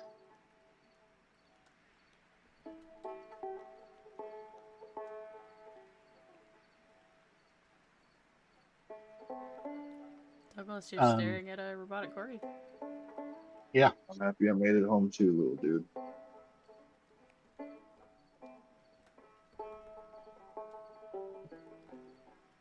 If you want me to elaborate on that, I can, but Yeah, sure. Dude, I don't remember a promise. I'm not gonna lie. yeah. A while back, Pidge was in a mood, and Okay. it was one of the times that Douglas was back, and she talked to you about um, not hurting anyone, like not hurting anyone in the party that she had grown to care about, Yeah. and it was a selfish ask of her at the time, but yeah. Okay. Anyway, a lot's happened, and now Pidge is a bee. So Wait, what? Fridges of bees? What? Yeah. Oh, you don't know about Beej. No, I don't know about beej. Yeah. yeah, Yeah. Pidge is a bee. How is yeah, Pidge Pidge a is a fucking bee. bee? How is Pidge a bee? That's kind of a long story. Alright. It's I don't hard. think you're prepared for the You're not. answer. You're not. Yeah. It has been 9 hours I was gonna of say, it's Yeah. been a. of torment, and I Mhm. mentally cannot do anymore. So Yeah. Good game, Yeah. everybody! I need to go to I'm gonna bed. go cut grass. Have a good night. I'm sorry to leave on such a confusing note. Now you're gonna No, make it's more great. story. Everything's Deuces, y'all. falling apart, and I'm gonna go cry now.